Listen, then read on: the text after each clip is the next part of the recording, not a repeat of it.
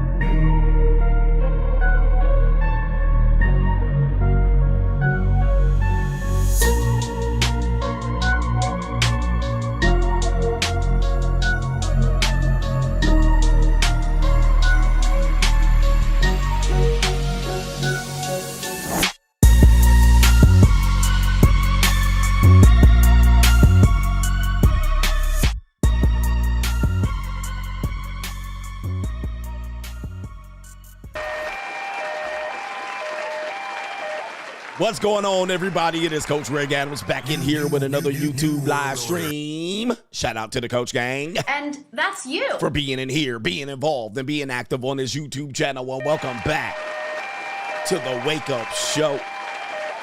The Wake Up Show, part of the Free Agent Lifestyle podcast here on the Free Agent Lifestyle channel. You in here with the Bruce Wayne that is Ish.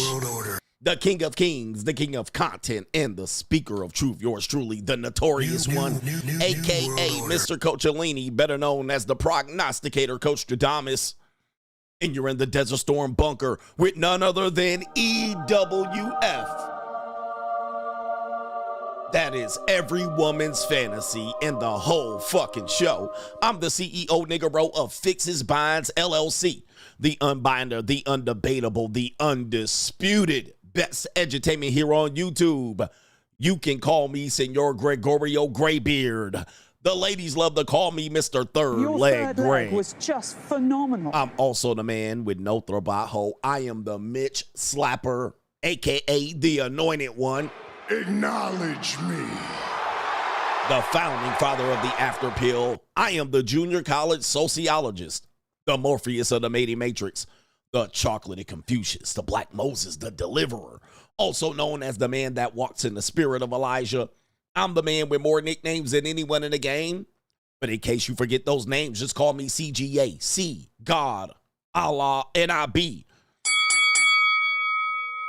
The 14-time demonetized champion of YouTube. We got a great show for you today. Women aren't free. We're going to smack up a little bit of these guys out here that are out here. Pity party of one. We're going to discover the true cost of the American woman. Just let me be American woman. Don't stay away from me. All right, we're going to talk about the true cost of the modern American woman and why some of you broke ass niggas ain't gonna get you a bitch. All right, that's why, because you don't qualify ass ninjas. All right, we got that. We're gonna break down some hidden costs. We're gonna compare them to a hotel receipt, and we're gonna show you where the state of the financial state of the American woman is right now and today, and why most of you guys need to pursue the free agent lifestyle because you ain't that nigga. You broke. All right, at the end of the day, you broke. And if Joy Taylor didn't teach you anything, is that a broke bitch will deal with a ninja with some money. Yes. You get it through your thick skull that I'm broke. All right, Joe Taylor messing with Fred from Scooby-Doo, but you want to nut on her titties. All right, hey, it is what it is. Ninja pays the cost to be, you got to pay the cost to be the boss. We're going to play this video right here by the Notorious One. Let me see if I have it queued up. And I don't have my feet picture because I was looking at some feet earlier. Remember that Asian woman wanted her toes sucked. I was like, oh, okay. All right. I can comply to that. All right, but this is what I have to always remind men right here. Although a lot of people have tried to use this acronym in different orders, this is the real statement right here. Always tell guys, protect your meat. Money, energy, attention, time. That is your meat. If you give up your money easily, she's going to use you until you run out of money. Your energy is everything. Women don't give men energy. They deplete it. Attention is what they thrive on. That is her currency. And time is everything for you. If you give your time away, you don't have time for the other things. I always tell guys, protect your meat. All right. Not your team, not your TM, not your 8. Not your 8, all right? Whatever these people be trying to talk about, protect your meat. All right, your money, energy, attention, and time. These are the resources that you use to pay, but we're going to stick to the money. All right, we definitely going to just stick to the money. I got money. And we're going to talk about the difference because a lot of guys was like, I'll get it for free. All right, do you keep it for free? Nope. All right, you don't. All right, these are dating and sex strategies that men are trying to mix in with relationship strategies. We're talking about a grown man subject matter. If we want to talk about fornication, that's a whole other thing. But we're talking about relationships. All right, we're talking about in relationships. We're not talking about one-time encounters, 3-time encounters. We're not talking about these fake-ass wannabe Macs. We're not talking about dating per se, but there is a dating cost as well.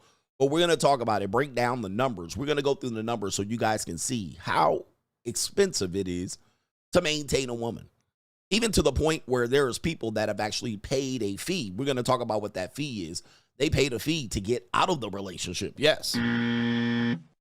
Oh, yes. All right. And so much more on this show. We also have crime and law CGA, women committing heinous crimes, all right, against humanity in young men. Going to talk about women sexually assaulting young boys. All right. That's coming up here in today's show. And we also have Psychology Today. All right, the Psychology Today putting out an article. New world order. You would think that these stories would go away. Coach, you always talk about it. I'm like, Ninja, they always reporting on it. We got a new story here reported in 2025, January 12, 2025 by Psychology Today that talks about age gaps in relationships. All right, since we're still talking about it, it's still content. We're going to still talk about it. What do men and women prefer? As men advance in age, we're going to see what this study has revealed, all right, and see if it's going to reveal anything shocking, all right, related to age gaps in dating, in marriage and relationships and what men want as they age. All right, we're going to see if they came up with something new here, if they reinvented the wheel. All right, it's a new article. Hey, it is what it is. Don't at me. All right, so anyway. To contribute to today's show, $ the Notorious CGA on the Cash App, Venmo, Coach Greg Adams TV, PayPal, paypal.me/Coach Greg Adams, and that is near the top of the description box on the Free Agent Lifestyle channel. And you can super chat by clicking the link on the top of the live chat. New world order. On the Free Agent Lifestyle channel, I'm getting back to 100%. I'm about at 98%. All right, I'm getting there. But I appreciate y'all earlier contributors to today's show. So let me acknowledge the earlier contributors to today's show. Acknowledge me. All right, I'm acknowledging you right now. All right, we got our brother here. It is Rational Irrationality says, don't date a girl named Honesty. She ends up being the biggest mother effing liar in the highest of the highest Jezebel spirit. Okay, what happened? He says, Reverend X these hoes and exercise them with your meat sword from your domain. All right, shout out. Wow. All right. Now we know the answer to who hurt you. All right. Never date a girl named Honesty. I've never met a girl named Honesty, but any girl with a hippie name, you probably want to avoid. Honesty, Season, all right, Fall, Autumn. These bitches, Autumn. These are all names that you want to skedaddle from when you hear it. All right. All right, but since Honesty set him up. Gotcha, bitch. We got them back. All right. Yeah. Cinnamon. These are all names, stripper names, you know, bitches that stripper personalities. Yeah. You want to avoid these names here for sure. All right. Sometimes they're mulattoes. Sometimes they're pasty pale white girls. You want to avoid them. The Real Fit Style says, yo, coach, one of my JUCOs that I've been dealing with for 3 years said she's been talking to a pookie pimp. He says, I don't care except for my overall safety. Should I dump her? I tried, but she refused. to let me go. Part of the JUCO relationships is she's not supposed to have any say. You're supposed to just cut her ass off. All right. Hey, man, you got to give her the Reverend X. I don't give a fuck what you think, bitch. Cut that bitch off.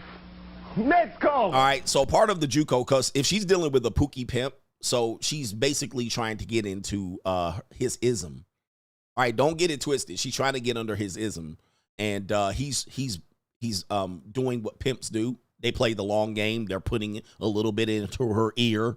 They're giving her the mouthpiece. So she's considering joining the stable. So the best thing about JUCO is you're supposed to be able to cut their ass off. All right. Block their ass if they need to be. All right. But now she knows where you live. That's another issue here. Most of the time they go away. All right. But yeah, man, girls that are monetized will fuck with some pimping every now and then. All right. Because what'll happen is, and let me tell you how this happens, because people say, how does it happen? I don't know if you guys know, pimps are tricks. I don't know if you guys know this, but I've revealed this and I've proven this. Even your boy Sugar Free was up here. All right, talking about, do you have the stomach, ass ninja? But a lot of pimps, they get in to talk to new girls on the blade. They trick on them. Yeah, they'll hire them for the hour or they'll go up and try to knock them hoes. All right, but if you know the situation here, you know that's what they do. They'll go outside of their stable to trick on a hoe, but they'll use that to go in there. That's why some girls that work on the street or work in monetized dating, they'll say no AA. And because African-American pimps tend to target women by getting in through the tricking. All right, so that's what's happening there. He's dealing with her, and she's lending him an ear. So cut her off. I mean, it's that simple. All right, it's that simple. It happens. So it doesn't happen very often, and especially strippers. You guys know one of the tactics that pimps use is that they'll go to strip clubs and they'll go in and try to buy drinks for the strippers. All right. Most people don't know this because y'all listen to fucking rap music. You listen to a little bit of UGK and think you know about the pimping, and you ain't put one bitch on the blade. Now, I don't want nobody in here arguing. You ain't never put a bitch on the blade. I don't want to hear nobody talking. All right. You ain't never turned one pimp dollar. You ain't got one pimp dollar in your sock. All right. So ain't nobody socking it to your simp ass. All right. But that's neither here nor there. I'm just telling you how it works. What they'll do is, right about 6 a.m. when the strippers are going to get off, the pimping shows up at the strip club. All right, that's when y'all at home. Y'all done got your hand job. You done busted a nut. You done went home to beat your wife back home from girls' nights out. Y'all don't see this happening. But what'll happen is, all right, hold on for a second. These pimps, we got a pimp in here, fake ass pimp in here. Not one pimp dollar. But what'll happen is, once about 6 o'clock when y'all all go home, all right, these pimps come off the blade, all right, and they'll go to the strip club and they'll buy these hoes drinks, all right, to try to turn them over, all right. They'll meet them in the parking lot. They'll browbeat them over the head with a piece of Hennessy. All right, and then these simp ass trick pimps, all right, that's how they turn over hoes. All right, but we got a keyboard pimp here, all right. We got a keyboard pimp, all right, and he's in here just irate right now. He's in right here. Ain't nobody socking it to no simp ass pimp on YouTube. All right, but anyway. All right, don't you have better things to do? All right, aren't you getting 50 grand from your hoes? No. All right, so that's what they do. All right, so anyway, enough about him. All right, go ahead and sign into your other account. All right, thank you for being here. All right, but we're not going to have you gorilla pimping in here. This is my show. All right, shout out to Daniel Mack, says my favorite African-American out here. Shout out to you. Oh, look at my African-American over here. Look at him. Are you the greatest? You know what I'm talking about? At work studying for my pilot's license written exam next month. Great show last night. Let's win. Let's get it. NGN says, when are you going to do shows just to roast the soft broke Mitches? What? You see the show right now. All right. You see the show title right now. They about to get it. Shout out to CGA exposing the NBA and athletes to get them big checks. They don't just shoot balls on the court, but they take them in the backside off court at Diddy's party for blackmail material. That's you saying that. I didn't say that. All right. All right. Shout out to our brother here. No government name. I had a rich mentor tell me the only difference between a good woman and a bad woman is that they haven't screwed you over yet, or they certainly haven't been caught. Anybody who says money doesn't matter or show envy towards any successful person, avoid them at all costs. Appreciate you, NGN. And then let me check over here on the other side. Let me check here on the other side. Oh, okay. What happened here? Shout out to no government name. PI Double says, after your tour hits New York City, can you come to Allentown, Pennsylvania? Nope. All right. Allentown, Pennsylvania. That sounds like a place that I don't want to go. Orion. Is that the guy that does the show? What is the show? Psychology Hacks? Is that you? All right. I think that's him, because I know he watches the show. So let me give him a shout out. And that's you. Shout out to Orion. All right. I think that's him. He says, what's a you-know-who-ish? I'm not going to say what race, what people. We know I can't say that. All right. I can't say it either. All right. There you go right there. Let's see here. We got a couple more people here. Couple more people. I'm waiting for the screen to refresh. OJ Simpson is here. All right. Shout out OJ Simpson. All right. Anyway, right here. He says right here, it's my day off, coach. Serving in the military at the southern border. I see many beautiful women crossing the border. All they need to do is take a good shower, learn English, and game over. Shout out to you from your favorite Nigerian American. Shout out to OJ. OJ is in the building. All right. Is that you, OJ? I thought you died. All right. Shout out to OJ, man. And yes, there's some beautiful women crossing the border. They can compete. I mean, we're going to talk about that in the competition here. Why some women might even say, I don't care about a man that has money, right? We're going to talk about what that means. I'm going to break it all down to a science for you to understand. The juice is loose out here with his pimp hand strong. All right. South of the border, girls, Punani. Kaylin says, what's up, coach? I know you said that Lamar Jackson would never win a Super Bowl, but if he does, would you wear his jersey during the stream? Yes, I would. I would. I owe it to Lamar Jackson. If he wins the Super Bowl against my prediction, I'll wear his jersey during a stream. Y'all got to buy it, though. I ain't going to buy the damn thing. But, I mean, right now, he's on path to winning one. They look pretty good. I don't know if they'll beat Buffalo, but they could beat them. Then they got to beat Kansas City, and then they got to win the Super Bowl. It's going to be tough. It's not easy, but it is what it is. And Deion to the Cowboys, it's a match made in heaven. All right, I don't know if he'll be successful there, but it would be a good match for him. I would hope he would do it. All right, Van says, I need some advice. Should I focus on paying off debt? That will take about 6 months if I don't do YouTube or buy anything, or do YouTube to pay off debt, but it will take more about 10 months. I need to pay for editing, AI software to do voiceover style videos on my channel because my environment is too noisy. Basically, what should I do? Well, if you have the skill, monetize the skill. Monetize the skill. And that could be your path to paying off debt. But if you don't have the skill, then don't do it. All right. But don't don't think you're going to make money fast on YouTube. So there you go right there. So if you think you're going to make money fast on YouTube, I got another story to sell you. I got a bridge to sell you. Most people don't. It takes a while. So, you know, unless you know you're going to have a path to success and you're going to earn $2,000, $3,000, $4,000 a month off the YouTube, then do it. If you know you're going to do it in a short amount of time. But I know people that are out here breaking their fucking back doing YouTube for a year and two, and they earned a cotton picking. You know, they ain't hit the big fat 5-figure checks yet. They still out here struggling and striving. So put some money on some bills, man. Get out of debt. Debt is your freedom. So it depends. But don't think you're just going to push out some YouTube videos and start making in the money. Raking in the money. All right.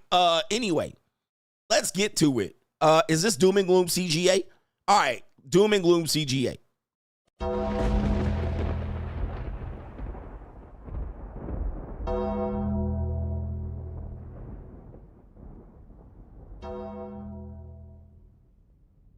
Doom and Gloom CGA, brought to you by the, I guess they're the sponsor of today's show. Remember, I used to talk about this quite a bit, about the state of marriage and relationships and how the birth rate is declining. Remember, I used to talk about this. I was the one bringing this data up. It used to be so frustrating. All right, but I would pull all this data up. But what are you talking about? Where are you getting your statistics? And I said, do you guys realize the birth rate is crashing? I mean, it's going down the tubes, and it's going down 12 out of the past 13 years. Now it's 13 out of the past 14 years. And people are trying to come up with a reason as to why that's a positive and why that's a negative. We can certainly discuss that. But one thing that I told you is this will far impact how relationships will go off. If there's no need to procreate, if people aren't procreating, there's no need for marriages and relationships. This highly affects men that want a relationship. They want the love of their life. But if women aren't going to procreate, they tend to not get into the relationships. Even if they want to procreate, they tend to discard the relationship. Right? We're seeing this. They'll have a baby and they'll be like, oh yeah, but I don't want to get married. And then they'll have the baby, praying mantis you. All right, so we're seeing this far too much. They'll have one kid, maybe two, and then the relationship is doomed. But with that being said, I said this is an irreversible trend, and I showed you data of even other news agencies and people reporting on this. It's irreversible. It's not going to change. People predicted a baby boom. Well, during COVID, there's going to be a baby boom because all these people are sitting at home. And I said, no, there's not. The divorce rate is going to skyrocket, in which I was right again. I said, that's not going to help us. And hope is not a strategy. Shout out to our brother, Thomas Brady. But now in Italy, this is a worldwide crisis. We are in a worldwide global economy. And if you will, Italy's birth rate crisis. This is from January 2025, just yesterday. The birth rate crisis is irreversible. All right, irreversible. Ring the bell. It's not going to change. This is according to people here, experts. Hundreds of Italian towns and villages had no new babies in 2023 amid an exodus of young people and an aging population. We're going to talk about that. That's important to the doom and gloom story here. But it says right here, hundreds of Italian towns and villages had no births, recorded no births in 2023. And if you've never been to Italy, go to it. They have some wonderful, very, very small towns and villages there. Takes you back to a time, that you would love to return back to. And this is contributing to the dramatic decline in population that could threaten the country's future. Yes, the future. New world order. So for the people that are like, well, we don't need no new births. We have a competition for resources. We can't afford it. And well, the problem is the future of many of these small nations who have very, very low GDPs. You would think it would be higher, but it's not very high. All right. And they have a lot of towns and villages, still a lot of small. They're going to go kaput. And it's going to be easy for them to take them over because they're just not going to have enough people growing an aging population, in which they're going to have to depend on, which we see here as a trend in the United States, immigration. You're going to need immigration. And that's what the United States is going through right now. So people that say, well, we don't need new people because we just can't afford it and we need to reduce the population and blah, blah, blah. That's almost inevitably not going to be the solution.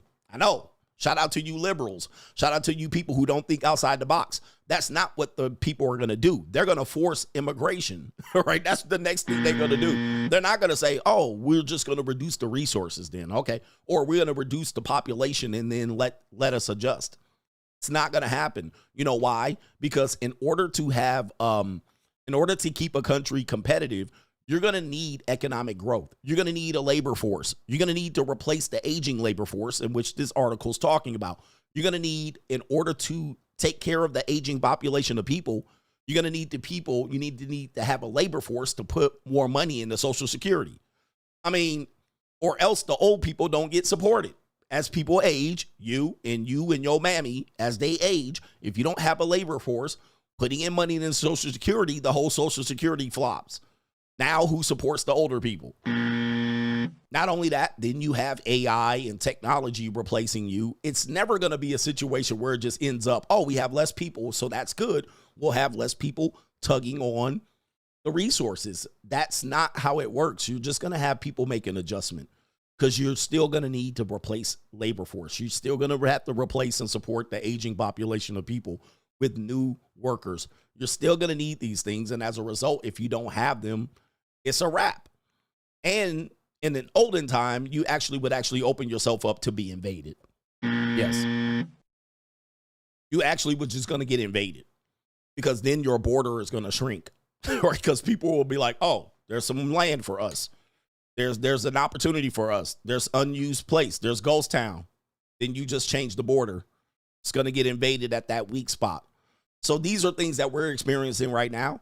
And people think that there's going to not be an adverse effect. But this is why we have people forcing in migration, is because we don't have enough people that are procreating. We have a massive abortion problem going on. Women are aborting babies and using it as birth control. There's always going to be a cause and effect. There's always going to be a trade-off that you make. So if people aren't going to procreate, you think the world's just going to be like, oh, okay, we can deal with less people. No. All right, they're going to bring in the migrants. Bring in the migrants. And so in this article, if you go ahead and research it, and I will not leave the link in the description box below, you lazy bastards. You guys go look it up. The Italian birth rate crisis. It's a crisis. Same thing in Japan. Same thing in South Korea. Same thing in the United States. Same thing in Great Britain. We're seeing this, and it's irreversible right here. New world order. It's irreversible. Now, I won't help Italy, but I sure will help the Asian countries if they want me to skeet in them and put my baby batter in them. I'll do it. All right.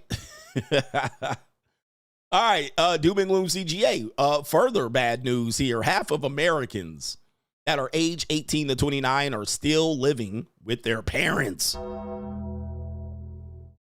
Okay. All right. Almost 50% of young adults in the United States, these are the emerging adults, the extended teenagers, if you will. Almost half of the 18 to 29-year-old population are still living with their parents. This is a trend that has been on the rise for years and has accelerated in most recent times. Here's the main driver, according to this article: economics. It says soaring rental prices make it more affordable for U.S. adults to stay at home, allowing them to save money on housing. They're not saving money on housing. These jackasses are playing video games and working at Baskin Robbins. They're not fucking saving money. All right, I'm going to just tell you that right now. All right, I've debunked that a long time ago. This arrangement also frees up most of their budget for discretionary spending on travel and luxury items. Now, there's the truth right there. There's the truth. They're spending money on travel and luxury items. All right, they're not saving money for housing. And we actually proved this, debunked this quite a bit. And if they are saving money, they still can't afford it because incomes still need to be high. You still need to qualify for loan. You can buy it down, but I don't think you guys are plunking down 20% on these houses. All right, so there you go right there. How is this going to affect everybody else? Well, if you don't live on your own, you're going to be hard-pressed to clap some cheeks. All right, I'm going to just let you know right now. It's going to be hard to get you some booty, man. I'm going to tell you. It's going to be tough as a male to get some booty cheeks and you live at home with your mama and you're 27. Not saying that you can't, but, you know, it's just going to be tough. It's going to be tough to convince a girl to come over and cock them legs open, all right, and you go in there and you start doing the nasty without no interrupts. All right, it ain't going to happen, all right? You're going to have a hard time. Let's take this back. It could happen, all right, but it's going to be hard times. All right, when you have your own spot, them girls come over and they be like, ain't nobody here. I can scream. All right, you can suck my toes, all that. All right, you can piss on me in the shower. Okay, wait a minute. We're going too far. This is a family show. Yeah, you can do all of those nasty things. You can walk around naked, titties just swinging. All right, but when you're not and you're saving for luxury items and travel and you're saving for housing, guess what's going to happen? You can't afford a woman. All right, that's all it is. That means I got money. Can't afford a woman. All right, and then you want a woman to love you for you, but you live with your mama. It's not gonna work well. They're just gonna see CGA at the end of the day. I got money. All right, and now you're sitting up there trying to figure out why women don't love us. These modern women suck. All right, well, you live at home with your mom. It's gonna be, they're not gonna want to come back to the crib and let you dookie on them. All right, and you certainly don't want to choke them, you know what I mean, with your mama in the other bedroom. I like to get dominated. Yeah, you can't have no orgies. You can't run a train just at the, let me run a train tonight. Can't do any of that. Your mama's in the next room coming out. She got her moo-moo on, her bonnet. She got her titty out here, titty out. She don't got her bra on. She come itching her titty underneath. All right. You're like, mama, put that away. All right. No woman coming over to cock her legs up. And this is the whole scenario. All right. You got to wait. Hurry. My mama come home at 6:30 from her customer service job. All right, you try to get it in real quick.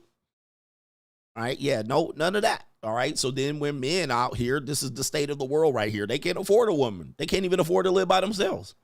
According to the data here, this is it, 50%. And look at them. They got them living on the couch in the basement. This is a disgrace. Yo mama know, yep, she walking in, walking in the door. She know you clapping cheeks. She can smell the badussy in the air. She like, did you take that trash out? Oh, I see you busy tonight. All right, this is a disgrace. You know what else is a disgrace? Mark Zuckerberg with the 180-degree pivot out here. All right, somebody gave him a testosterone needle. He says, most companies need more masculine energy and have been taken over by feminine energy. Really? Really? New world order. I guess better late than never. Better late than never, Mark. I mean, you see this happening, man. This is the Donald Trump effect. Certainly the red pill effect. This is them taking the red pill, cherry picking the red pill again. Really? Let's see what he has to say. The kind of masculine energy, I think, is good. And obviously, you know, society has plenty of that, but I think corporate culture was really like trying to get away from it. And I do think that there's just something, it's like, I don't know, all these forms of energy are good. And I think having a culture that like celebrates the aggression a bit more has its own merits that are really positive. And that has been a kind of a positive experience for me. And just like having a thing that I can just like do with my guy friends and like, and it's just like, we're just like, beat each other a bit. I don't know, it's good. It is good. I agree. It's good. It just. Wait, what? What did you say, brother? Hey. Wait a minute. Who are you? You do what with your male friends? Hey, yo, chill, son. Hey, yo. You beat each other? Ninja. Oh, my Lord. Ninja, this shit is getting too weird. All right. And now that Mark, what's his name, Joe Biden out the office, all right, now this ninja want to come out here and cape for the red pill, if you will. Cape for the manosphere for the conservatives, all right? He want to do what? Hey, yo, chill, son. Hey, yo. Hey, man, it's too late, Mark Zuckerberg, but hey, man, anything's possible. I could see your point, though, about corporate culture. When do you think that happened? Jeez. I can't wait to hear this answer. When do you think this happened? This is the normies catching up to the red pill.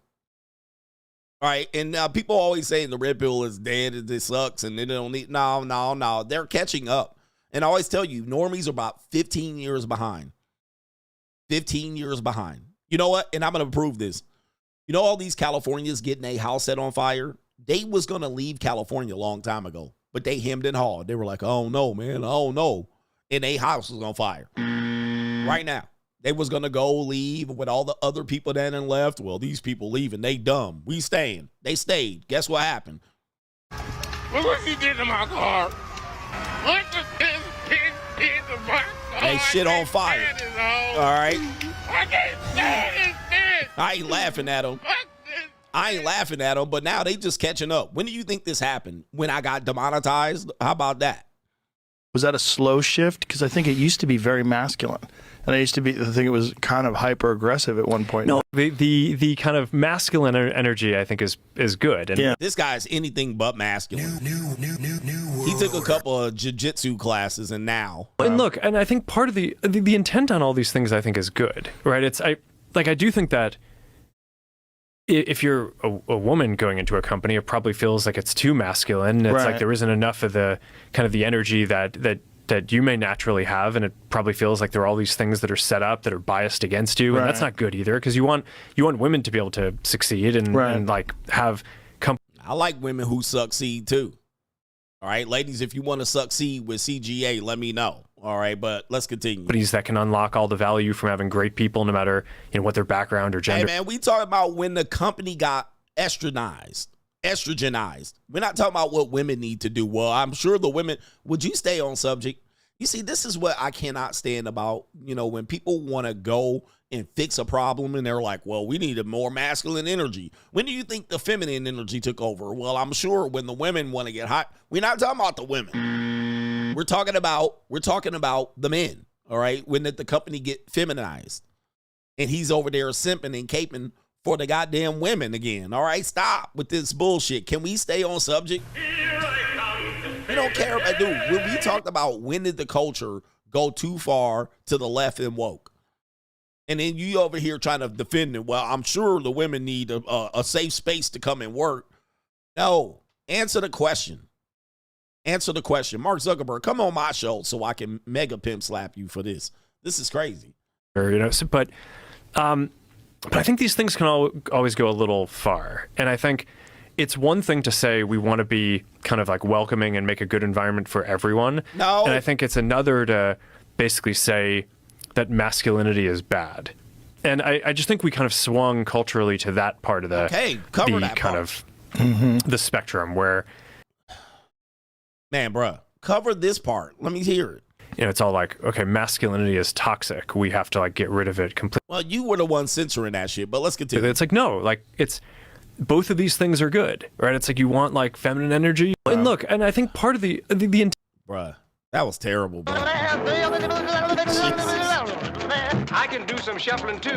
Look out, man, what you gonna do? Look out, boys, it's coming through. Yeah, man, yeah, man. Hey, don't ever hope that they're gonna turn it around, because as they want to make a stand, you guys do this on my show all the time too.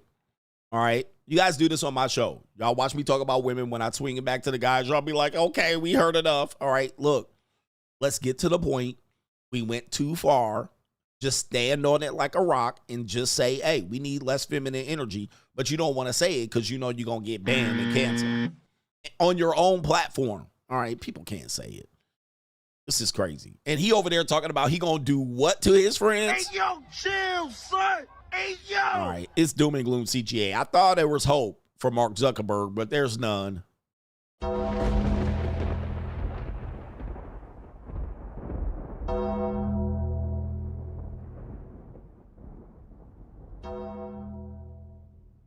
Has the modern dating landscape confused you? Have many of the standards that you heard you're kind of tired of hearing about, and you're wondering, what does it all mean? Well, look no further.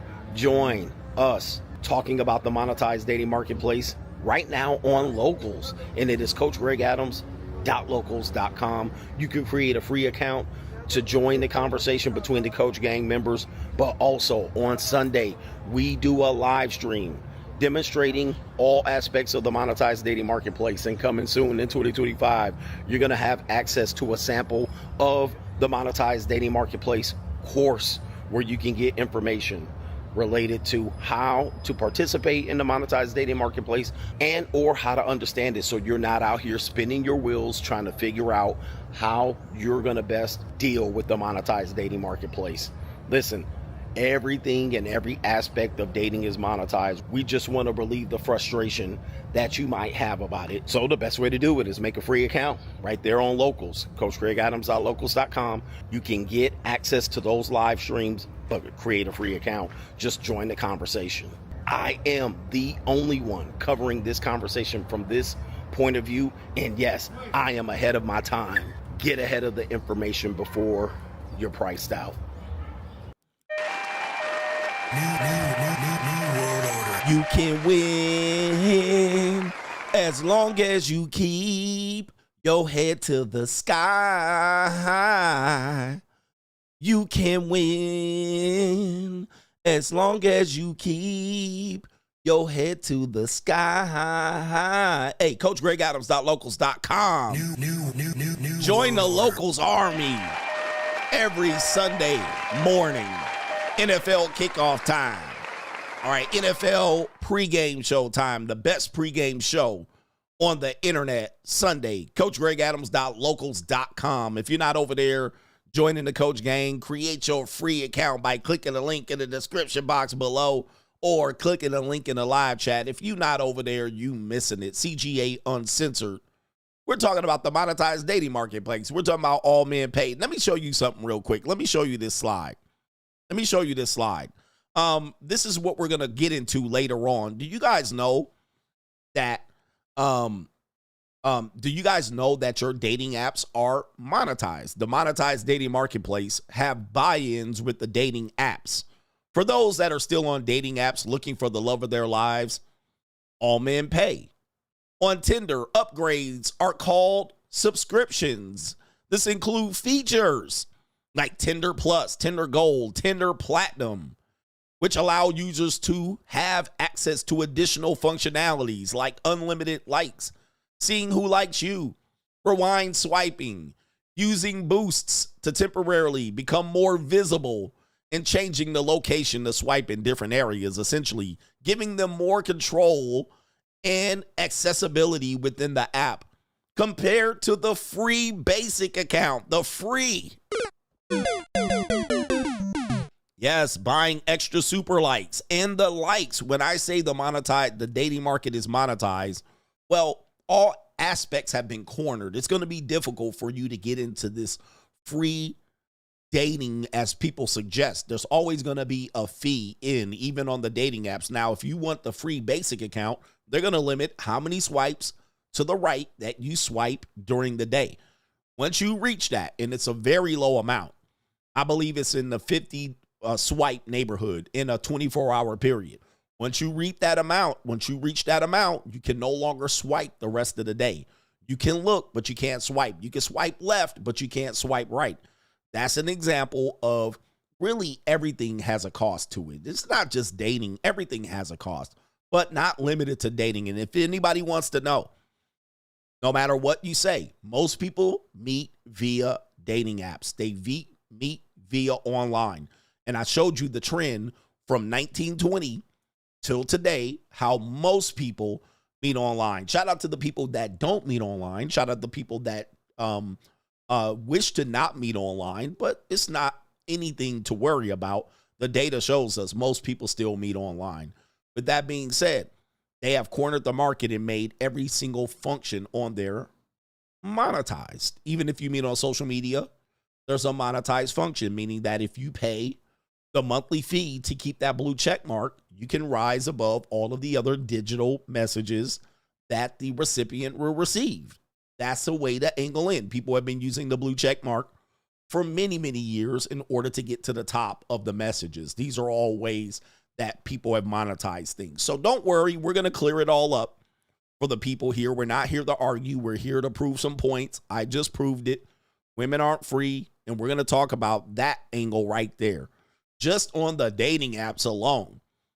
Just if you use the dating apps, which most people still use, it's pretty odd, but yes, most people still use it. In order to upgrade features, there is a cost, okay? There is a cost, all right? It is not free, all right? You will be limited severely on your free basic account, just like you will be limited severely on your free locals account. Although you will be able to communicate with the Coach Gang, you will have limitations over there too. Everything's monetized. All right. Let's get back to some contributors to today's show. How about no government name? He's saying Mitch is in the comment or saying CGA is the Antichrist. Oh. New world order. And it says right here, all you talk about is getting money, power, banging hot, skinny women, and brag about your success, making losers feel shame and guilty for being poor and fat with no ambitions out there. Well, new world order. All right. Well, yeah, I guess that's probably what's happening here. All right. But you also have this too. All right. I'm going to just tell you, this is terrible. All right. This is awful. All right. This is, man, guys, let's get some motivation here. Coach, it's hard. Hey, man, I had roommates the first couple of years that I lived by myself. What happened to roommates? People don't do roommates no more? No, I had roommates. And people don't do roomies. You ain't got a roommate no more? All right, we really up fucking shit street. It's better to bang a chick when you got a roommate than it is in your mama's house. Please describe why we at our mama's house out here. Just New world order. why we still there? Anybody? I don't know. You want to talk about it? It'll be a therapy session by the end of it. All right. People will be like, but coach, you don't understand. All right. It's tough out here. I'm 42 years old and it's tough. Now, I've had some setbacks. I've never had to move in with my parents, but I had to move into my car. So, I mean, it happens. But people don't want roomies anymore. No more roommates. All right. Roommates used to be a thing. I don't think it's a thing anymore. I'm trying to help y'all out. All right. No tour to Allentown, Pennsylvania. And it looks like we could get on with the freaking show. All right. Let me see here. I think I got a couple more people I need to acknowledge early in the morning. Thank you, sirs and madams. We got our brother here, and it is D White, Fit for Life. Shout out to you, man. Let's get fit. Listening to CGA drop knowledge. Headed to my gordita this morning to get one off and resume the rest of this show before work. Happy Tuesday to your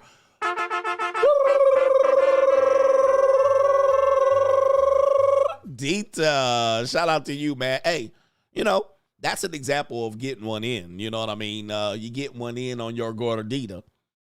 Just go in there and jump in them guts and head on out. But that's paying too, yes. It is a form of payment because I'm going to talk about that later. But, hey, it is what it is. You know, sometimes you need a fat stretch mark belly to go nut on.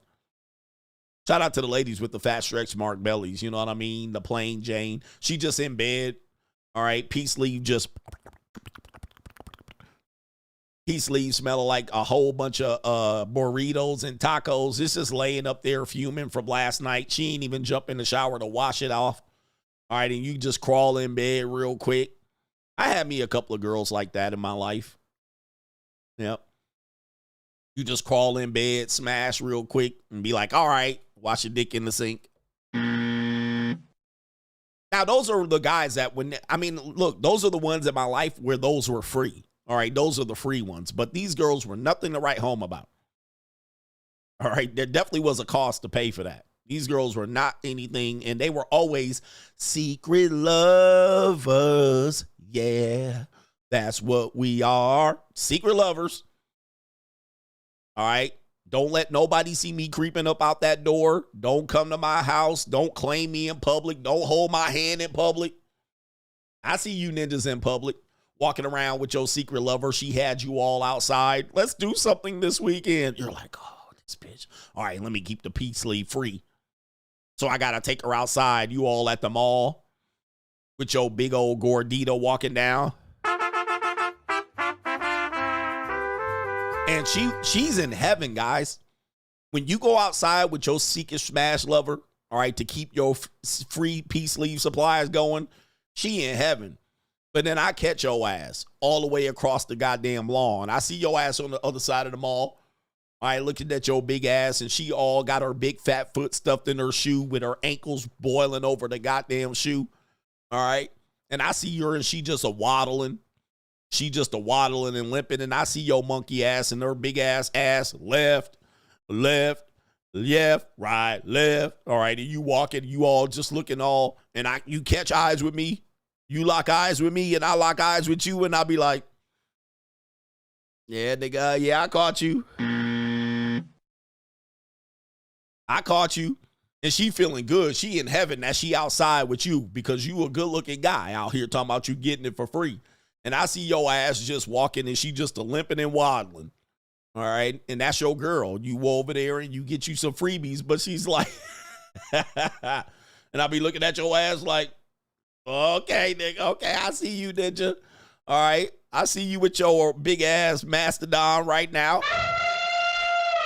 You had to take that bitch for a walk, didn't you? You had to go walk her ass. All right, I'll get it for free, coach. You had to take her ass for a walk. Now you outside with all these strangers seeing your taste out here. She be trying to hold your hand on a sneak. Just hold it for a little bit. Just hold it for a little bit. Just make me feel not like a whore. All right, but you had to walk your mastodon. You know what I'm talking about. All right. Every now and then she make you go outside and humiliate yourself for her. And she like, I'm going to cut that peace sleeve off. You're like, damn, it is some good gushy stuff. I don't want to lose my freebie. Now you out there walking your mastodon. And I caught your ass. I'll be looking at your ass from across the room. I'll be like, gotcha, bitch. Yeah. All right, coming out the Louis Vuitton shop. And I see your ass crawling in the Marshalls, all right, there. She looking all in the clearance rack ass nigga. Gotcha, bitch. And I'm looking at you like, clearance rack nigga? You a clearance rack nigga? Yes, you are.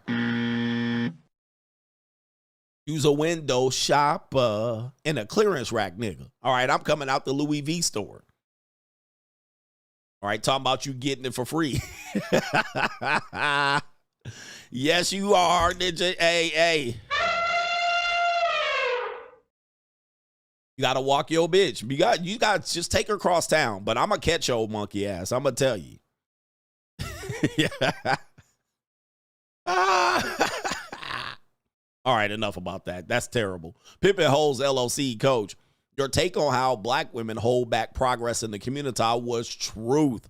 I remember you tiptoeing it around it for years. No one spits facts like you, bro. Shout out to you. Free agent lifestyle for life. Facts. You got to realize who is the mole. Who's the mole? You guys got a lot of moles out here, right? And your girl got a mole on her back.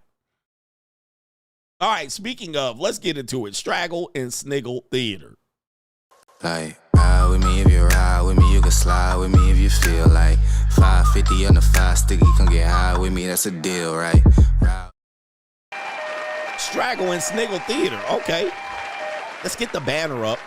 Who likes Latinas on Tuesday out here? Who likes a Latina? All right, I like the Latinas. I always tell you, man, the Latinas are tough, all right? They're tough on you. So be careful, man. This says right here, marry a Latina, they said. All right, let's see a Latina here. La Toxica. All right, what is she doing? Oh, man. Oh, the humanity. She taking off her panties and okay, here we go. What are you doing? So you single? How? You single? How? Where's your ring? I forgot it. So you trying to act single? You single now? Oh, the You're not humanity. single. He's not single. What are you doing? So you single?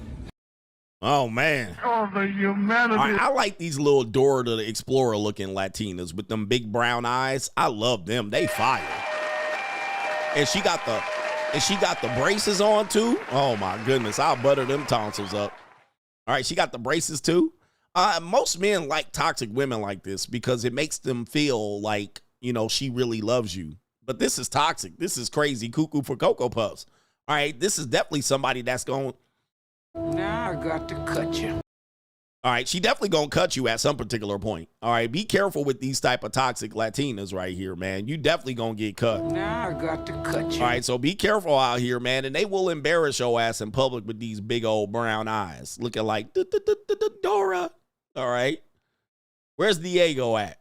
And Edgar got her, man. And that's when dudes be like, Coach, man, I'm on outside and there's beautiful women with goofy ass looking boyfriends. You know why? Because they're toxic. They put up with their bullshit. All right, she out here pulling her panties down at the Marshalls. All right, you know shit is whack when you at Marshalls and Walmart pulling your panties off. How? You single? How? Where's your ring? I forgot it. So you trying to act single? Oh my goodness, man, she crazy. Now I got to cut you. All right, she crazy, but you know that punani is on fire. That punani is on fire. She definitely be Uchi and Ouchie in it. All right, I can tell that's some fire punani. All right, let me tell you something, man, but she cuckoo. You single now? Oh, no. Oh, the humanity. See, they don't care, man, but she loved me, Coach. Yeah, what kind of respect is this for, man, to put them nasty taco panties all on you right there? Ugh. No, thank you. No, thank you, sir. No, thank you, man. Anybody ever date a Latina? All right, yeah, Latinas be like this. I'm letting you know, man, especially in public, too. They claim their territory. This is the truth, all right? They don't not mess around. Anybody ever dated Latina? They cuckoo like this, man. They are. They toxic. They watch all those telenovelas and all of that. That's how they think relationships work. You're not single. He's not single. Oh my goodness. All right. I would actually be in there dominating this little girl right here. I will be in there. I like to get dominated. I would do it. I get her neck too. I'll get her neck. But I'll tell you, man, I ain't trying to catch pink eye from no crazy Chola. No crazy ass Vato queen. No crazy ass Hyena. All right. I ain't trying to keep crazy ass Hyena to give me pink eye from them panties here. Let me see her take her panties off one more time. No, I do like that. Let me see something here. All right. All right, there she is right there. Oh. Oh, the humanity. And look at that. I see some Snicker stains in there. Them definitely the cheap panties too. Them definitely the cheap panties. All right, but shout out to our Latinas. I would fold that up. But she would cut you up. All right, here we go right here. Shout out to the ninjas. We were just talking about you ninjas getting caught with walking a mastodon out here. All right, we definitely got caught. He got caught on social media red-handed. Look at him. Oh, man. Is this an egg with legs? Look at this right here. All right, we got Peaches. Peaches and the One here. This is the wonderful Instagram couple, Peaches and the One. Let's see this church outfit of the day. Yeah, we just got out of church. Check out the feet. Check out the church feet. Hey, she always talking about look at her man, but look at my girl though. Look at my man though. Look at my girl. Look at my man though. Queen of we all look peaches cute. though, right? We look cute. My bucket bag. Gotta take the bucket bag. Gingerbread oat milk chai latte. You know, living my best life. Right. You know, fiance. Right. I like this. I like the shirt. Oh, Jesus. Yeah, it's cute. Oh my God. You know. I tried. Oh yeah, girl. They ran out of my coffee because it's seasonal, but we found one Starbucks that had it, so I'm taking it. I got me the big one, and I'm, you know, the gingerbread oat milk chai latte. I already said it. Oh, you already said it? Yeah. Yeah. Y'all gotta go try it. If they have it where y'all have it at, get it. Go run Right. because they're already running out. Look at that. Hey, look, and don't y'all forget, show y'all queens off. Yeah. They deserve that, especially if they're a good woman. Period. You know? I told you all men pay. Hey man, hey, look, hey. Yeah, that brother's starving. This all boils down to getting the woman that he can afford. That's for sure. All right. And the way he was hugging her from behind lets me know everything that I need to know. He's broke. All right. This is broke nigga behavior for sure. All right. Where's my broke sound effect there? Well, I can't find it. All right. But this is an example of guys that settle. And when you try to tell me peace leave, you can get peace leave out here for free, y'all inevitably, you almost always look like that guy. All right. And he's not a bad looking guy. He's not a bad looking guy. Like, let's just take a look at him. Pause. He ain't a bad looking guy. He's not that bad in shape. He's tall. He handsome. He chocolate. He got a beard that connect. He's not ugly. He dresses pretty good. He's clean. All right. He just don't have no money. So these are the type of guys that say it's free. You can get it for free. And then they say, pull your bitch up, pull your girlfriend up. And inevitably, I mean, this is probably as bad as it can get. It's usually not this bad. But come on, bro. All right. That is, wow. What the hell? Oh my God. No way. Man, that is amazing, bro. And what I tell you, you're going to get caught out here in public at the Whataburger in Houston. This is Houston, of course. And coach, man, there's some 10s in Houston. Well, there's also the number 81 I'm looking at right now. All right. 8N1 standing in front of me right now. That's for damn sure. All right. All right. But there you go, brothers. And of course, she's not a black woman. I don't know what's going on here. What is going on with this bill? Like, this is, look, man, she definitely don't respect him. I mean, she don't respect herself. All right. This is crazy. All right. Be careful out here, gentlemen. All right. That is a man. That is. All right. Wonderful couple there. All right. Wonderful couple. Let me see. Peaches. Her name is Peaches. They have a site called it's Health and Beauty. All right. Oh man, they do have more. Oh my goodness. Wait, man, hold on for a second.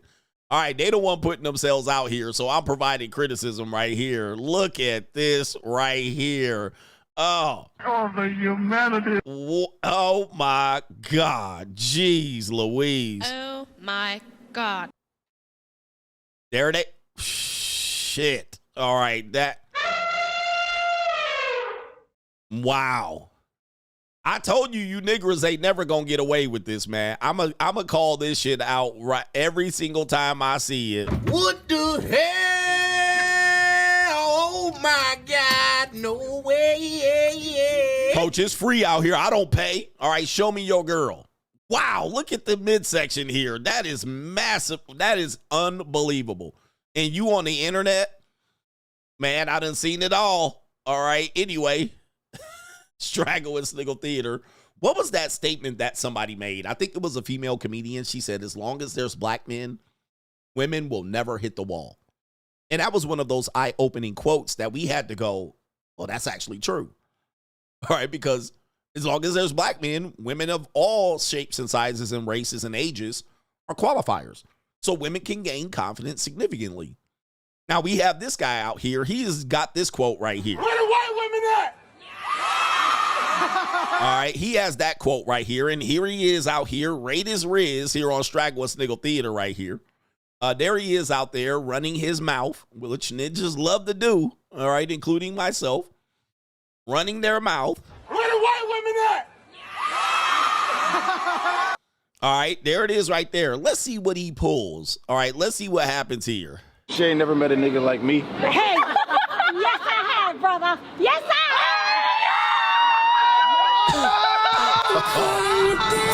Oh no. Oh no. Oh my goodness, man. Jeez. Oh my goodness. Look at that. Whose mammy is this out here? Hey man, as long as there's niggas, old white women will never hit the wall. White men. I'm Pepe. All right, white men will be like, white women go hit the wall. Not as long as there's niggas. All right, we will go and put pipe down on anybody. And the whiter, the better. The older, the fatter, and the whiter, the better. All right, we're not getting away from this. All right, and boy, is he starving. Yeah, that brother's starving. And he happy as hell right there. As long as she not a black woman. Niggas always gotta show they teeth. It just needs someone to love. As long as it's free. As long as it's free. All right, there's a reason to justify it. She a freak, though. All right, yeah, okay. Look at her. And whose white mama is that? She want to go viral. Oh, my goodness. Look at the world. Oh, the humanity. Boy, they clothes hide a lot of their flaws, man. All right, them clothes hide a lot. Look at this right here, bruh. What the hell? Oh my God, no way. All right, she's in her I like my black man phase. She definitely been married for 25 years or she is now recently divorced. So her freak is coming out. All right, and she definitely probably got an STD. All right, because she been out here in her mad hoe phase right now. Hey, Mom, you got to start off the new year right. My husband was. You got to. I told you she was married. I said she either been married for 25 years or she just newly divorced. And yep, her husband. So guys, you guys want to get married, and I want to be married forever, and a woman be loyal to me. There she is. There's your loyal woman out there riding a 26-year-old ninja's meat in the middle of the street on live Instagram. All right, there it is right there. I told you, she probably in a sexist marriage. All right, but he happy too. I'm a bang these wives because they easy targets. Yeah, low-hanging targets. Low-hanging fruit. But go ahead. I'm going to tell you, man. Have fun. Never met a nigga like me. Hey, yes I have, brother. Yes I have. Oh, man. Oh, the humanity. There it is right there. And the daughter back there clapping. Boy, and look, not even your daughter can escape it. All right, she back there clapping for her moms. You see her in the back, and that's how the look at that. She riding that pony. Oh my goodness, she riding. She excited. Her husband, look at her. She locking eyes, and he showing teeth. Niggas always gotta show they teeth. Yep, girls' nights out right here. All right, I don't go out. When I go to girls' nights out, we don't go out to have fun with other men. We go out there because we want to let our hair down. And there she is right there. There's her wife on girls' nights out. Oh my goodness, this is crazy, brothers. Yeah, that brother's starving. Yes, sir. All right, she knows what he's good for. A good riding. And she ain't stranger to this at all. She do this all day long. All right, look at her leaning all the way back. She leaking. Ooh, she boiling. She just.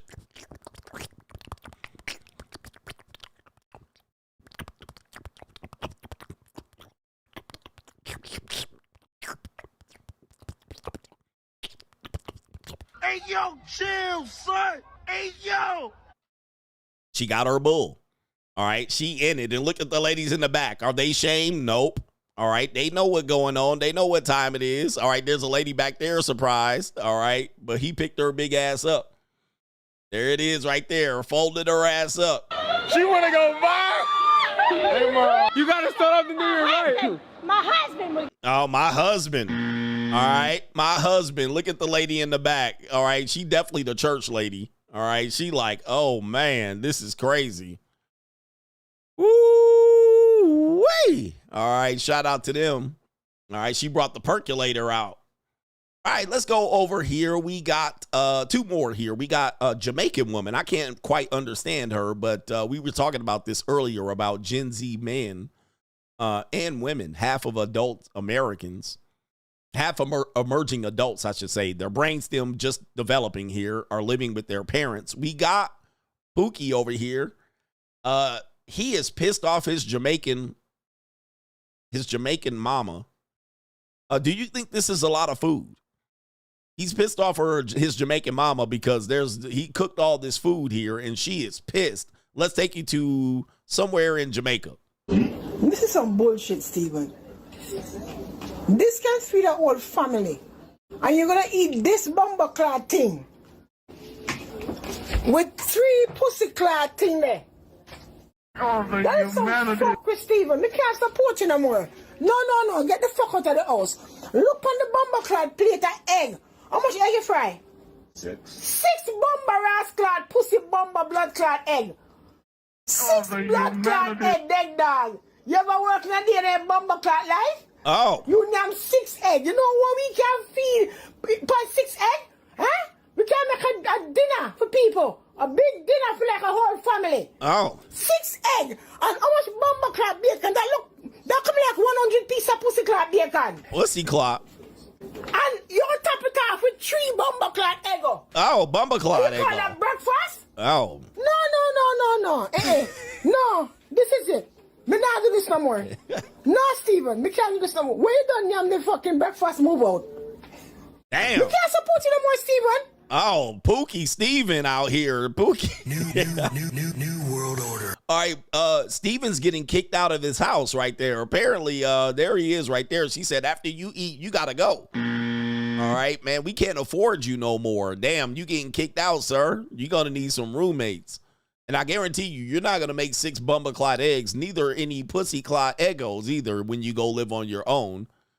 You're going to not have all of that money. I'm going to tell you, you're going to have 2 pussyclad eggs and no bumbleclad eggos. All right, for sure. She like, get out. All right, I can't afford you. And look at Steven. It not work. He don't work either. Look at him. Look at him. Yeah, that brother's starving. Look at Steven. All right. Steven looks just like I thought. Steven looks, he just all that pussyclad bacon too. I didn't know anything about pussyclad. I knew bumbleclad. I didn't know anything about pussyclad. Hey, yo, chill, son. Hey, yo. What is that? I've never heard of that. I think I have, but I've never really translated it before. What is it? All right. And Steven is. Yeah, that brother's starving. All right. He definitely not getting no cheeks in that house. All right. That is a lot of food, brother. But let me tell you, when you move out, you won't be able to afford none of that food. All right. I'm going to tell you, you're going to be eating on a budget For sure. Unless you get a free girl, a fat girl to come over there. This is why ninjas get fat girls. This is why ninjas get fat girls and fat white girls. And what's Rasta clot? I'm really behind. I'm really behind.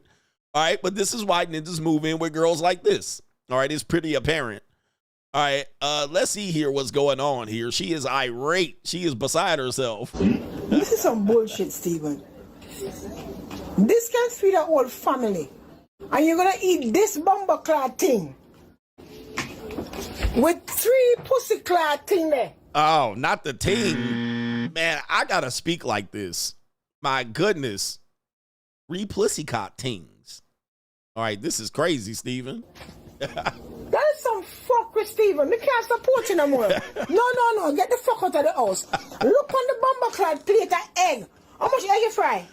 6 bomber ass clad pussy bomber blood clad egg. Oh my goodness. 6 blood clad egg dog. Hey man, what is she saying, man? She is going ham, bruh. Whatever she just said, I feel violated. All right, goodness gracious. All right, Steven, I think she's pissed. You ever work in a day that bomber clad life? You name 6 egg. You know what we can feed by 6 egg? Huh? We can make a dinner for people. A big dinner for like a whole family. 6 egg. And how much bomber clad bacon? That could be like 100 piece of pussy clad bacon. Pussy clad bacon. All right, that sounds delicious. All right, ladies, I'll take some pussy clad bacon. I think I will. Is there any way you can serve that up? Can you fry up some pussy clad bacon? Do I want pussy clad bacon? I'm not thinking. That's 100 pieces. It's not 100. You're exaggerating. It's about 10 pieces. All right. Is there anybody that has pussy clad bacon? Sounds delicious. I'm telling you. All right. She is going ham right now on Steven. And Steven, I mean, this is not a lot of food. It is, but it isn't. I mean, you're a young man. He's growing here. And you top it off with 3 bomber clad eggo. Eggo? You call that breakfast? Oh, Steven. No. No, this is it. Me not do this no more. No, Steven, me can't do this no more. Where you done yam the fucking breakfast move out? Oh, move out, Steven. You're gone. You're out of here, sir. Me can't support you no more, Steven. Oh, Steven's gone. It not work. You don't work, too. What's this greedy fucker now? What? Wow, man, that's terrible, man. Hey, Steven, you can't live with your mama no more. All right, you got kicked out. That was the last straw. All right, last one here on Straggle Sniggle Theater. We have, when people say music used to be good in the past and music was heart-filled and music was positive. Well, we actually have played this before, but let's go ahead and hear some old school music here by Lucille Bogan.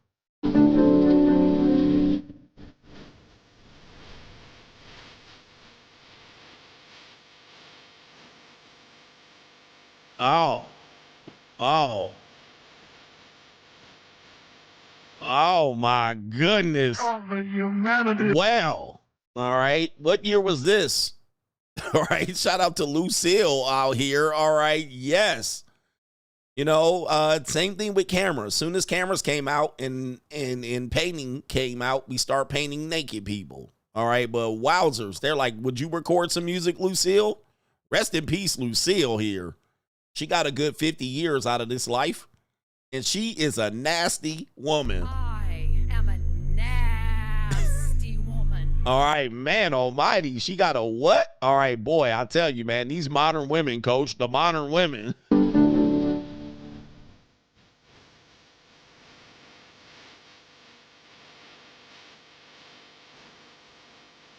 Oh, Jesus.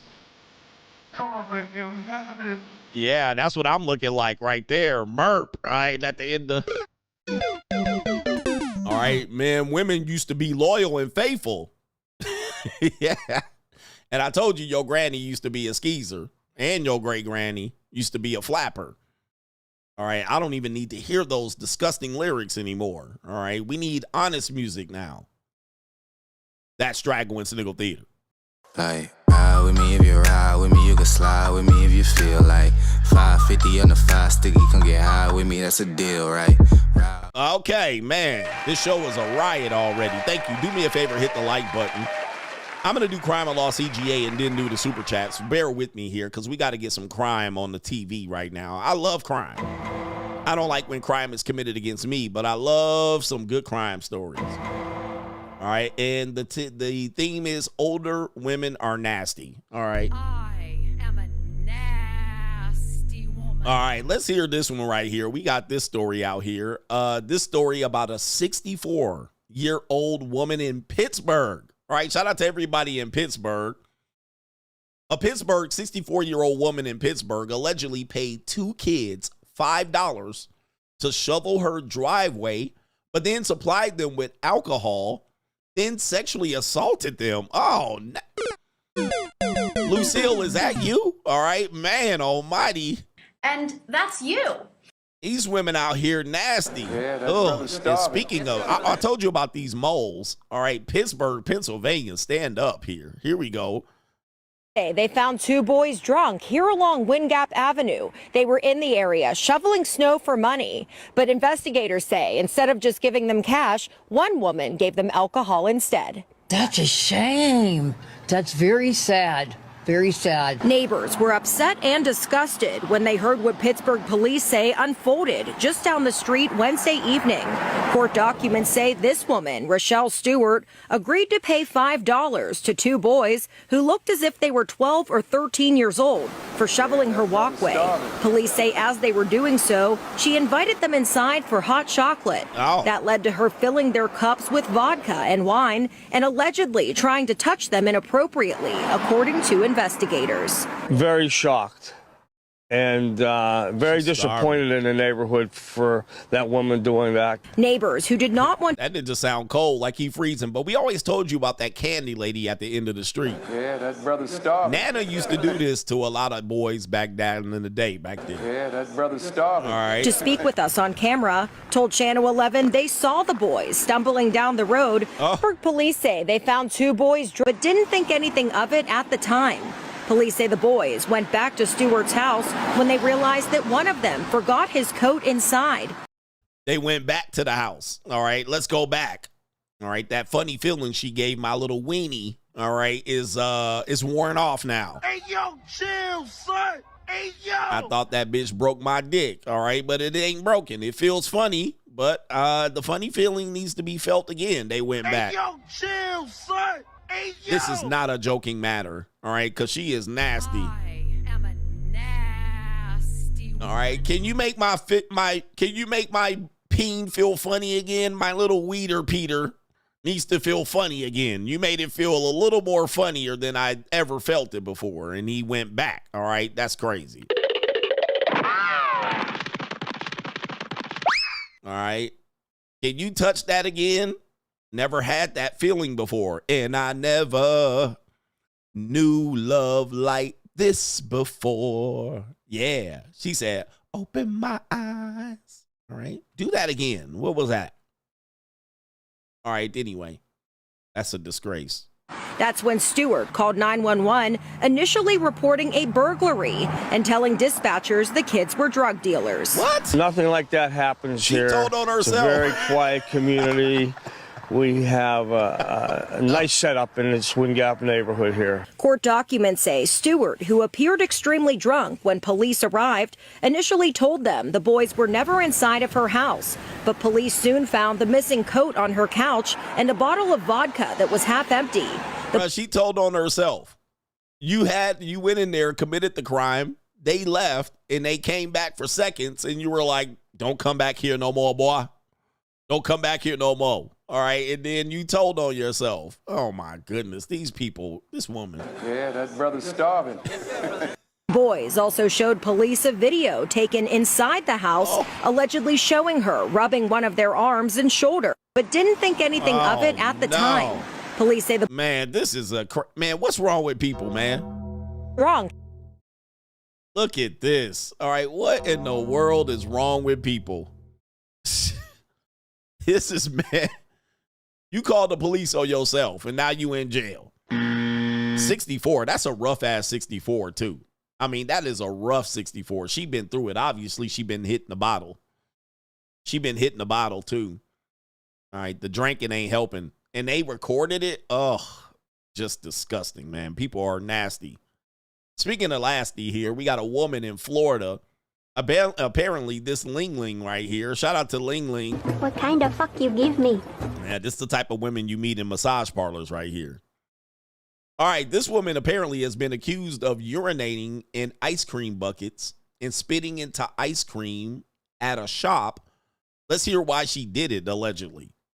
Woman accused of urinating and then spitting into the ice cream of a local ice cream shop in Indian Shores. And today, Lulu's ice cream shop reopened, and the community already rallying behind them. That's a great day. Opening the door to a new start. Owners of Lulu's are open and ready to be back to business as usual. Today, dust ourselves off. We're ready to go.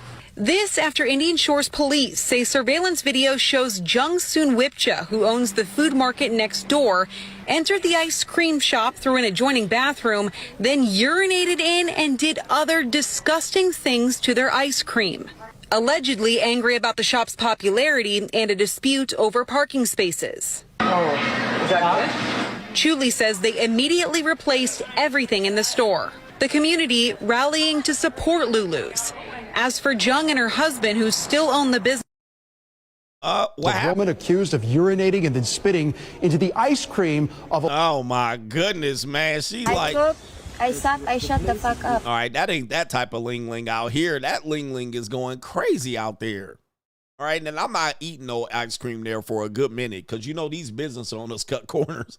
All right, and them white women was like, it feels good. That's Ling piss.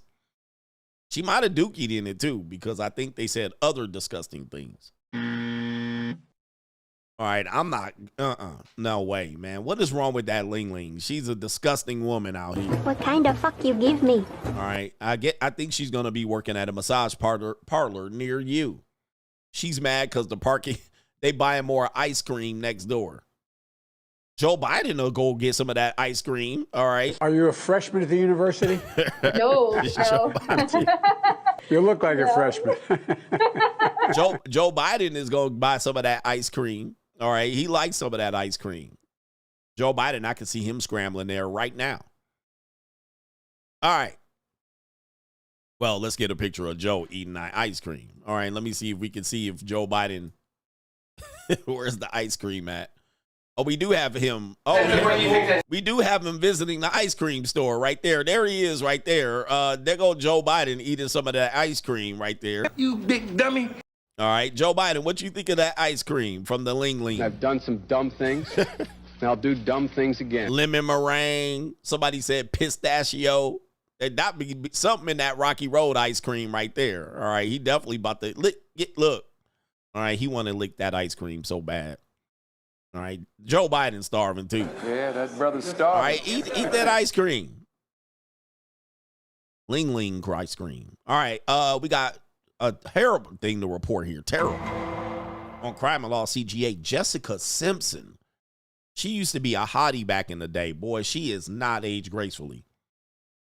And her second husband divorcing after 10 years. We're going to talk about that here in a minute when we get to the main event. 10 measly years of marriage. This is breaking news. This was reported late last night. There's Jessica Simpson. For you young people, this is a bimbo back in the day.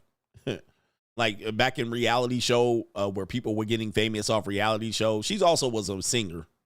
She was a singer. She was a teenage singer back in the day when they used to parade teenage girls out in front of us and tell us we can't look at them unless they're singing.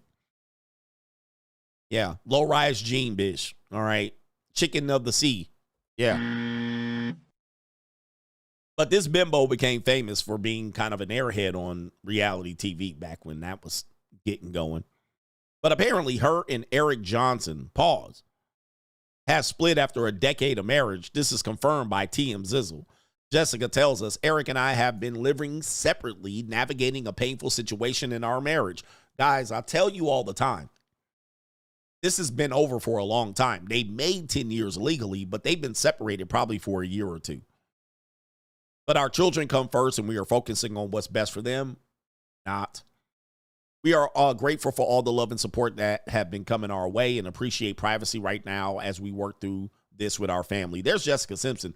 She used to be a looker back when she was like, well, I can't say a teenager, but slightly above a teenager. She did the Daisy Duke shit. All right, but she definitely had a short shelf life. Short shelf life. All right. I mean, short, like weeks. Weeks. I mean, she was like hot for a week. All right, there you go right there. That's Jessica Simpson back in the day in the Daisy Dukes. Like her shelf life was literally a year. All right, but she done, yeah. And she seemed like an airhead, so it ain't much. There she is right there. Okay. All right, so what else they say? The couple has first got together back in 2010, got engaged that same year. That was a quick one. It took a little while, but Jessica and EJ finally got hitched in 2014. So they've been together for more than 10 years, technically. And since then, they have had 3 children. All right, and the youngest is 5 years old. So there you go. Jessica was famously married to Nick Lachey. That was when she became famous. He was a boy band singer from 98 Degrees. They split in 2006, so this is her second divorce, and this is also his second divorce. All right, there it is. There's the statistics right there. All right, so Nick Lachey, first marriage. Eric Johnson, Paul, second marriage. She's got 2 marriages and divorces under their belt. And it comes amid speculation that the couple's relationship status, given the fact that they both have been seen out without their wedding ring. Not to mention November, Jessica teased the comeback. Yeah, right. Which she said was an apology to myself for putting up with everything I didn't deserve. There she is. She's going to say, I put up with too much stuff. I did so much. And there she is, attempted comeback. I guess she'll have a residency in Las Vegas coming up soon. She's going to bring this shit back. Looking like a drag queen. All right. I mean, yeah. I mean, she was hot for a minute. I'll give her that.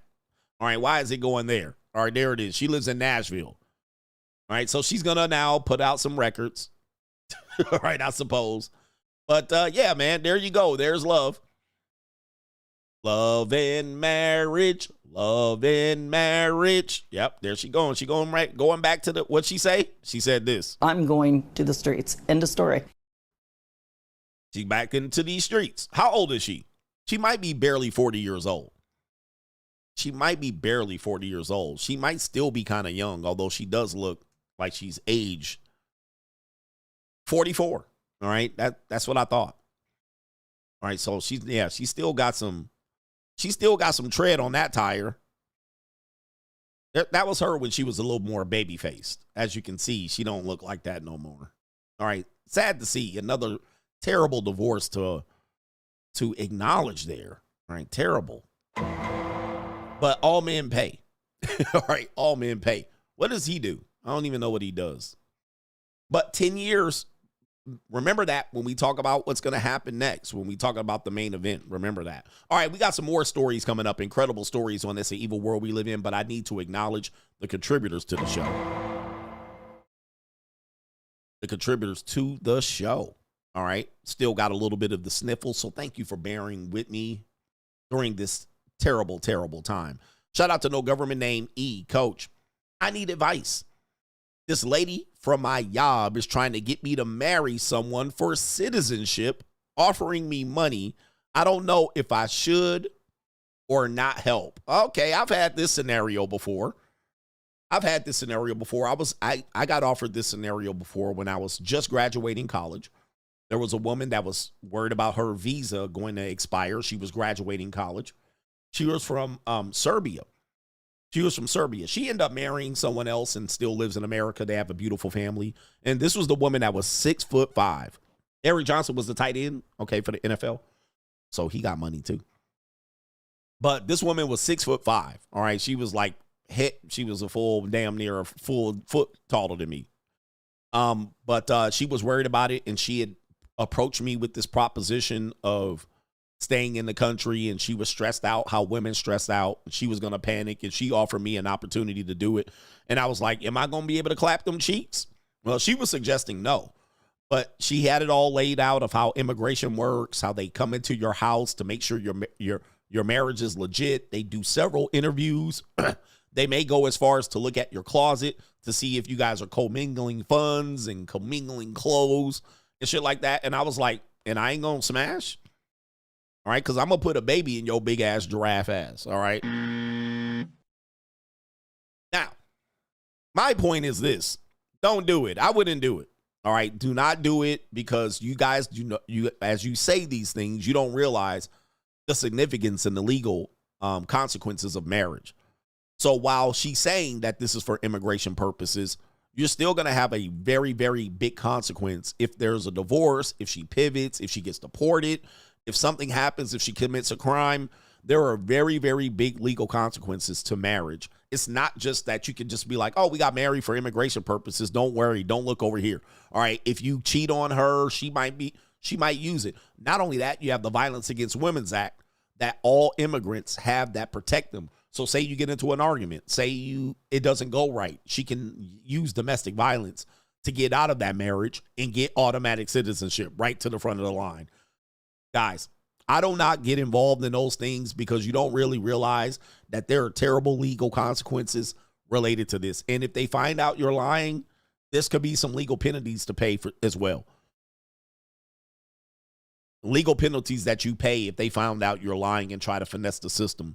This is a federal crime, and you're going to the Fedi government pen. All right, you're going to the Fed pen, not the state pen. You're going to the Fed pen. So this is a game that you're thinking with your dick. All right, you're thinking with your dick. You're thinking, I'm going to just be able to smash this woman. She's in a bind. I'll fix the bind, and you'll go ahead and accept it. I wouldn't do it, man. Somebody said, what are we talking about? She's offering me money. How much? How much money is she offering you? Not very much, I guarantee you. All right, so this is a trap, but you're thinking with your dick. That's what you're thinking about. You're like, oh, what could go wrong? Shit ton of shit can go wrong. All right? A shit ton of shit can go wrong. You're playing with fire here. You don't realize it. By the way, I'm going to ask you something. How many people do you know that did this? How many men that you know? And tell me you're black without telling me you're black. All right, this is a black man thing. Black men think some of the most wickedest ways when it comes to relationships and dating. I'm going to bet that you're black. All right, because I don't know any white men that are sitting around like, I wish some bitch married me that's an immigrant, right? And gave me money for it. I don't hear people talking like that. I've never heard an Asian man going, you know what? I can't wait for a woman to pay me to marry her so I can get some money. This is a broke nigga activity. This is definitely shit ninjas get offered. Nobody in their right mind or in the right economic strata is ever considering some shit like this. All right, you're not going to get a lot of money. All right, you're not going to get a lot of money, guys. I'm telling you, this woman is a migrant working at what job? Amazon, in the warehouse. There's no way this woman has access to money. This is ninja activities. We got to understand. Ninjas, we're lower on the totem pole. Let me just show you this again. Ninjas get offered the worst fucking deals in the marketplace. This is ninja activity. Ninja activities it needs to be studied. Ninjas need to be studied in the type of low hanging fruit that you guys are offered, all right, by other women that nobody would ever consider. In their right fucking mind would ever consider, right? And you will run out here and, not brag about it, but ninjas will tell you, get the bag. What bag? Like what fucking bag? I see a bag on her stomach. Ninja activities. You ninjas need to be studied. And here's the problem with it. You ninjas need to be studied because almost inevitably, none of you guys come out for the better. Nobody sits up there. I don't hear these niggas talk about, I married an immigrant once and she gave me $150,000 and I turned that into a lick and I turned that into $8 million in Bitcoin. I never hear no stories like this. I hear you niggas getting arrested. I hear you ninjas being out here talking about the white man. I never hear ninjas turn these scenarios. You know, I married this, I start fucking this divorcee. She left her husband and I married her and then she's sitting on top of 8 million. I never heard it. It's just you getting some free roast beef curtain, used up pussy and a PlayStation. And that's it. It's never like I came out on top and I went up the economic ladder and I live in a suburban household and I married a woman. She dumped her husband and she's sitting on 5 million. It's never.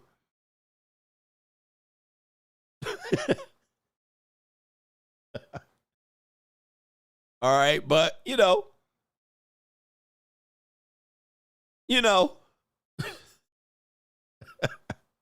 And the one ninja you mentioned in here, the Blanco woman, the cartel woman, she was trying to knock this ninja off. He had to sleep. She was trying to knock his head off the whole time. Like, yo, what's wrong with the nigga? The nigga is one of the you niggas. All right, I'm sorry, man. You niggas are something else. You niggas will pursue shit like the guy they're mentioning here. What about this coach? Griselda. You're going to fuck Griselda? Like, that's what you're going to do? Where she trying to fucking shoot your head off? She's hiring assassins? Is that what we're doing? We take the worst deals. We got to really study the nigga. The nigga has to be studied. From here on out, you niggas have to be studied. Under a microscope. You niggas' brains need to be donated to science when you die. The nigga brain has to be studied. Not only the brain, the spinal cord, and the goddamn DNA under a microscope. You niggas are Looney Tunes. When the shit that you come up with as a way to beat the system. You marry a cartel bitch and cheat on her and she gonna try to knock your head off. Hey, man, hey, at least you got the bag, though. Unbelievable. You're gonna hide from a cartel chick all your life. Okay, bruh. I can't. And y'all, look, hold on. Let's show you again. All right. Colombian warlord, drug lord. All right, this is your goals in life. Hey, man, it could work, though. Okay. All right, let me see here. Here it is right here. This the woman right here. Niggas like, hey, well, you know, I got to the bag.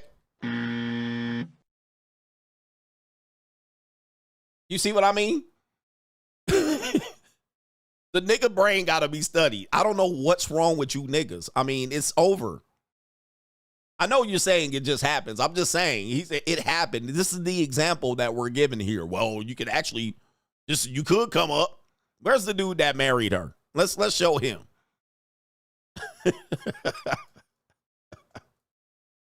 Let's see here. Let's pull him up here. And I seen him being interviewed on Vlad TV. Here he is right here. And of course, there it is. Right here. Here we go. Niggas always gotta show they teeth. Is making an honest living that hard? Is it?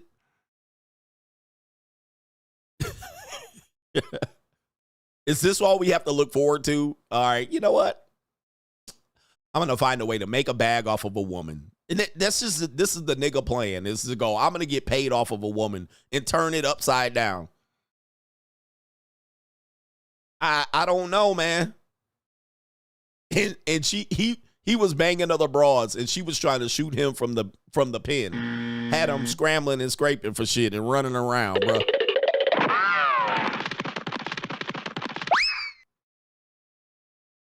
And just got money and pussy on the brain. And it's not in the right order. It's in the worst possible order. Let me see here.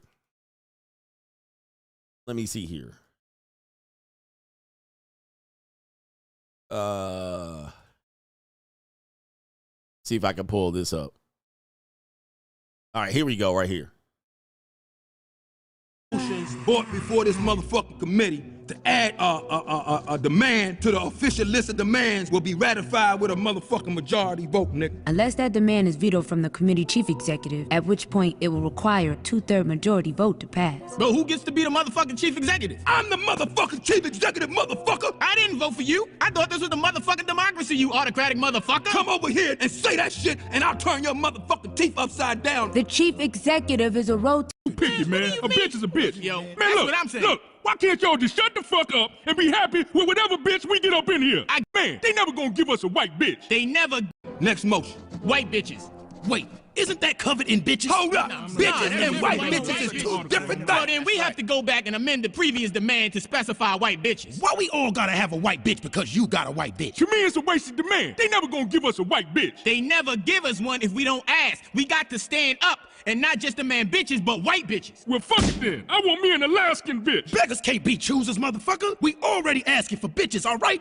We have white hostages. We have the strategic leverage to get white bitches. Man, now y'all being too picky, man. A bitch is a bitch. Yo, man, that's what I'm saying. Look, why can't y'all just shut the fuck up and be happy with whatever bitch we get up in here? I guess you never heard the phrase, yes, we can. It's my God-given right as an inmate to have a white bitch. That's not a God-given right for an inmate, or anyone else, really. Oh, well, I may not have a God-given right to white bitches, but I do have a God-given right to ask for white bitches. Hey, man, the nigga do got a point. I guess. Do you see? Do you see? I tell you, you ninjas have to be studied. You ninjas have to be studied. You're in jail. You're in prison. And what are you talking about? Bitches and white bitches and trying to get out. Yeah, it's a thing, man. We just can't. We need to be studied because we're going to talk about this later. And there's going to be some niggas like this that are going to try to debunk all of the things I'm talking about. And they're going to be just like these guys. They're going to be just like these guys. All right. Everything they're going to say is going to sound like them. I get it for free. I get out and I get it. And then guess what? The woman be looking like this and like this. All right. That's going to be the bulk of their lineup. And if they ever challenge me, I'm going to tell you, send me the pictures through my Instagram and I'll show your girl on the damn live stream. All right. I guarantee you, you're not going to do it. All right. But it is what it is. All right. Their whole life is centered around these ninja activities. All right. So anyway, it needs to be studied. All right. The things that you have to understand, man. This is why we tell you, man, just go get your own fucking money and you will never have to take a bad deal. Trust me. You'll never have to take a deal like that. If a woman walks up to you, the whole point of the free agent lifestyle is to go, if you get above this line, any of these goofy ass offers that you would have considered when you were below the line will look ridiculous above this line. You would be like, I don't think so. It would be an immediate no. It would be an immediate no. You just have to climb up this little bit of a ladder and look down. You would be like, hell no. All right. Anyway.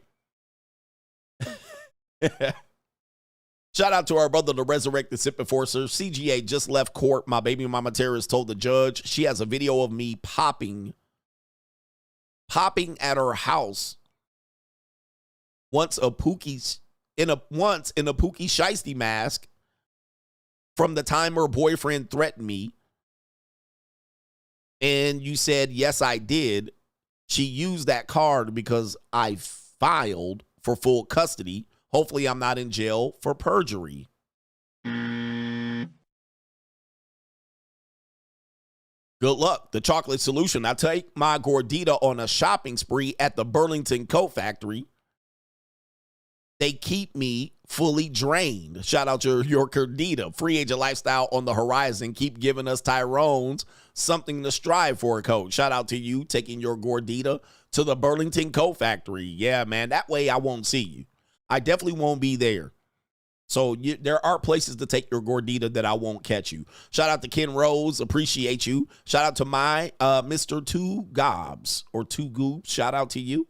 And our brother here, Jay, says, I thought population control is what the powers that be wanted as far as the decline in birth rates. And do you think that this is a so-called gender war and it plays a big impact on why the birth rates are getting lower? Well, certain powers, you guys got to realize there's certain powers that be. There's this side of the powers and there's this side of the powers. We're just in the middle of a global agenda fight.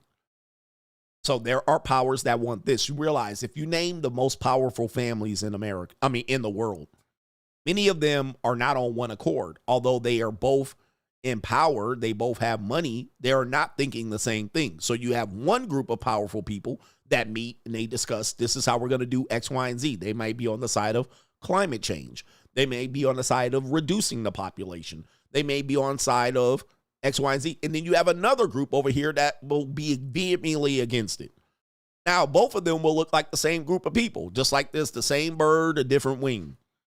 And yes, they congregate together, they meet, they talk, but they are adversaries in many ways. So there is a group of people that want to depopulate. There's also a group of people that want to make the population a slave. So New world order. So we don't know what group is what and what they want. We think there's a depopulation agenda. There is. That doesn't mean all the powers that be all agree with depopulation. There are some that want to flood areas with mass immigration to destroy the very fabric of that nation. All right. And that is not a depopulation agenda. That is a population agenda.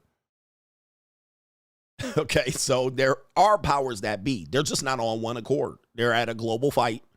You can actually name them if you want. I'm not going to name them. There's not necessary. New world order. All right. So yes, there is a population. There is a depopulation agenda. And there's also a group of people that are like, let's make these people slaves. Let's not depopulate. All right. Let's make them not own anything and be happy. All right. So we don't know. I really don't know. I didn't go to the meeting this month. New world order.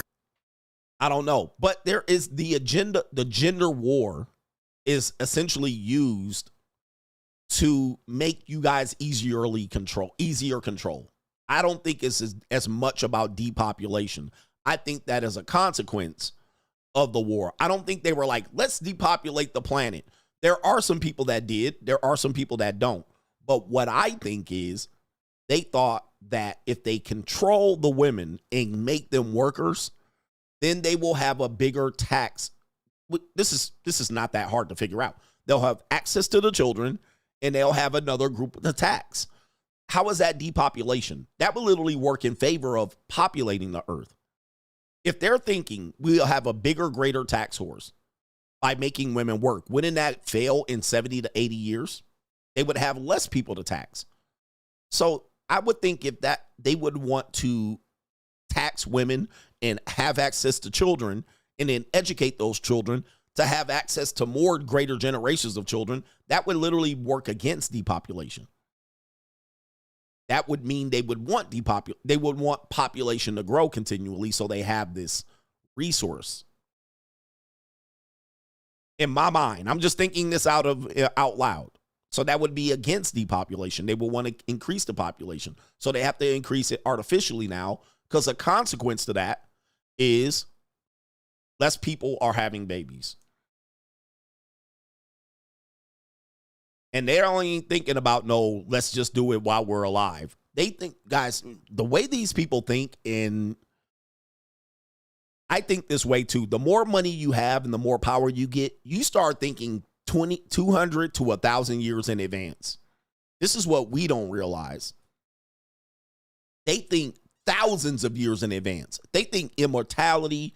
They think 200 years in advance. They think about what their great-grandkids are going to have. When they start going after money, you think about Joe Biden and this crime family and them going after money. You're like, why would Joe Biden care? He's going to die. Joe Biden cares about his great-grandkids and his legacy eternally as a president. They're thinking way down the line about what their children's children are going to get. We thinking about next week. You're basically thinking about what your life is going to be, and once your life ends, there's nothing after it. Because we're not thinking about that. And that's what makes everybody different. That's what makes, they're already good for this generation. Joe Biden's good in this generation. He's got enough money. He's thinking about his great-great-great-grandkids. This is how important the conversation goes, is because they're already setting up their kids for the future and their great-grandkids in the future. Yeah, we're thinking a couple of years ahead. And you're holding on to hope that you can even make it to those 5 years. You're not even thinking about people that come behind you. And I'm not saying that's wrong. I'm just saying what the powers are thinking. So when they put something into action, they're not thinking what's going to happen in their lifetime. They're thinking way down the line. And certainly there are trade-offs and there are consequences, unintended consequences, and so forth and so on. I'm thinking that, yeah, there's a depopulation agenda, but not all people are on one accord with that. Some people want to control a population of people. Thus, they want you to produce. They just don't want you to produce people that they can't control. Okay?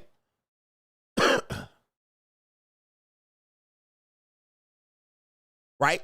Like, and this is where the stream, this is the filler part of the stream. We're going to get to the main event at the 3rd hour. But let me give you an example.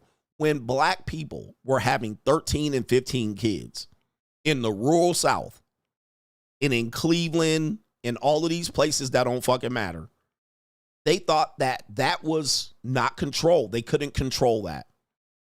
You were uncontrollable. How do they get control of that group of people? First, they have to get control of the woman.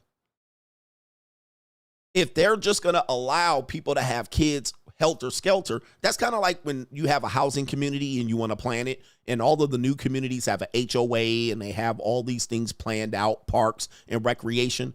They're doing it so they can control the neighborhood. But the neighborhoods that don't have any plan, that don't have a HOA, they can't control it. So then when you start building shit in there, they got to put out little fires and shit. But black people typically were having 12, 11, 10, 15 kids in the rural South. They can't control that. The woman is going to she's not going to work. Potentially she might need government help. And then you as a father who was creating all these kids, they can barely control you because you're just bouncing around and making kids and rolling stone. So how do they control that? They have to reduce the population as an unintended consequence. They can't let every black mother have 15 and 13 and 12 kids in the rural South. They can't do that. They got to put a cap on that. So they got to start doing what? Control, plan. All right, let's give them strong independence. Let's give these women jobs. Let's put them in the workforce. That's less time to have babies. Let's give them middle management plantation jobs. Also, let's give them access to terminate these pregnancies. Let's give women a goal and an ambition to strive for. Let's educate these women. Let's educate that group of women. Let's give her education. Let's give her a goal to get a college education and a degree. All right, not much financial freedom, but then they prevent her from having 13 kids. So a consequence of that not having control of that group of people, as a consequence of that, you're going to have a slight depopulation. You're going to have less marriages. You're going to have these women have a bigger goal other than having a marriage and a family. And then at best, they're going to give you 1 or 2 kids. They'll figure that out later, but they got to get control of the situation first. And to get control of the situation, that means you got to get control of the people first. And then they'll figure the rest of the shit out later. Which the rest of it is what? Mass immigration. Bring in more people. Okay, we kind of got control of the people now, but there's not many people producing. There's less marriages. How do we fix that? Immigration. People get more conservative. They start trying to change the law. No fault divorce. Let's get rid of that. All right. I just think the depopulation, the birth rate is a consequence of what we've been implementing to our people for the last 70 years. I don't think it was on purpose. I don't think it was on purpose to say, let's have less people in general. I think it's been an unintended consequence. In my opinion, but we can go further on that too. But as soon as you give a woman a goal greater than marriage and children, you're going to have depopulation. You're going to have her have less kids. She's going to less be willing to have 7 kids. All right, anyway. She will have 1 or 2. All right, anyway. Oh, but by the way, we also have increased the life expectancy of people, so people do live longer. They do live healthier, so we have that. That should be an interesting topic to explore. But yeah. The resurrected SIP enforcer, coach, no, the police were called and no one was even there when I went there to confront the guy. CGA, you think I'm going to lose 50% custody and go to jail for perjury? No, you won't go to jail for perjury. They don't have perjury in family court, but you're going to lose custody. All right, for sure. John Doe, The Boondocks is one of the best TV shows of all time. It's arguably the best social commentary on the community. Keep the clips coming. We got one more Boondocks clip on the way for the main event. All right, shout out to our brother. Dr. Thunder says, salute, bro. Sandwich Gang. I referenced you last night, Dr. Thunder, so shout out to you. Khalid Cooper says, salute. Appreciate you. Joshua Moon, can't get no peace leave clock without a yob, Steven. I want some peace leave clock. I think I do. The Wealth Manager, Mr. Harden, says, CGA, the robots are the new labor force, 2025. Yes. New world order. All right. The acceleration of robots, AI, technology is a unintended, it's a result, it's a response to the lackluster humans that we've reproduced. It's a response. They're like, we got to do something.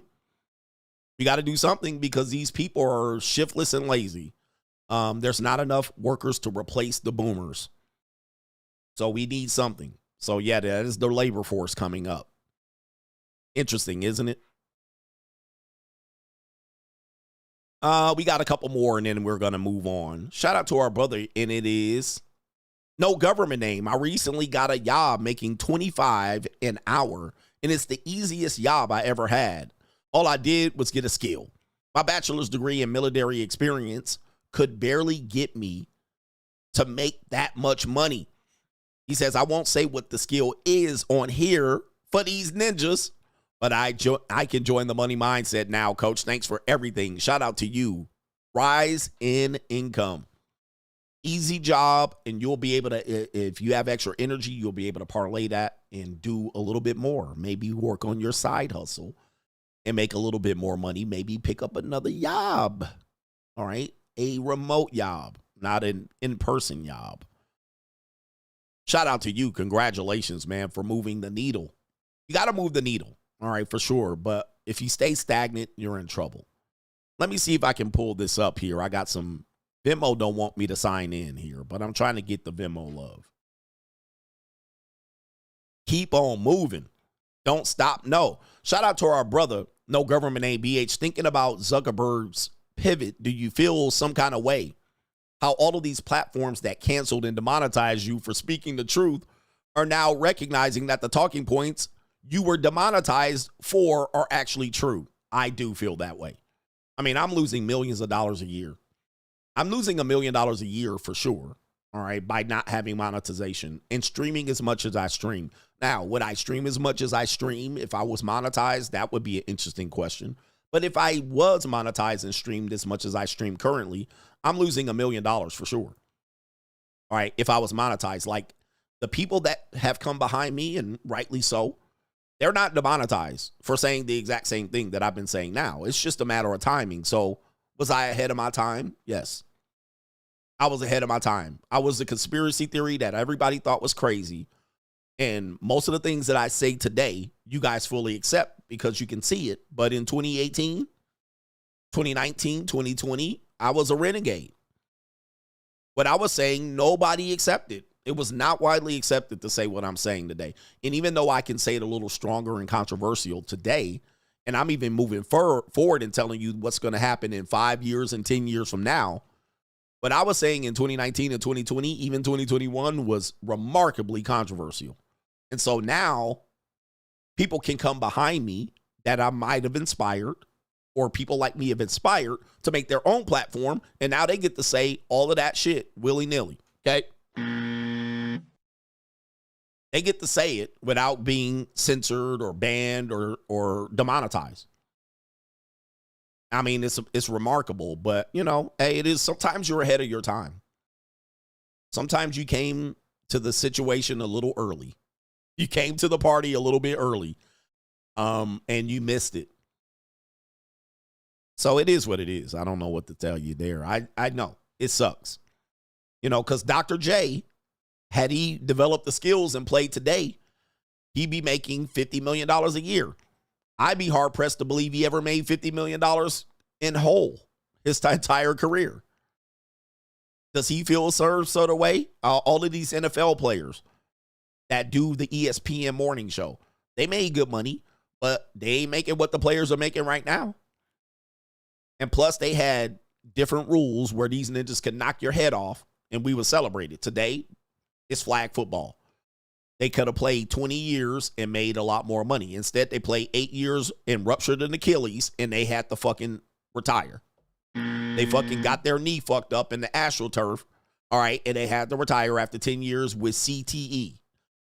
And they lost all their money. So sometimes it happens. You come up a little too early, a couple of years too early, and you got motherfuckers trying to knock your head off. Like if you was a wide receiver, if you were a wide receiver back in what, 2005? What was the guy from the Redskins? The cornerback from the Redskins. If you were a wide receiver in 2005, when the ball was in the air and you were running and you was about to catch the fucking ball, somebody could launch like a missile and knock the fucking head off your shoulders. And then you try to catch the ball, and then he come and motherfucking Sean Taylor or whatever his name is, he died. You're like this, and the ball about to hit your hands, and a motherfucker could just knock your head off. And then if you don't catch the ball, you come down and the ball dropped, they be like, oh, he dropped it. Right? He didn't hold on to it. He didn't hold on to it. He didn't catch it. That's what they used to do to a wide receiver. You were literally helpless. Ed Reed, all of them, Ronnie Lott. You was literally like, let me catch it, and then the motherfucker just, pow, knock you out. Today, you can't do that. You can't do that. You literally have to play the ball. You have to step in front of the ball. You have to actually make an attempt. You have to turn your head back, all right, and look at the football, all right? You can't just knock a motherfucking head off. Just think of the amount of players that would have been Hall of Famers without that fucking rule. You just came along a little too early when Ronnie Lott could knock his fucking socks off. Today, they let you juggle the ball, catch it, niggas trying to go after and to strip the ball, all right? And they just, if you was just knocked out, everybody would just replay the damn clip, and then you be on the sideline. They was like, he didn't hold on to the ball, all right?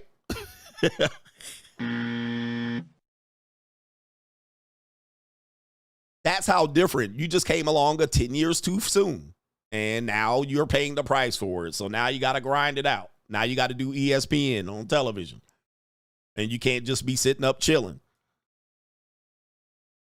And look, this nigga Sean Taylor was doing it in the Pro Bowl, just knocking niggas' heads off. All right, here's an example. Ooh, sheesh. This the Pro Bowl. You guys don't know, man. You young brothers don't know. This is the Pro Bowl. This is supposedly the game you're not supposed to go hard on. Look.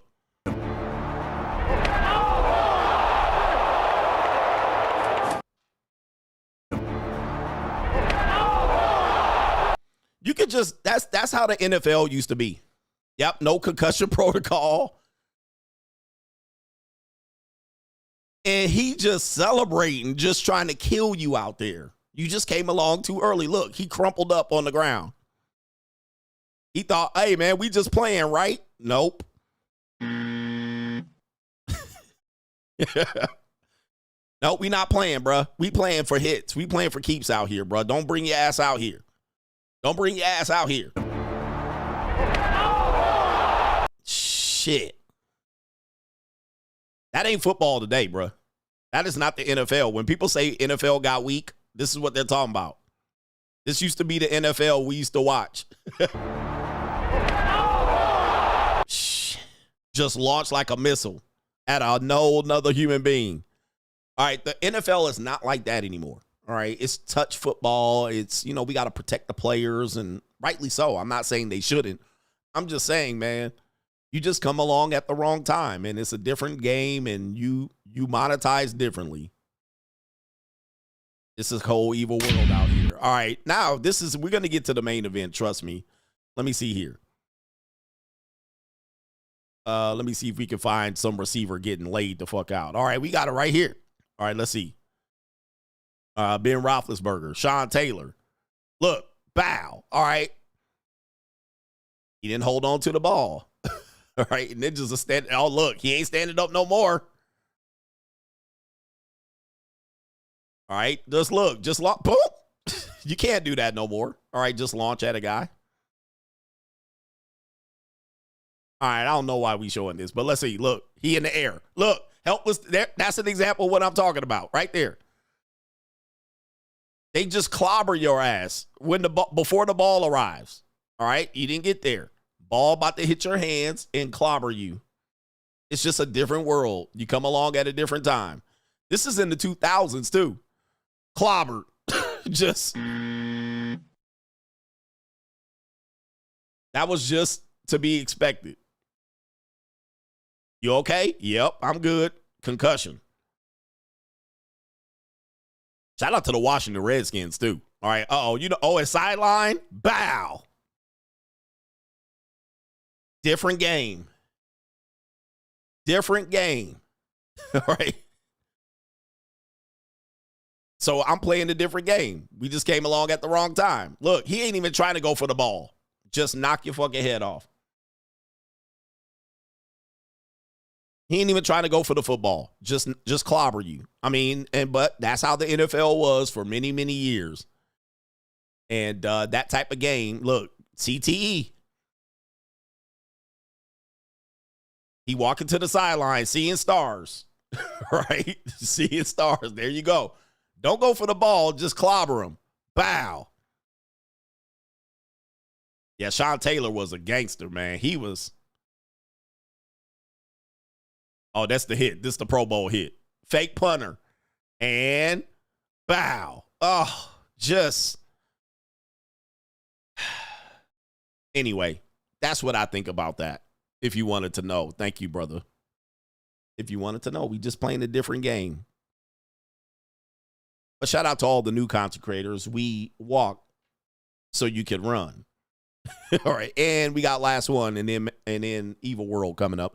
Caitlin says black women can age the best but are loud, masculine, and obnoxious. White women age terribly but can be softer in their speech. Latina women can be the most beautiful, but they are also scary.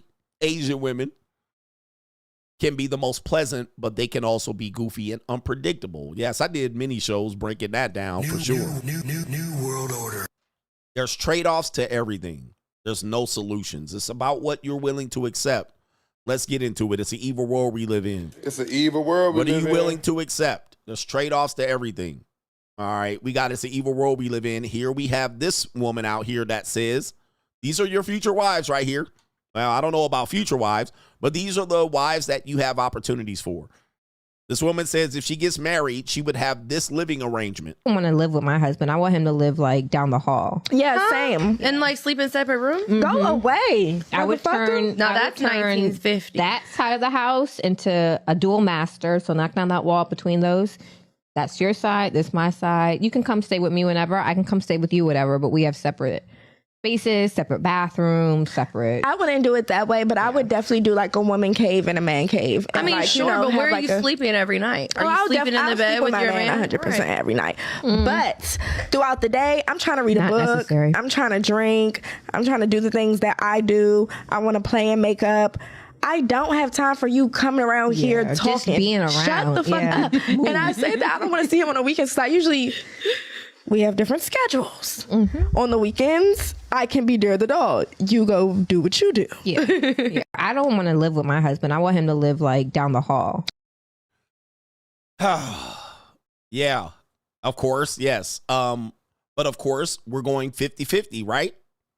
Or am I wrong? Are we doing a 50-50 relationship? Because what's the point in me being married to you? There's no point. They kind of want the wedding. They don't want the marriage. They want to be married. They don't want to be wives. Shout out to Chris Rock. They want to be married. They don't want to be wives. They just want the marriage and the status and knowing that they got a man to put on the fucking mantle and take off the mantle when they want them. Okay, come on. Simp on the shelf. All right, I need you now. Okay, put you on the mantle. Now, men were saying this for decades, and we were misogynist, and we hated women. and our mama was black. But of course, they're saying it because they get the benefit. All right, you pay the bills, you be the simp, and then you give me the life, you give me the house, but just stay out of my way. Right? What is the point for a man to be married to this? Number one. Number two, these women are way past marital age. I don't care what y'all say. These women are old and used up, aka leftovers. They're cooked. Who's marrying this? So this is where they're, first of all, in fantasy land. They're not marriage material. They way too cooked for that. This woman looked like Jasmine Guy at this point. All right. The other woman was looking like the Sogmeister beat her up before the show. And the other woman was decent, the chocolate one. But she was old too. And they sitting under here under a glass of wine talking like this. Yeah, same. And like sleeping Yeah. separate room. Go away. Yeah. All right. Go away. I mean, what is the, okay, ladies, just be honest. What would the point of being married be? If you're treating, now people have heard me say similar things about if I was married, I would have the same goddamn arrangement. So again, women will like, well, I wouldn't marry you. Okay, fine. I'm not begging you to marry me. You probably don't see any point in that. So what would the point be in this? All right. This is why this community of women are always going to be single. They're not marriage material. Hey, I would turn 1950. that side of the house into a dual master. So knock down that wall between those. What's the point? All right. I don't need a wife for that. That's your side. This my side. You can Yeah, no, that only serves you. I can come over when? come stay with me whenever. I can come stay with you, whatever. But we have separate spaces, separate bathrooms, separate. I wouldn't even need to be married at that point. Right. I wouldn't do it that way, but I would definitely do like a woman cave and a man. How about you do something with this hair? Can we do something with this hair? I always say I won't talk about black women's hair, but come on. Come on, man. I mean, be serious. Get your hair under control first. And cave. I mean, like, sure, you know, but where have are you like sleeping every night? Are I'll you sleeping in the bed with your man? 100% Right. every night. But throughout the day, I'm trying to read a Not book. necessary. I'm trying to drink. I'm trying to do the things that I Nothing important. Nothing that contributes to the overall marriage. Nothing that contributes to us financially. She just living a soft life. All right. All right. Absolutely garbage. do. I want to play and make up. I don't have time for you coming around here just talking. being Yeah, don't talking. Yes, I get it. I feel the same way. But you want to play and make up, read a book, like nothing that contributes to the financial picture. What is your purpose here, ma'am? What would you say you do here? I think I had that sound effect. What would you say you do here? All right. We don't got the goddamn sound effect side up. All right, but here we go. Shut the fuck up. And I say that I don't want to see him on the weekends. We have different schedules. On the weekends, I can be there the dog. You go do what you do. Yeah. And look at this, man. What in the world? Look, like they're sitting around talking about what they would do in a marriage. Bruh, like who's marrying you? All right. Who's marrying you? Who's marrying this? Like, what are we? Well, again, as long as there's black men, there's a chance. There's a ninja that's going to like this soft serve ice cream. You know what I mean? There's ninjas that like, she looks soft, coach. Yes, she definitely is soft, like a marshmallow. All right, there's no structure, no bone structure, nothing. It's all hidden under subcutaneous fat. All right, for sure. She's going to be hella soft. Who's marrying that? Not even niggas are going to marry that because ninjas don't marry. They just fornicate on shit. All right, here we go right here. All right, but the nasty boy is going to hit. I'll hit. All right, guys, telling me you're going to hit tells me nothing, bro. You guys will smash anything. All right, so that's a misnomer. You're going to hit anything. All right, so what do we got here? Good luck with that, man. Good luck with your wives. It's an evil world we live in. Yeah, she's not soft. She's mushy. All right, that is soft serve ice cream for sure. All right, we have this woman out here. This white woman says, I don't remember what she said. Let's hear it. She says, I'm 39 with 3 kids. And yeah, gone. That, ladies and gentlemen, is called the 1,000 cock stare. All right, she's dead on the inside. Those eyes are lifeless. Somebody's going to say she's good looking. All right. That is the miracles of modern science. There's some lip filler and all kind of shit going on there, but them eyes are dead. All right. That's what a dead person's eyes look like right there. All right. So she's probably going to say something wild, but she's 39, 3 kids. I can't wait to hear what she has to say. 9 with 3 kids. Yeah, girl, I don't give a damn if you was 45 with 8. I don't care. You're not, like, you are putting up objections for your own self. No one cares, sweetie. If you're a good woman, you smell good, you look good, you're not going to have a problem getting a man. You may get a younger man, you may get an older man, you get a provider man. That's all I care about. As long as he's a provider, I don't give a damn. But that doesn't mean if you have 3 kids, if I had 3 kids today, I'd be out. Hey, let me get me a babysitter. I'd be outside. Let me get them another daddy. The hell is wrong with y'all? Get plenty of daddies. Get your child support and get all the men to that you date to pay bills. Oh, the humanity. Well, gentlemen.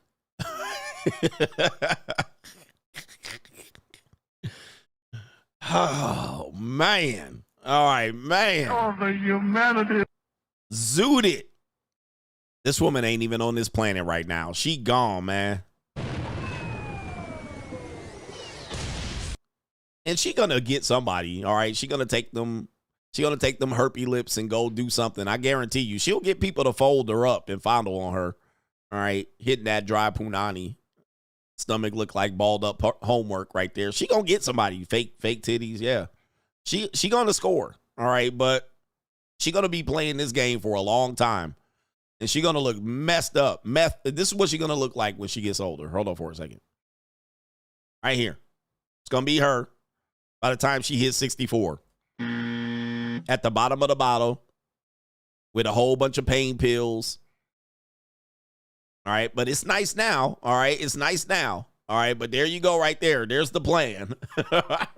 Goodness gracious. Oh, no, guys. Just get a man to pay all your bills. Does she have more? Period. Oh, shit. Run it up. Get one. What did I say? Delegate bills. Oh, shit. You have 3 sons. You got 3 daughters. Say, okay, I'm going to date 3 men. Each one is responsible for each one of my kids' expenses. Give them a whole printout. Gotta get my bag and run. Oh, my goodness, man. And women will say this to us, man. Where are you finding these women? They used to say that to me. Coach, what are you talking about? I don't know any women like this. Where are you finding these women? Here they are right here.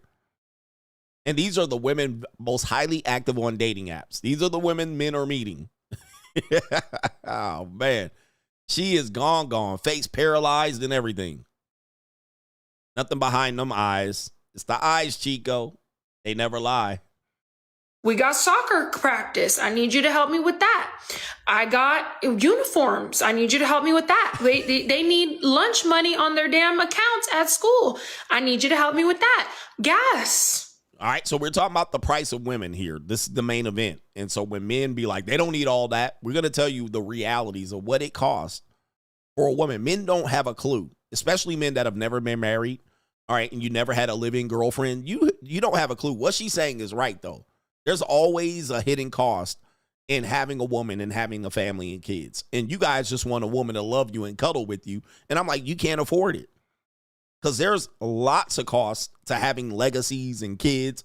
And they will eat up your damn costs. Kids are not free. Women are not free. So what she's saying is I have all these costs attached to these children. So what I need is a man to pay for those things. That's what she's saying. And it looks like that is an engagement ring there, but it might be on the wrong finger. Yeah, that's on the wrong hand. Okay. Delegate bills. We got plenty of bills to delegate. Start passing them out. Pass them out like this. 39 with 3 kids. Yeah, girl, I don't give a damn if you was 45 with 8. All right, so I don't think she's the one 39 with 3 kids she was reading from her script. Oh, my goodness. Oh, the humanity. Man. Dude, that I cannot wake up to that nightmare. And I've dated a chick like this. All right, I dated a chick like this that had all the lip injections and the eyelashes. It was a white chick, of course. And dude, without the makeup and the lipstick, it looked horrible. Because you can see the where they put the shots in her lips when she's not wearing lipstick or lip gloss. You can see it. It looks way worse when the eyelashes and the lipstick come off and the makeup. It looks terrible. You know what it looks like? Let me show you what it looks like. Let me see here. I'm gonna tell you what it looks like. It looks like this. All right, when the makeup comes off. Okay.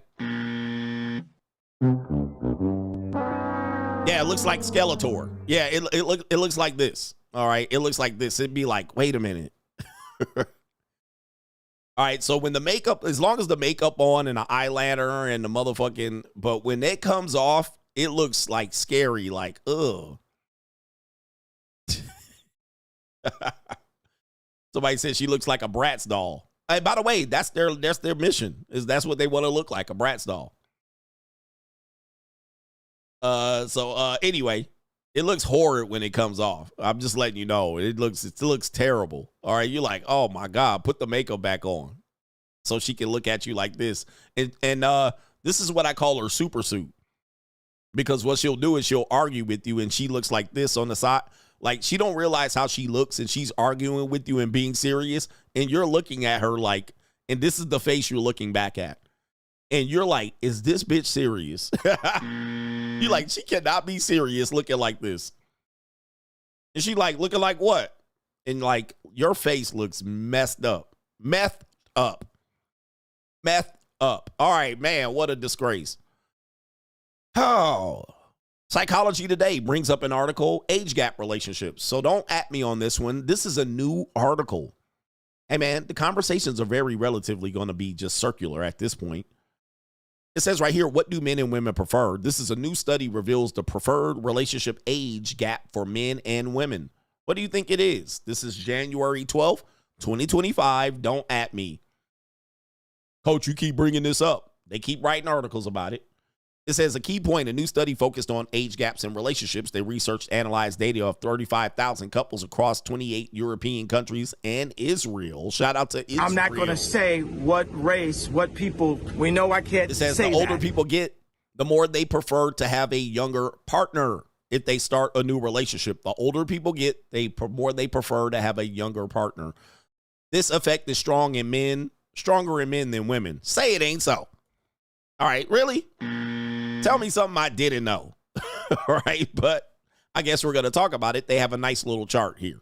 So this is the model of what age gaps do men prefer in relationships.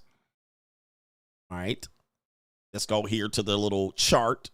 And it says right here, their own age, the man's old age 25. They prefer their partner to be slightly younger, age gap of 3, 22.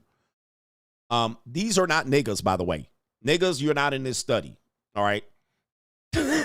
Niggas, you guys do wild shit. All right. Just to understand I don't want niggas to be in this study. Not me, coach. I prefer older women. Okay. All right. We haven't studied the nigga yet.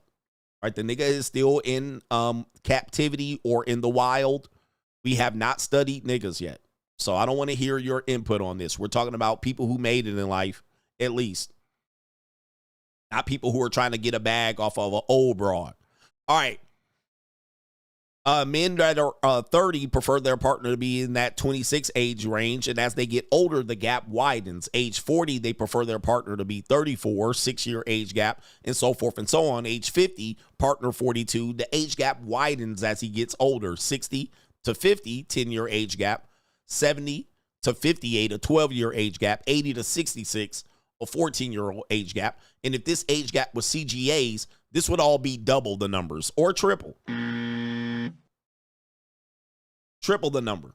All right. So I'm in my 40s going in my 50s. The number's definitely going to be double less. 42 is going to be half that.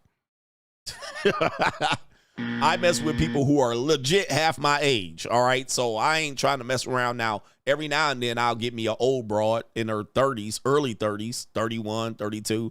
But I've reached a point where anybody above 32 is a significant gamble. Like, why? What's the point? Be with some old Sogmeister. Now, that doesn't mean who I'm having sex with. Those are two different things. Who I'm going to spend time with are going to certainly be half my age or more. All right. That's just how I roll. If I'm hanging out with you, you're going to be half my age for sure.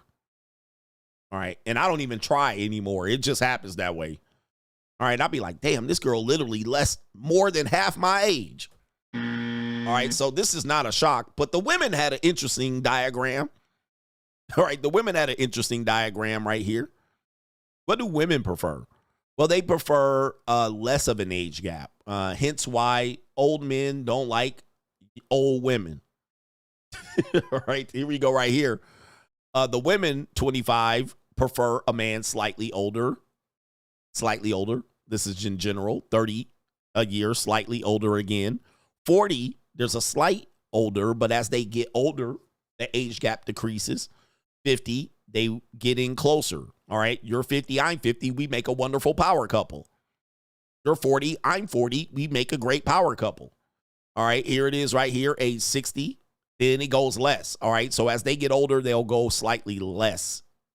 All right. They want a younger man. And I've demonstrated this over on Locals on the stream. In my age group, I'm in 50. I'm 49. Most of the matches I get are women that are slightly younger than me to way older, like 12 years older. They're like 61, 62, 57, 59, 54, 53. All right, then there's occasional some 30s. All right, and I showed this over on Locals. These are the women that are swiping right on me. I don't match with them, but they're the ones I can see because I pay for it in the monetized dating marketplace. I'll show you. And it's a ton of women, 62, 57, 54. And the reason why is that because the men in my age are old and slow and fat. So this is actually representing that. What happens is a woman that is, in a good financial position, albeit not great, they're in good shape, they're in decent shape, all right, or they feel like they deserve a better guy. They don't want to marry a guy who's already like old, bald, sitting in a recliner.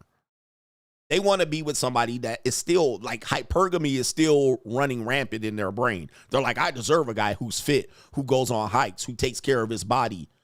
But you're older. So you're in the top 10% in their world. Even if, like, the height don't matter too much anymore. They're just looking at it like he's financially stable. He still travels. He takes care of himself. You would think 25-year-old women would be beating down the door, but it's the opposite. It's older women going, yeah, I want a guy like that. I still deserve a guy like that.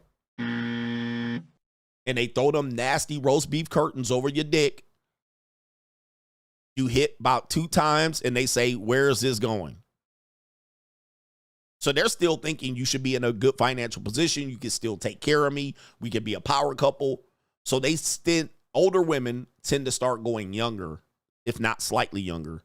So a woman in her 50s are going to go after men 50, 49, 48, 47. That's going to be top of her chart. She's not going to go for 55 and 60-year-old guys. She still wants to have sex and intimacy. Men her age or older probably going to can't get their dick up without Cialis. Okay? So this chart represents that. You can see that there's, as the women age, they start to go slightly younger on this chart. But trust me, in real world, it's significantly younger. All right. A woman in her mid 50s is going after 46, 47, 48, 49, 50, 51, 52. All right. Every now and then she'll go after some young guys, but that'll just be for fun.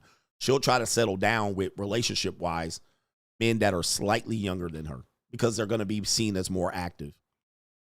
But the problem with that is that guy, if he is attractive to her, he also can get access to women younger than him. So while he's 46, 47, 48, still valuable and viable, he can get women from age 22 to 70 if you wanted to. Right? If he wanted to. He's got 22 to 70. He's still valuable to just about anybody. But she's like, oh, a woman will say like this, I'm not going to compete with these young girls. Because men that they see that are valuable still got access to younger girls. And she'll be like, hey, don't think I'm going to be one of these 20-year-olds. I'm not going to compete with them. I know my value. They'll start saying shit like that. And they'll be 47, 52. And they want you to go for them and not expect her to be like these 20-year-olds because they know he could go get a 22-year-old. All right, so this is one of those things. But that's only if you are seen as young and healthy still for your age. But yeah, you'll have women 50s and 60s clamoring after you. All right? And also you'll have access to 20s. You just ain't going to get it for free. Right? But none of these women are for free. All right? You'll be attractive to a woman in her 20s. Depends on who she is, though.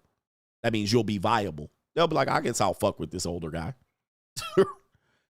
All right, I guess he's handsome enough. He looks decent enough. All right, I'll let him fucking breathe on top of me. I'll let him hump me.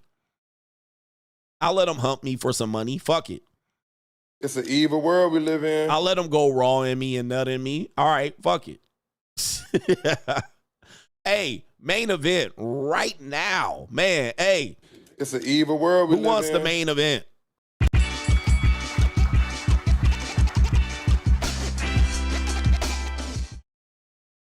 New world order. All right, we're going to break this down. The main event. Speaking of competing, we're going to break down the true cost of a woman for the men. This is a class. This is not for you to argue goofy debating techniques and nigga techniques. Niggas, stand down. All right? If you're going to argue nigga shit in here, we just going to have to lead you out of here. Nigga shit is any pimp or ism or any of this goofy dating tactics where you fuck a woman once or twice and then you dip.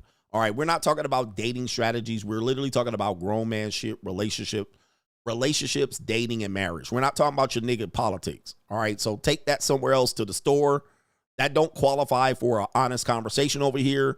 If you want to talk about the 4s and 5s and mastodons you bang and then you dip on them, that's another story. All right, we're not talking about that. Please understand, we're taking notes. Stand down. Nigga, stand down. All right.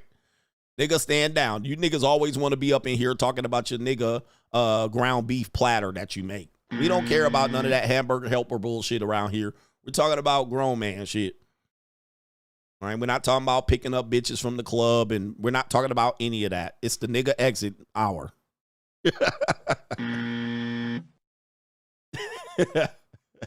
Take a hike. Niggas, take a hike.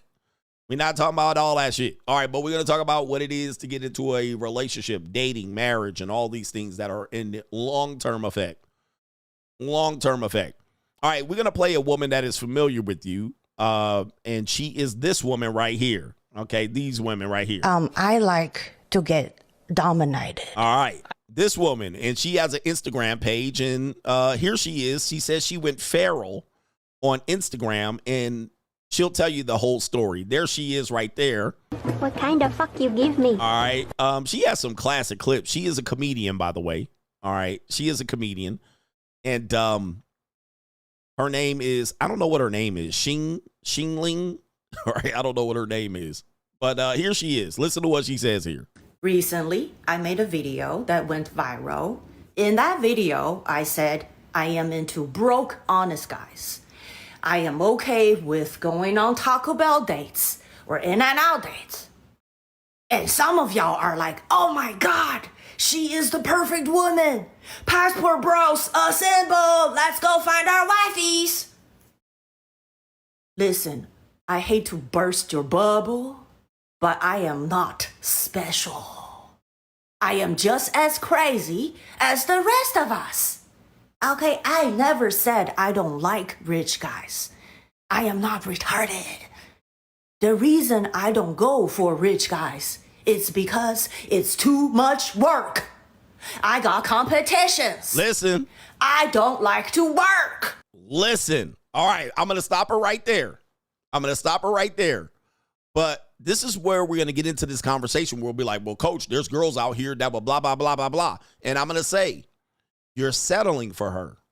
She's going to be a woman that is bowing out of the competition by settling for your nigga shit. All right. So we're not talking about 18, 19, 20-year-old women. We're talking about women that are past viability, that women that will, I'll pay for the date. I'll buy you stuff. These women are not competing anymore. All right. Because I've warned you about this. I've actually explained this. But she's explaining it to you. So when she says, I'm cool with taco dates. I'm cool with paying 50% of the date.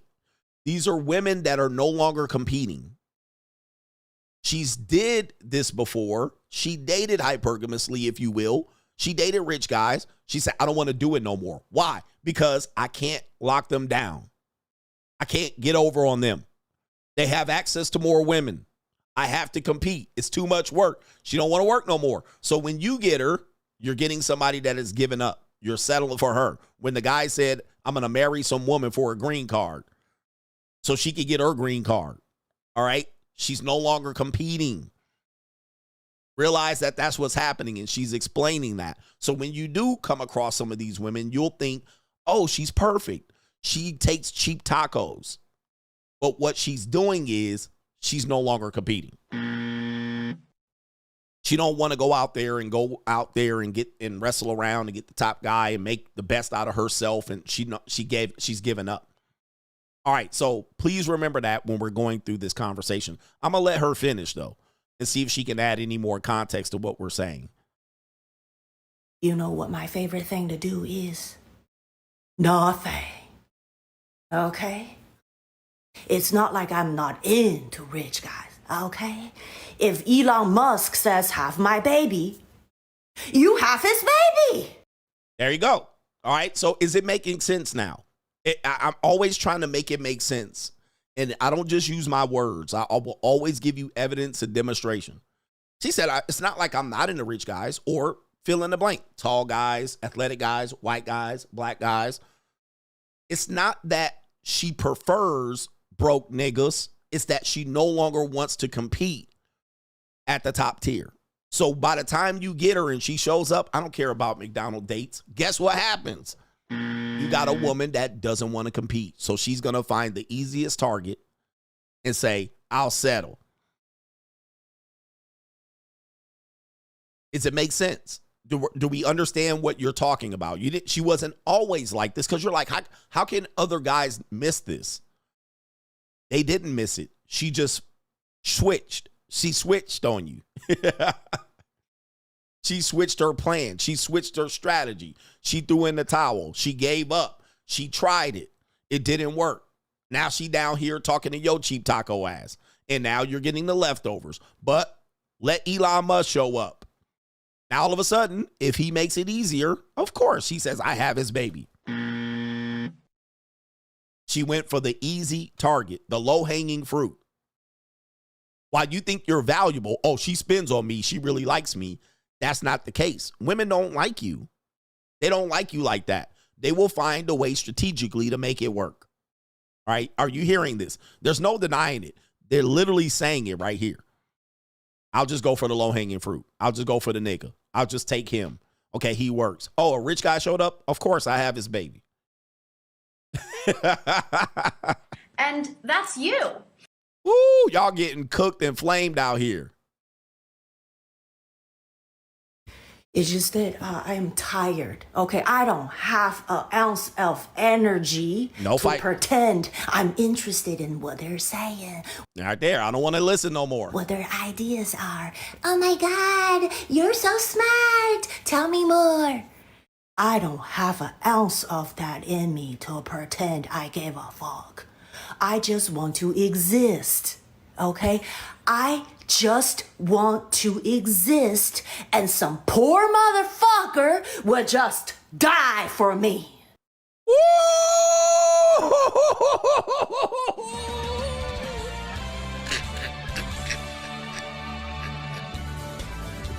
I told you, niggas. Y'all, Gotcha, bitch. y'all don't want to listen. Y'all don't want to listen. You're listening to the best entertainment here on YouTube, bar none. No debate.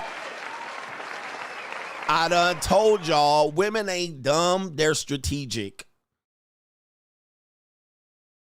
So, now the women don't want you to know this, and they don't want her to put you niggas up on game, but she cooking. I've been saying this for years, and y'all be like, nah, they like that. Not all women, not my girl. They think like this. Yes, They do. They just don't tell you. Oh, I love you. You're my love you. She says some poor sapsucker will just be lucky to have me. What do I tell you? They will do that. And they will be like, okay, he'll chase me. He'll do this. He'll do that. He'll show up every day. He'll play that PlayStation in his room. And you'll think, oh, shit, I'm lucky. I got something, coach. Ooh, wait. Man, y'all don't want to play with me, bruh, because I'm going to bring the pain in this conversation. And I'm going to wake y'all punk asses up. Is she saying it, bruh? I ain't saying it. She's saying it.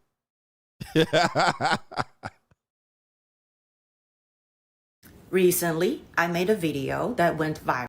That's the beginning of the video. Shout out to our girl right there. All right. And I like to get dominated. I like choked, whooped, spanked, told what to do. I need a man to take charge. I get it for free. And let me just, be goofy. I get it for free ass niggas, right? Not my girl ass niggas. All right. Okay. All right. Let's talk about this, man. Let's talk about the state of the financial situation. Let's look at this financial picture here. All right. The financial picture is grim. When it comes to what women can afford, is pretty bad. It's pretty bad. All right. This one's, I'm just looking up stats and preparing for the show. It says black women face a 90% wealth gap. All right. And this is showing that the median black household has a net worth of $24,000 in 2019, which was nearly 90% less than the median white household. We're not going to pick on black women. We're going to look at everybody. Who runs the world's, it says right here, women control 85% of purchases. But at the same time, many of them have a extensive wealth gap. And although some of them might be making a lot more money, that doesn't tell the entire picture. What you will experience is this here. I'll show you this. It says the survey also found that U.S. women were much less likely to have a substantial savings. Women's wages are lower on average than men. This is due to them being paid less for the same work, which is a myth. That would be illegal. All right, and they're much more working in lower paying or part-time positions due to the so-called motherhood penalty. This is all propaganda. It's not exactly true. But when they actually poll the amount of Americans that have, how much money do you have access to? Not just women, but Americans. But we know women spend more money. These women we're talking about it. I want to play in makeup. I want to do all these things. When it comes down to it, whatever number you see here is the American number. But then when you take it to the women, it's going to be slightly more. It's going to be more. All right. More or less, they don't have access to the savings and money, certainly 401k or retirements. This is not their bag. We do have some more data here. And they're talking about debt stress, and they're talking about Latino women exhibit overall more debt stress than comparable to white non-Latina Americans. This may be connected to Latinos' greater likelihood of being unbanked and thus not having access to some type of credit. So that's the Latino women. African American females report a greater negative impact on their health from debt. That's comparable to white non-Latina females. And this last result underscores an important way that health disparities among African American women are connected to other day-to-day problems in that population, which have continued and amplified since the pandemic. Going up further, it says that economic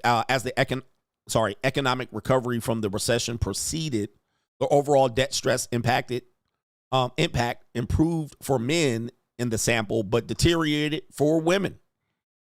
All right, so the debt stress was worse for women, and it continues today. In specific functional areas, the negative impact of debt was found to be higher for women than men in job performance, family life, and finding that this may be echoed in the documented increased unpaid care work for out-of-school children, it widely experienced by women in the pandemic to the detriment of their market work. All right, so they had to do more in the home. A significant findings in our A significant factor in our findings from the Great Recession in relationship to marital status was married women being more stressed from debt due to the income issues that other gender marital status groups right there. Some ethnic racial differences were found within the gender, with Latino women exhibiting overall more debt stress, blah, blah, blah, blah, blah. All right. With that being said, and I'm just skimming over this article, but if you look at the ratios right here of women that carry debt, the amount of debt they carry, their spending habits. Where is this right here? Their spending habits. There generally is, you could just say most American women cannot afford themselves. Okay. Most American women cannot even afford themselves. You will hear women say wild shit like, I just need a man that can take the stress of my living expenses off of me so I can make money and I won't have the stress of paying rent and car notes and stuff like this. Even women at great incomes tend to exhibit less ability to control that income, but that's Americans in general. But we're talking about you as a man linking up with the average American woman. So that's why I'm focusing more on the women, not the men, all right? Because the men have their own financial issues. They're broke, all right? They're just as debt-ridden and bad economically than everybody. But you're trying to pair up and find love and romance. But you got a woman that is debt-stressed. The African-American woman, the Latino woman. They said even the white women, but, the other ones were far exceeding them. They're debt-stressed coming into dating and relationships. And you think you're going to get them to take their mind off of this debt, off of their living expenses, off of their inability to support themselves, off of their student loans. This is where you're going to make a critical mistake. Any woman you're dating, I don't care if you're broke or a rich man, they're going to have this, they're bringing this into the relationship. So much of what they're trying to do is find possibly a middle ground of support. That's the intentions of them dating. Otherwise, they wouldn't date at all, in my opinion. They would just focus on getting their money if they were able to support this. Most women are not supporting it. Okay, they're not supporting it. They're unable to do this. This is why now you see them pivoting to monetized dating marketplaces where guys are saying, well, coach, I don't participate in that. So what? They do. They're participating on both sides of it in many ways. Even this Asian woman, the comedian, she was like, I did participate in it. Now I want to lose her because I don't want to compete. What they're finding is it's harder to find a guy at the top value, right? High value, if you will. It's harder when they go to the monetized side. They thought it would just be easier. Okay, I'll just find a rich simp. He's lonely. He'll part ways with his money. I'll give him a couple pieces of pussy a week, and he'll continue to pay me and support me. No. They come over there, and they got to compete. What did she say? I don't want to compete no more. I don't want to have to listen to him. I don't want to have to keep the expectations of performance up. You, on the other hand, you'll be lucky to have me. So I can show up any old type of way as long as I'm paying 50% or 30% or paying for your fucking meal or your PlayStation. You'll take me. Is it making sense? I'm trying to make it make sense and lay the groundwork to the conversation before we get into it. Again, we're not talking about nigga shit and nigga behavior. We're not talking about you monkeys out here fucking around on the dating marketplace trying to run game and all this. We're not talking about you monkeys. All right, we're talking about honest, respectable men. All right. Now, let's talk about this right here. Okay. Have you ever gone to a hotel? Most of you niggas haven't, but it is what it is. Most of you go to motels. But the reason I'm saying it that way, I have to be stern with these niggas, all right, because they hard-headed. All right, they're all here to try to prove a point, and it's always monkey activity. So I have to be very hardcore on them. Have you ever gone to a hotel? Not a motel, not Motel 6, not Red Roof Inn, not we talking about a hotel. We're hotel everybody. Have you ever gone to a hotel?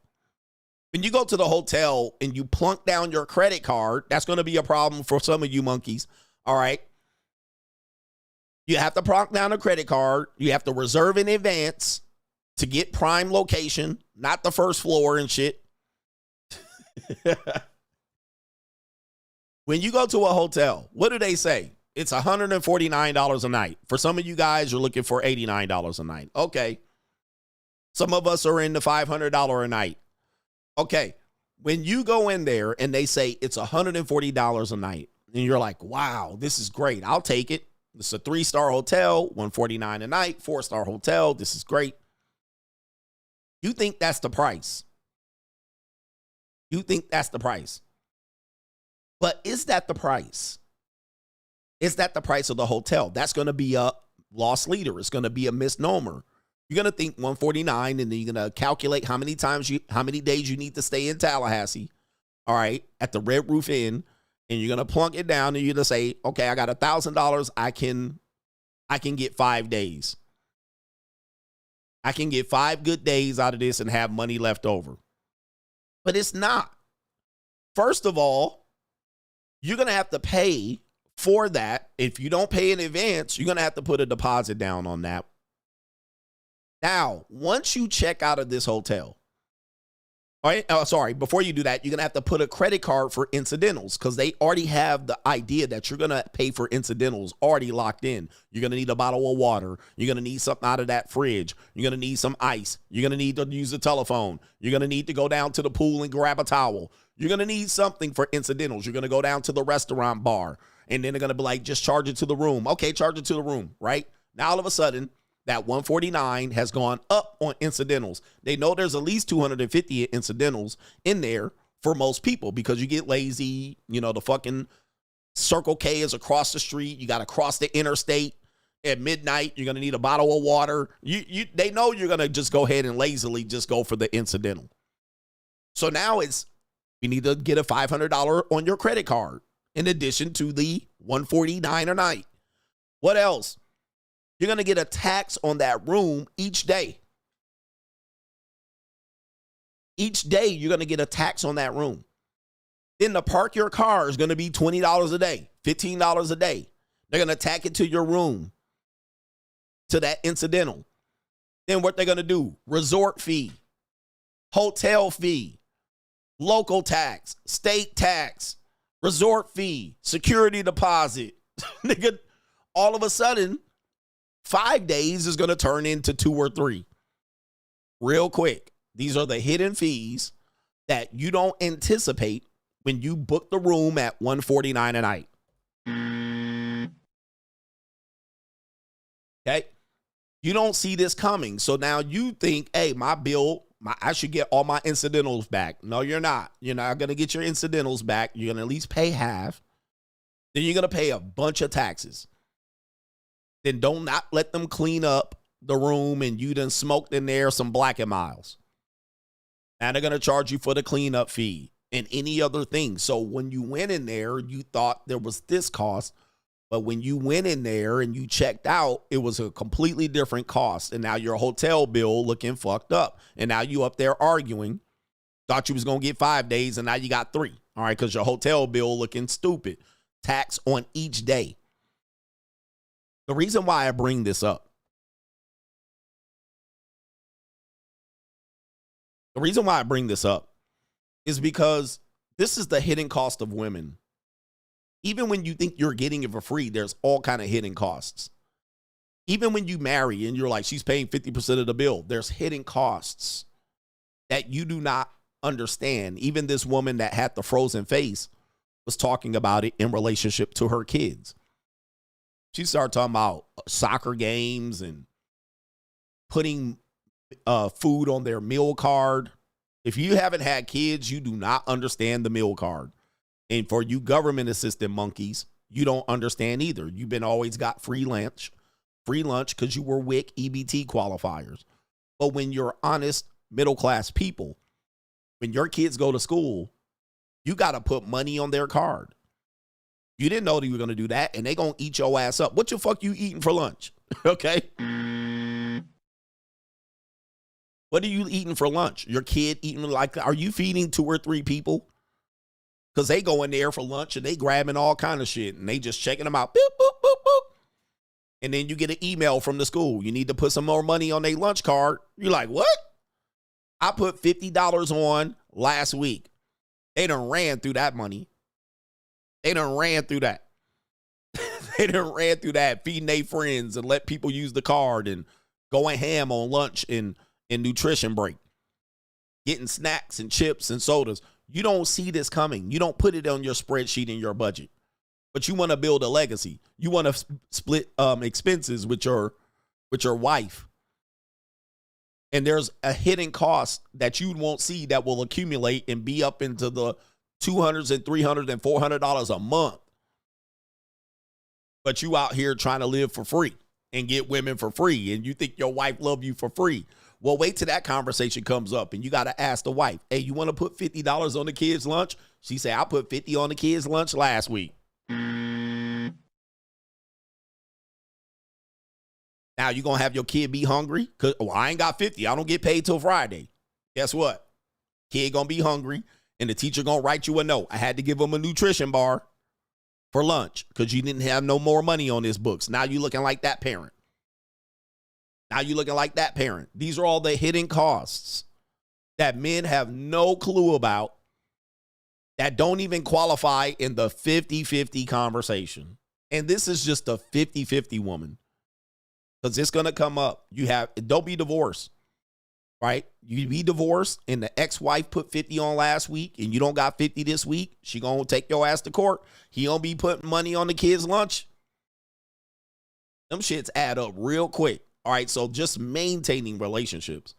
We're not talking about this dating and getting girls and banging fat women for free. We're talking about real life. That most of you guys can't afford it. You can't afford it, and your kid's going to need new shoes. I remember one time my son was coming from his mother's house, and you know what they'll do is they'll send the bad clothes back to you on a transition day. So they'll put them in all the fucking shrunk up clothes and all the shoes that are fucked up. So my son got sent to the office, and his shoes were busted. They literally were Zion Williams busted. And then they called me up because it was my day to pick him up from school for the week. So I go to the school. He in fucked up shoes. You're going to be that dad. You're going to have to run to the store and go get him some shoes. You better have the money. He needs some new shoes, or you better have some new shoes for him, because what is he going to do? Walk around in his socks? You going to walk around in his socks? You're going to be that parent. And they called me up. Hey, he needs some new shoes here. He in some shoes.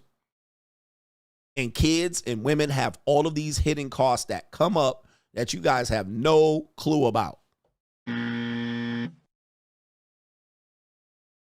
It ain't just 50-50. That's why it's never 50-50, because there's always a bunch of hidden costs. So let me explain this real quick. Let me play this video to entertain the people. Then I'm going to talk about what the costs are that you need to anticipate for you to get the love of your motherfucking life. I want the love of my life. And you broke. All right. Why I told you to do the free agent lifestyle. Learn to live for yourself before you come out here dealing with women, because you're going to run up these hidden costs. They're going to run up fast. All right. So we got this man right here. Eddie Murphy was on the thumbnail. This is a woman, Nicole Murphy, who blew $15 million in 4 years. $15 million in 4 years. Cashed out $15 million from him and blew it in 4 years. Here's how. Eddie Murphy, the comedy legend, married his first wife, Nicole Mitchell, in 1993. They looked perfect together and had 5 kids before she called it quits and ran to court for her claim of his wealth. The court, in its usual fashion, granted her request and ordered Eddie Murphy to give her $15 million. Although Eddie wasn't pleased with the outcome, he still moved on and made the money back. But the same could not be said of Nicole. She had the bright idea to give $11 million from the money to a childhood friend, Troy Stratos, to invest overseas for higher interest. The friend even made Nicole think he was being generous by paying for her European vacation expenses. But in reality, it was all a scam. He duped her of $10 million and took a $1 million mortgage on her home. 4 years after her divorce, she was forced to put her home up for sale, and she owed the IRS $846,000. Although he was caught and sentenced to 22 years in jail, it was already too late. She had lost everything and had already gone broke. She cashed out. Okay. So, obviously, this is not even the price of the woman to get with her. This was the price of what we call the restock fee. And Eddie Murphy has experienced this with multiple women. And Eddie Murphy got mad money. So he's experienced this later on with Scary Spice. She ended up taking him back during COVID for child support, and he fought it. He didn't want to give her the money, but because she took him back, and she basically was had a whole man she was supporting. She broke up with him, Soon as that relationship ended, she went back to the source. So when you have kids in a marriage, they can go back and tap into the source. So you have this woman, which was the first woman. You have the Scary Spice, and he now has a white woman right now on a prenup. So this was the restock fee. What is the restock fee, Coach? Well, anytime you legally attach to a woman, marriage, children, relationships, and you break up with her, that's lost time for her. That means it's going to be that much more difficult for her to adjust to her single relationship status. If she does not find a new person to attach to like a parasite, okay, she's going to be on her own. We have already demonstrated that women almost are incapable of supporting themselves in America on their own. It is almost, you can almost just bank on it. This should not be somebody where a woman comes up here and, not me, coach. Okay, shut up. All right, we've already demonstrated that they cannot do it. And even if you gave them $15 million, they still going to blow it. They're not good. Money and women don't mix. They tend to actually be adversarial to each other. So you give her $15 million, she going to blow it. You give her $15, she going to blow it. Or she'll use it. She'll consume it, as we had demonstrated here. Okay, right there. They're going to control 85% of all purchases made, meaning they're going to influence it or they're going to purchase it themselves. So we've already demonstrated it don't matter what you give them, $15, a knuckle sandwich, a ham sandwich, or $15 million. They seem to not be able to control the hemorrhaging. So they'll make bad decisions, but they'll pass on. It was good money he earned. He earned good money. He kept good money as a result of the restock fee for past usage of her vagina. Then she is entitled to legally this money. He thought if I give it to her, she's going to blow it because he knew it. And she did. What did she later on do? She tried to get with Michael Strahan and attach her claws into Michael Strahan. Then that didn't work. Then she tried to force somebody else recently. I can't remember who it was. It didn't work, but she did get money out of it. Trust me, she was getting another fee out of it. Remember the hidden fees. We're going to talk about that. She was being taken care of during that time. Then he wouldn't marry her. Then she ended up with Michael Jordan's son, allegedly.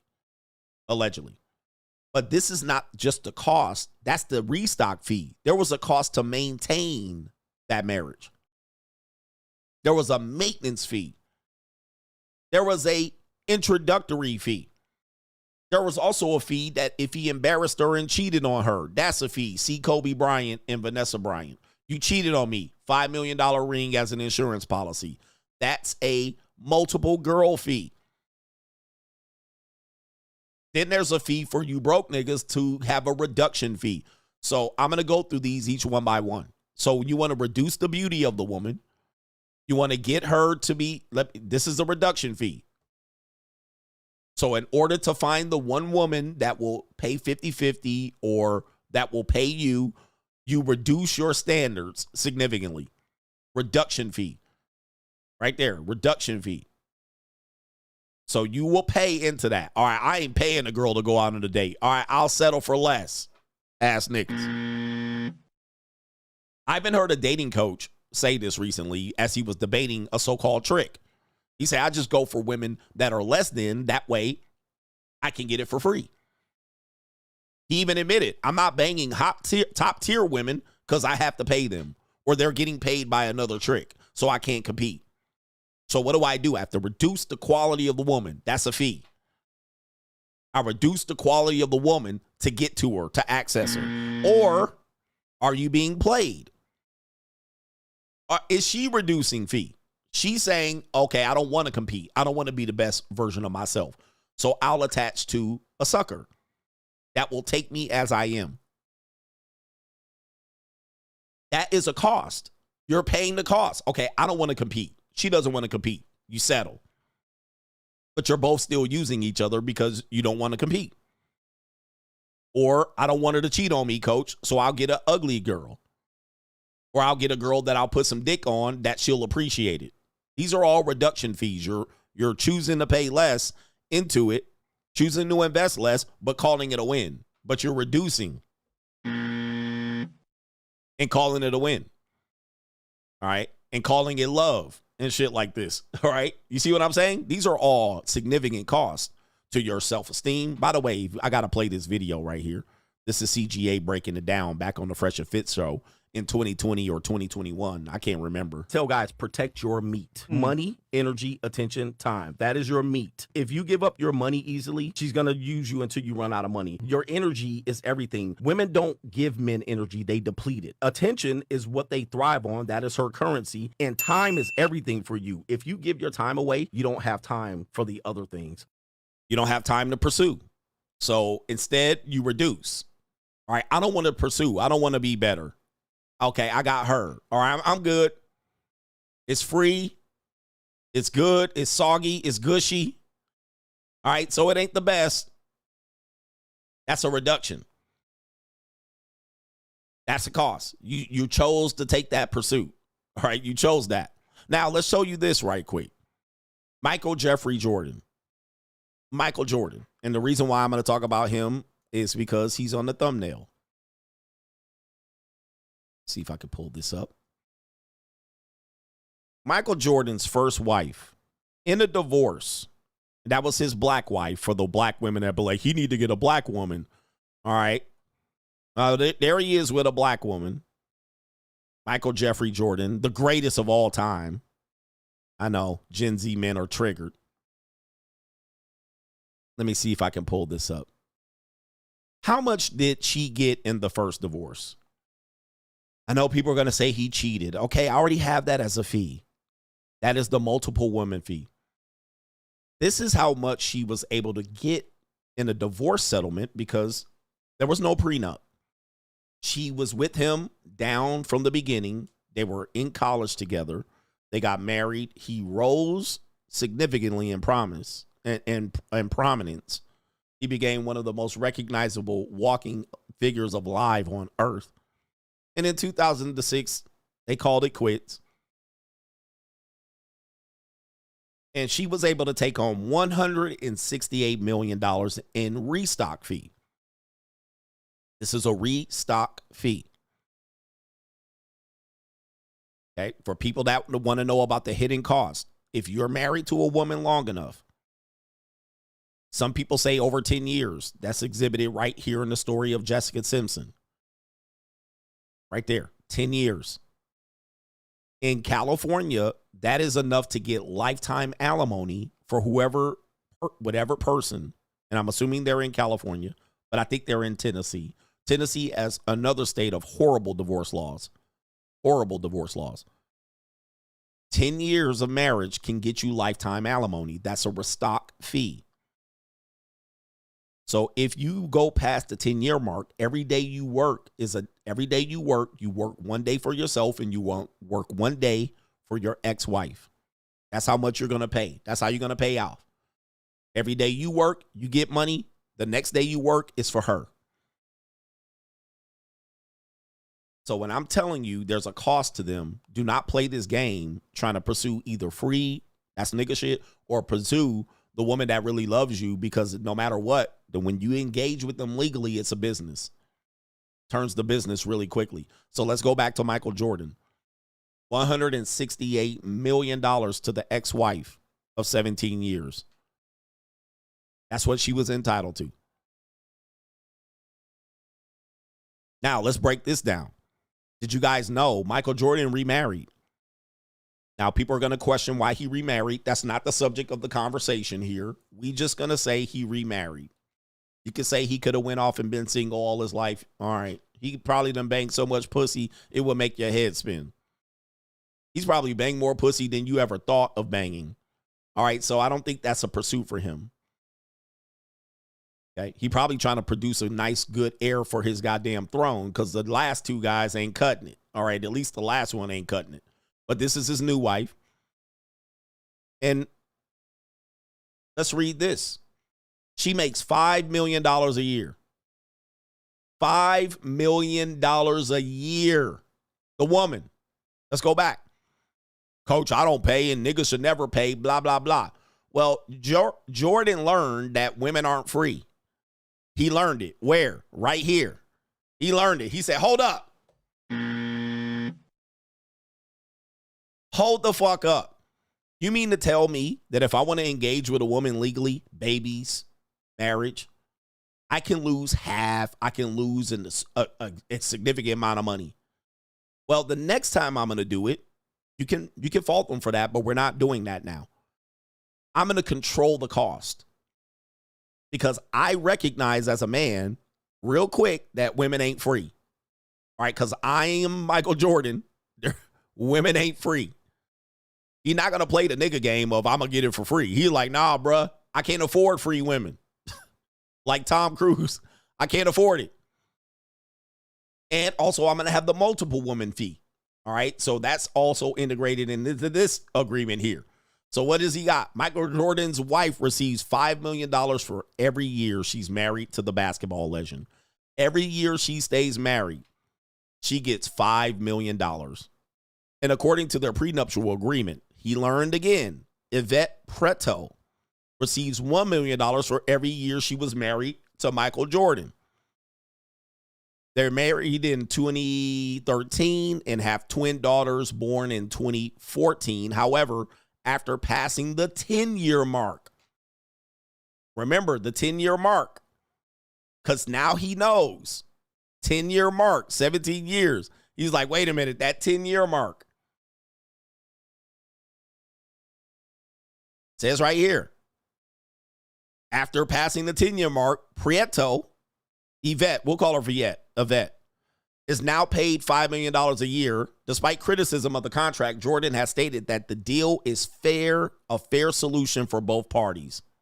Fair. Why did he call it fair? Because he thought this was unfair. He said, this is unfair. And basically, probably when you add it up, it's going to be significantly less than this. All right? Significantly less. Even at $5 million a year. I mean, I'm pretty sure by the time he reaches this mark, he'll be good and dead. But he's like, this is cheap money. This is cheap money. If I don't have this contract, I am exposing myself for this. So when people are looking at it, when you're looking to engage, I want men to think more pragmatically. You're thinking cheapest girl that buys me shit. And these are small costs. These are small costs to her. It's her ability not to compete for you. We've already knocked that down. She's not competing in the marketplace. She's trying to make it so you stick. That's a strategic move by her. You, on the other hand, thinks, oh, she likes me if she pays. You were wrong. I proved you wrong. That's not what she's there for. You, on the other hand, don't think pragmatically. And then you try to engage, and then these hidden costs come up. And you're like, what? Well, I can't get... As opposed to going, okay, I recognize that there's a true cost to women.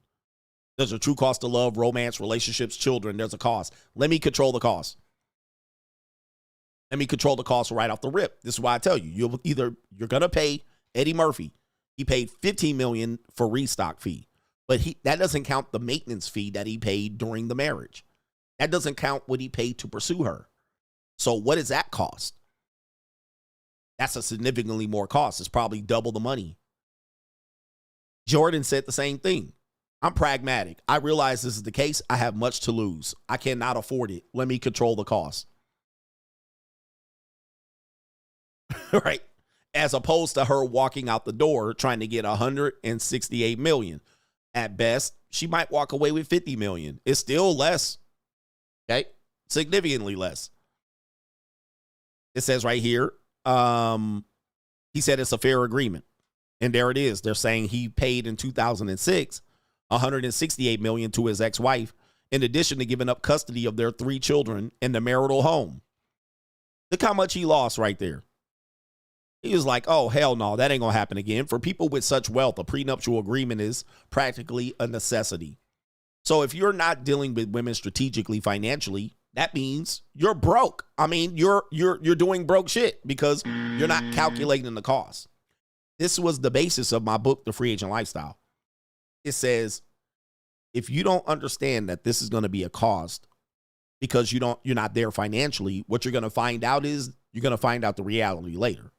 You probably want to get yourself up and then look at it pragmatically You probably won't do what you're doing now because you're in a different financial situation. You probably wouldn't do it. That's just like knowing if I rent a hotel room, there's all these hidden fees.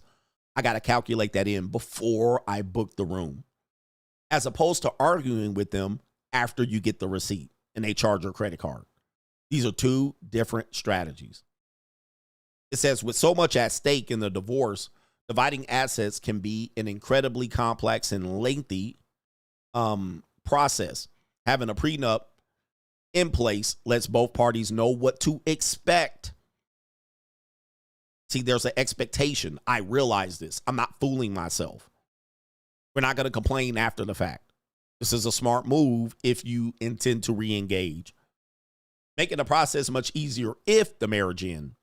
When the marriage ends. Jordan seems to have learned a lesson from his previous marriage. Do you see this? This is what I want men to think now. This is all I'm teaching you. So when you tell me free, I get in, you don't have to pay, you a trick, you haven't learned a lesson, okay? You haven't learned. You have to learn, all right? When you learn, you do better. When you ain't learned, you argue with people who have learned. And she's 16 years younger than him, which we even proven that men are going to do that. And Jordan required her to sign the prenuptial agreement. The agreement benefits both parties, which you must do. Which you must do. It's a guy in here. I don't know. Are you trying to prove a point? Kobe and Vanessa didn't have a prenup. Exactly. Come on, man. They got married when they were young. Kobe didn't know. Michael Jordan didn't have a prenup with his first wife. Then he learned. If Kobe was still alive, he had threatened to get divorced multiple times. And guess what he did? He stayed with Vanessa each and every time, to the point when he got caught cheating in Colorado, he had to give her $5 million ring. That's because he realized real fast what the cost of Vanessa was if they got a divorce. So yes, Michael Jordan didn't have one in the first marriage. Then he learned. Kobe Bryant didn't have one. And then he was about to fucking learn. He was about to fucking learn. And he had to stay with Vanessa under all circumstances. But people don't realize that. I know people, I don't know if you were saying that just to oppose me, but Kobe learned real fast that he was going to be up shit's creek if he fucked around and divorced her. Let me see here. Men will learn real fast. You fuck around in this game, you're going to find out. Let me see here. There it is right there. After he went, held hostage, happy hostage. After he cheated, he had to get her a $4 million engagement ring. That was in addition to the ring that he gave her when he married her. So he figured out real fast, I better keep this a happy fucking home. Right here. It was the apology ring. So did Kobe pay? Yes, he did. Dubbed the apology ring, Kobe bought the ring after a high-profile criminal case in which he was found guilty. Despite the many ups and downs, the couples are still together to this day. Well, not today. All right, rest in peace to Kobe. But that Colorado case cost him $4 million. And here's some more proof for you just so you can see. All right, here we go right here. All right, it says right here, the $4 million. Oh, they want to debunk it. All right, but it says a look back at the apology ring. 8-carat sparkling centered on a fancy purple diamond. $4 million. A gift from his soon-to-be ex is to be determined. All right, there it is right there.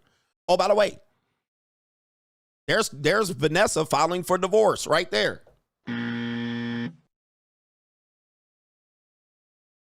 There's Vanessa filing for divorce. Okay, so he said, can't have that. Why? You probably learned. It's going to cost me $168 million. I'm not paying Vanessa $168 million. How much you'll take? She said, how about that $4 million ring I was looking at? Okay. Says right here, her divorce. Let me see if I can click this link. Yep, Kobe Bryant's wife files for divorce. That is, what year is that? 2011. 2011. So she filed on his ass. But he said, nah, baby, we gonna make it work. We gonna make it last. All right, so for the guy that was trying to, I don't know, was that some dissent? Was that some, oh, well, Kobe didn't have it? Okay, guess what he was going through? Happy hostage. How much do I have to pay to keep this on track? How much do I have to pay so I don't lose the restock fee? And it was the 10-year mark. Yep, because she was going to get lifetime alimony. So it was the 10-year mark of their marriage right there. 10-year marriage. He was cooked. He was like, all right, fuck it. So he was going to have to give her lifetime alimony. So Vanessa pulled the trigger on Kobe. She didn't go all the way through, but she filed. She filed, and he was about to lose all his bag. And that was 2 kids in. That's the what? That is the restock fee. It's not that hard to figure out. I know guys want to have exceptions to the rule and wriggle out of it. Guys, it's pretty straightforward. There's no argument here. All right, so, let's take you through these fees real quick because I broke it down, and then we can move on. Okay, what do we got here? So the hidden cost that people say, all right, if you want to associate with women, this is why my philosophy is not like, all right, let me give you a strategy to get around this. It's that you got to look at things pragmatically and go, women cost. The first cost you're going to have is pursuit. Just to pursue. Now, the cost doesn't go to the woman in particular. But just to get yourself ready to pursue a woman, there's a cost. Even if you hire a dating coach and they teach you, this is what you're going to say. This is what you're going to do. This is how you treat the woman. There's a cost. To get yourself up in the morning, there's a hidden cost. I got to get up, shave my beard, put my Just for Men in, line my hair up, wash my car, get the Gucci belt, slides, look a certain way, dress a certain way, be fly, have swag. Swag is free. Swag is free? I think not. They'll tell you to have swag. Swag is free, so I can get my motherfucking baseball cap fitted just right, and I can get my little sweatshirt and match with the socks and all that shit. That's free. Just to pursue and get out there, there's going to be a cost related to that. Now, when I showed you this, and if you don't want to pay the cost, sit down. That's what I'm telling you. That's the free agent lifestyle. Go sit down. Because you ain't getting around this shit. You're just doing the hope strategy. You're just trying to settle. Tinder. When I say the dating marketplace is monetized, they got the market corner. Most people meet via dating apps, despite people telling you, not me. I don't give a fuck about you. I'm telling you what the numbers say. Most people still meet overwhelmingly online. I've proven this. People try to debunk it. It's the truth. With that being said, even to participate on a free basic account, you get far less upgrades to participate. So if you went to Tinder, Bumble, Hinge, it doesn't matter. We're using Tinders as an example. It don't matter which app you use. There are upgrades and all kind of shit that will be significantly limit you for less swipes and less abilities to match if you have the free account. If you have the free account, you can only swipe so many rights. As soon as you swipe 15, 20, 30 swipes, which most of us do, we will swipe that in less than 10 minutes. They're going to stop your swiping. What they'll then going to say is talk to some of these matches that you have. That's for the free account. But if you want more, which you will probably incentivize to get more because they have it built into the app to pique your curiosity, they're going to show you that there's people that match with you. You just haven't matched with them. You're going to be curious. How can I see those who match with me? Oh, you got to pay for that. You got to pay for that. You got to pay to see these matches, and most of them are fraud matches and bots and Bitches that's 45 miles away. Fat, but but your curiosity was piqued.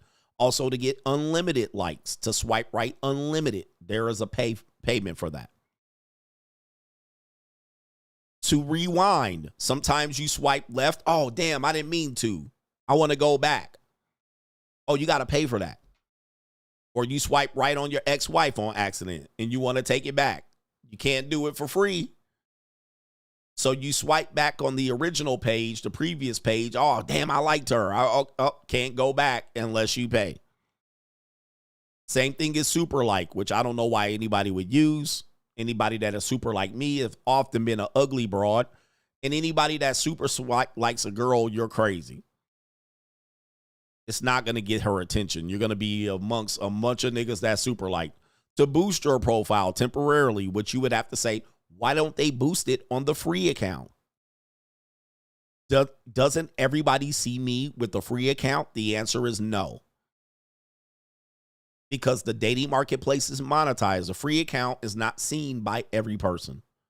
So they're going to convince you that there's peak hours to swipe and will temporarily boost it if you keep swiping, which means you're going to stay on the app. And normally we're going to possibly put you in front of more people. That's a cost.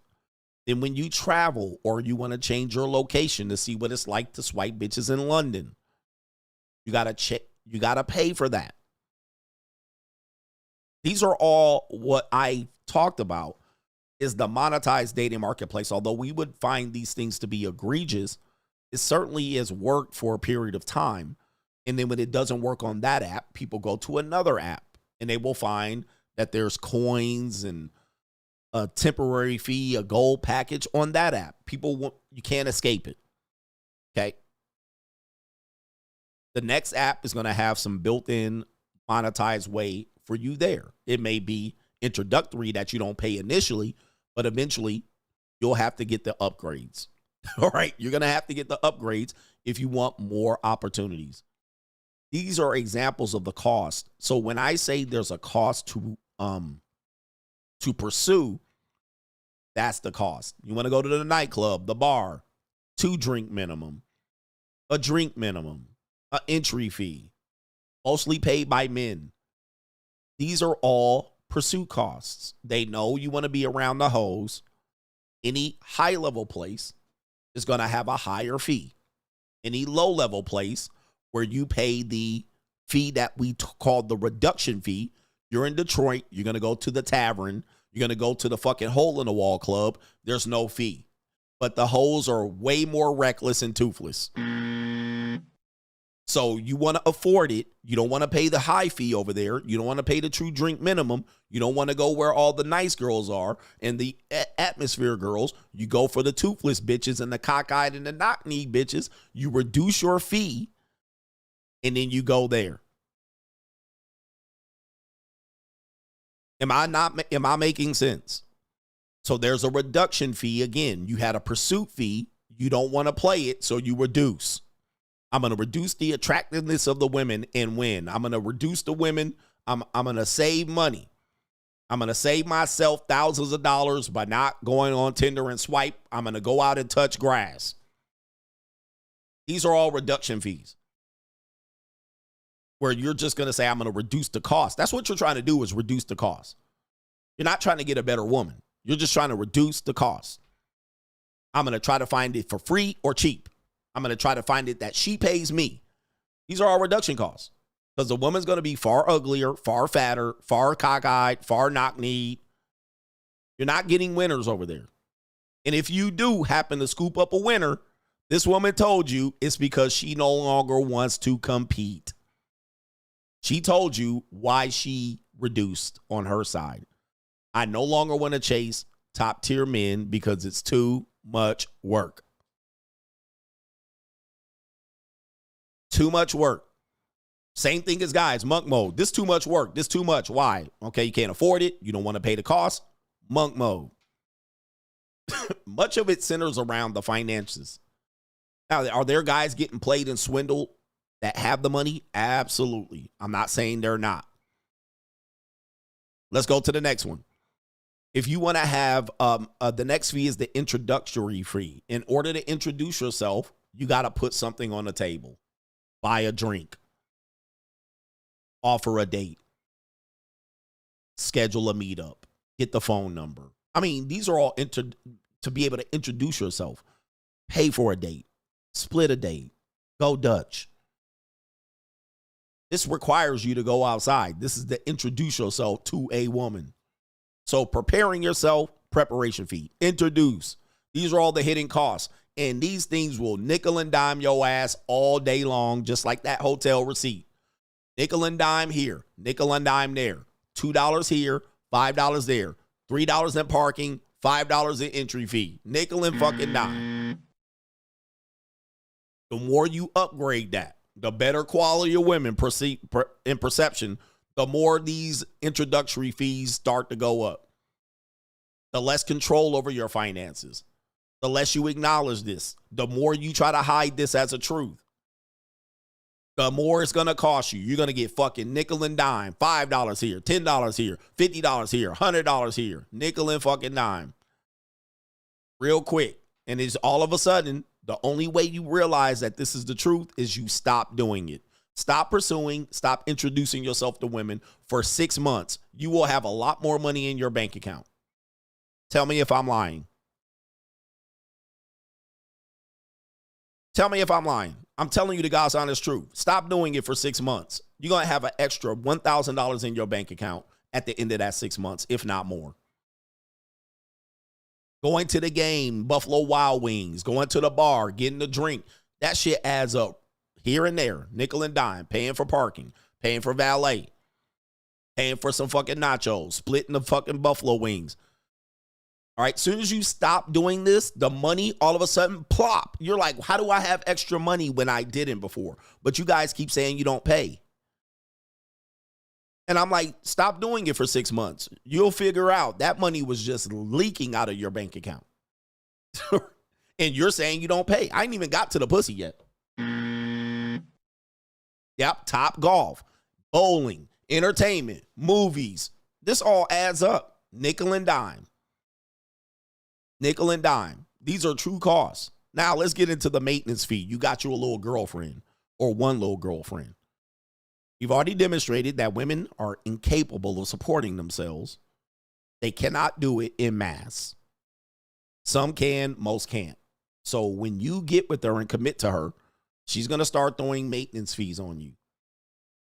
When you marry her, there's going to be maintenance fees. Can you pay a little bit of this? Can you pay a little bit of that? Where did that one woman go? Right here. She started talking about how she getting nickel and dime in the process of having kids in a relationship. Let me get a guy to pay this bill, that bill. They get eaten up. Then they need. Don't let her want to be attractive. I want my woman to be hot, coach. I want my woman to be attractive. Okay. You think that's free? You're going to find out real fast. It adds up. All right. The Zoe package, if you will. Okay. Hair, makeup, esthetician, facials, vagina waxing, everything. That is all independent. Coach, man, I want her to have her pussy shaved. I want her to have no hair on her lip. I want her to have her hair done. I don't want her to be in a bonnet. I want her to have her eyelashes on fleek. I want her to have her nails on fleek. She can't afford this cost by herself. Maintenance, the woman cannot afford this maintenance, especially if you placing high requirements on her. Who said that? This woman said it.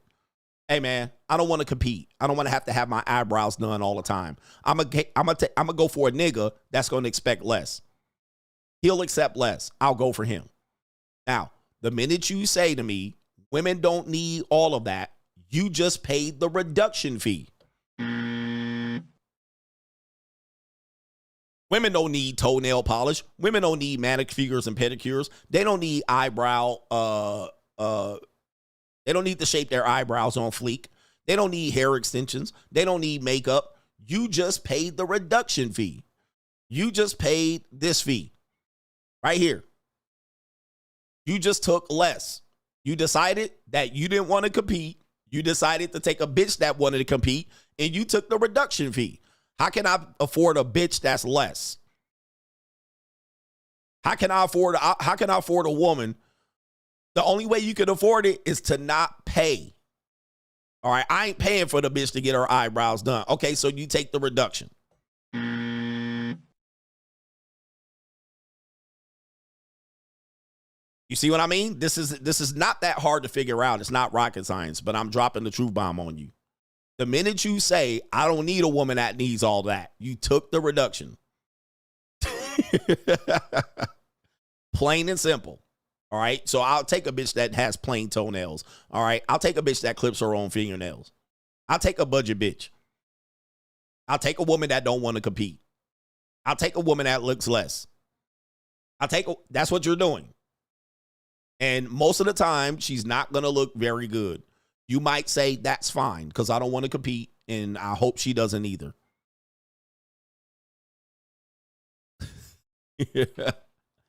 All right, what's the next fee? So you got the pursuit fee, the introductory, just to introduce yourself to a person, make the offer. Most of the time, people will say they're not paying in that particular point, but then they will be mad if the woman doesn't have sex with them, but they paid the introductory fee. Am I hitting it? I'm hitting on point. So what you'll say is this: I don't pay. And I'll say, okay, do you take women on dates? Yes. Okay, if you took a woman on 2 to 3 dates and you didn't get any pussy, well, how would you feel? Oh, man, that's fucked up. I'm mad. Okay, so you paid. So your only reason for paying was to get sex. You invested in the introductory fee and got no sex. You didn't walk away and say, hey, that's the way the cookie crumbles. That's the way the ball bounces. That's the way the game works. No, you got mad. You said, no, she owes me pussy because I paid.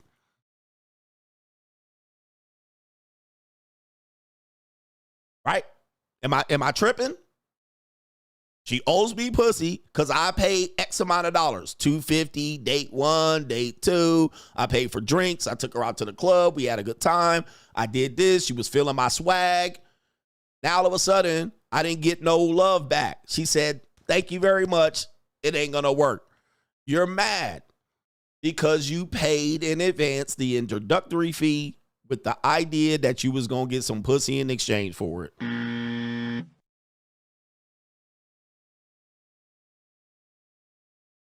And then come to me and say, I don't pay. I don't pay. I will never pay. I will never pay for vagina. It is not in my game. It is not in my mindset. I will never pay for pussy in my life, but let you get 2-3 dates in and let you have paid for them 3 dates. You're going to say she used you. She foodie called me. She finessed me. She used me. What did she use you of? Money. Anybody got a great disagreement right now? I would love to hear this.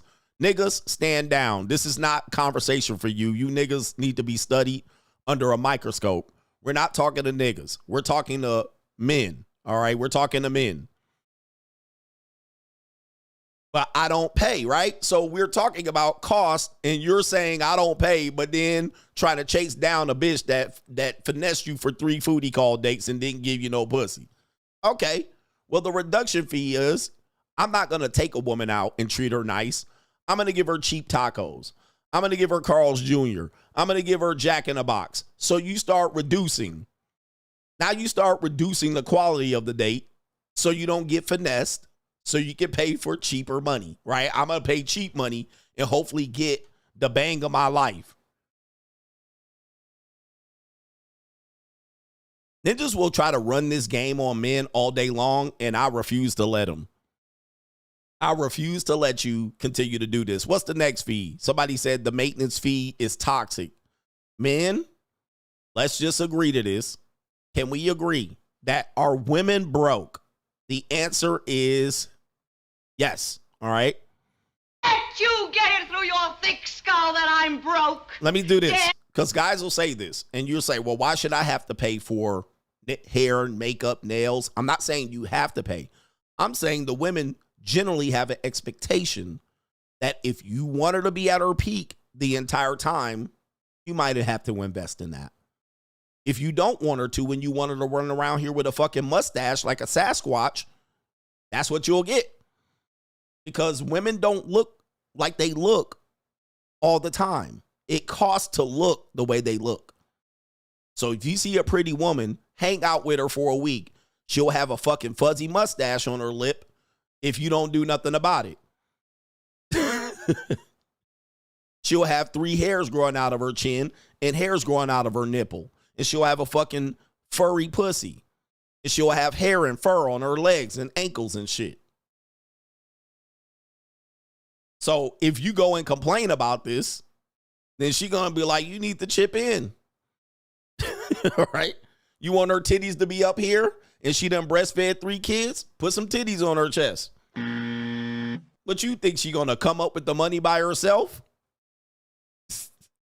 Women don't look like pretty all the time. You want her to have makeup and her look presentable to you and not look like Sasquatch when she walk outside? She gonna be like, well, put some money in it so I can look good all the time. You don't want her gray roots coming in. You don't want her hair weave pushed back here and shit.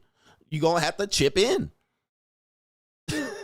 Chip in. It ain't that hard to figure out. This is why women don't target you broke bums, because you guys will just pay the reduction fee. Well, you don't have to have a mustache. You can have a mustache for 3 days.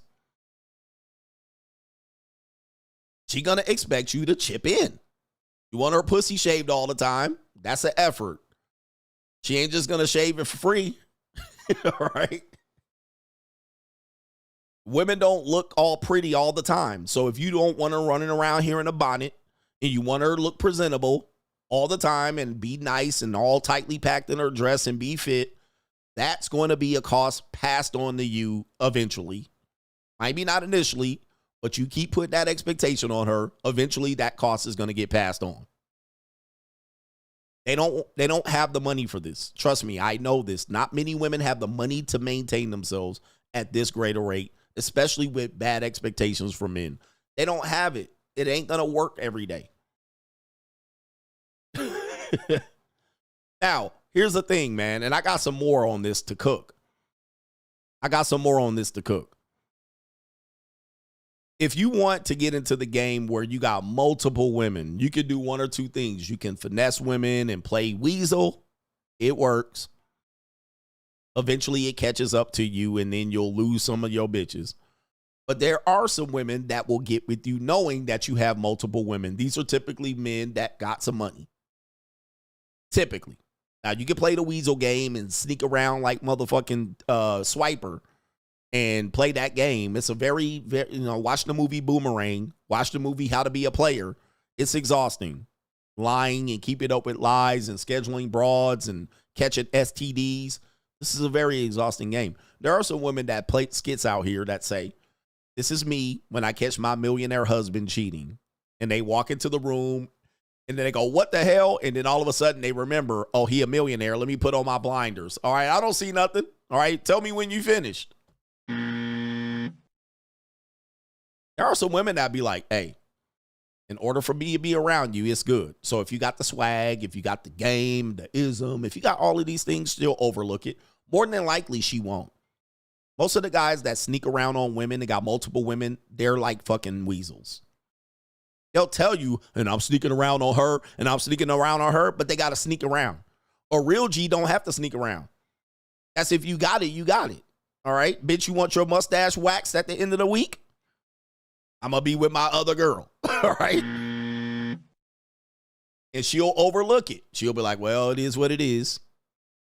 He got an investment in this punani. So you ain't got to sneak around. You just be like, I'm out.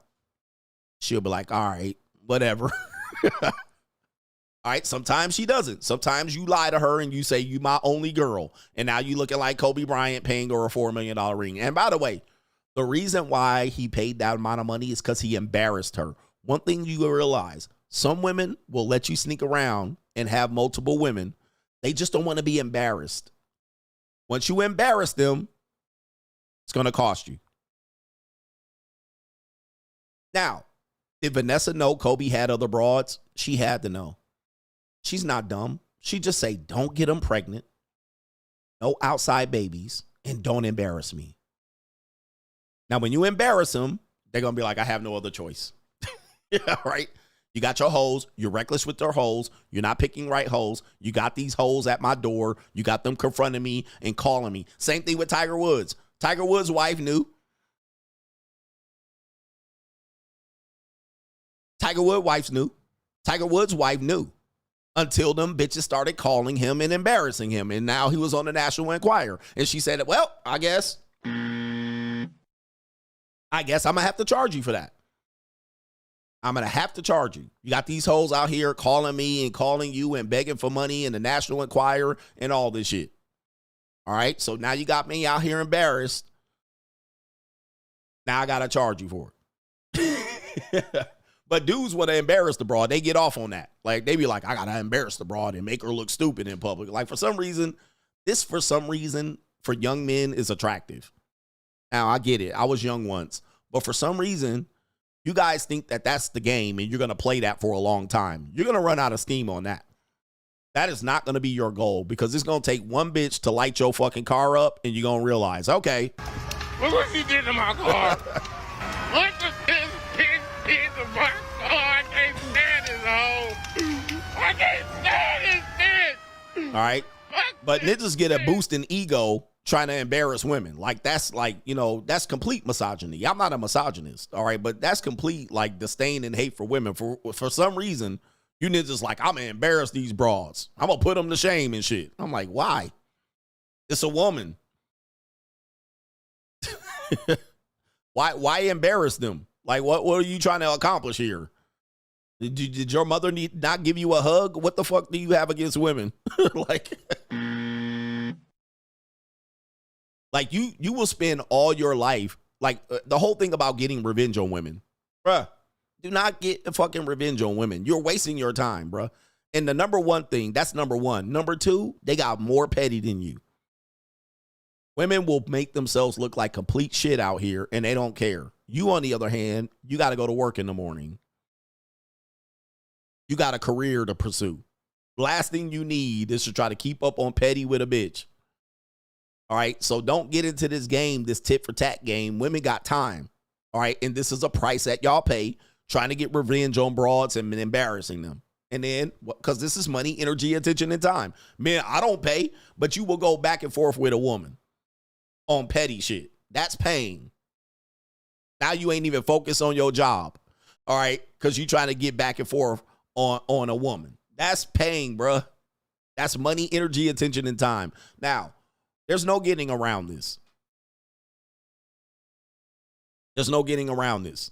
All right. So you got that. Then you got the look the other way fee, the multiple girl fee. They'll look the other way for a period of time as long as you don't embarrass them. The reduction fee. How about this fee? The reproduction fee. The reproduction fee. All right. You got a girlfriend. Everything's good.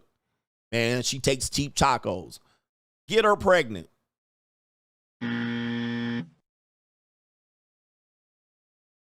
Get her pregnant.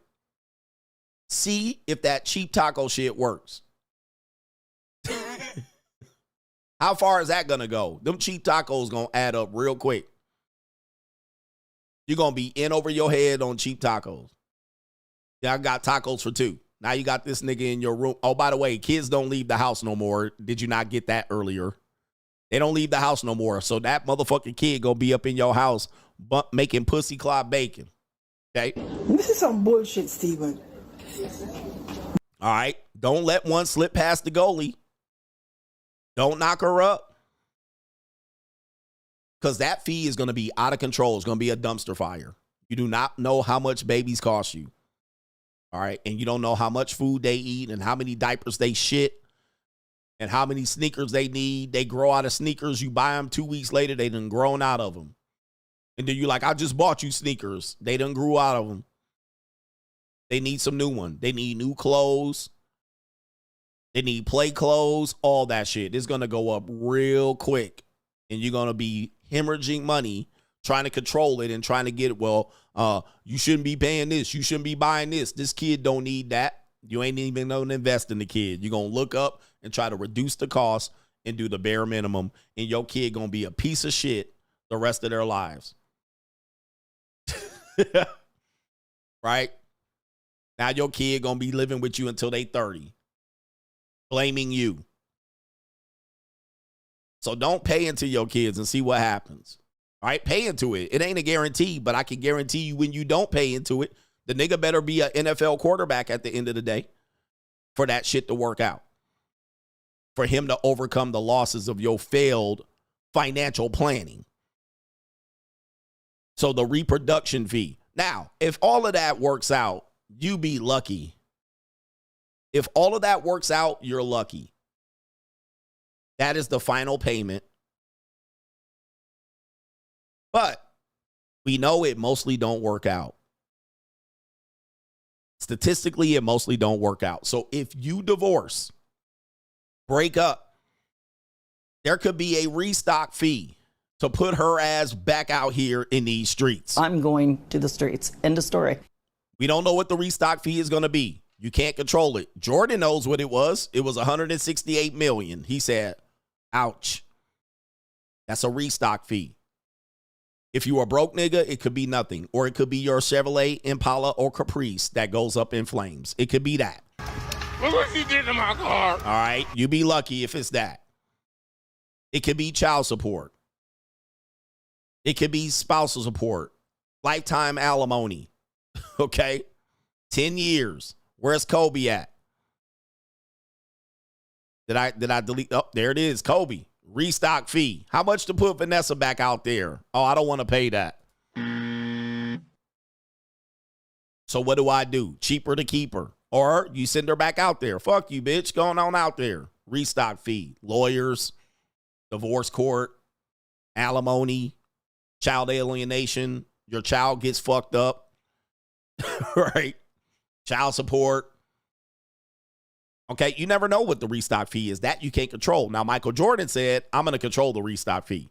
All right, we're going to know what the restock fee is up front. And there's an incentive for her to stay. Why? She's going to get $5 million a year for sticking around.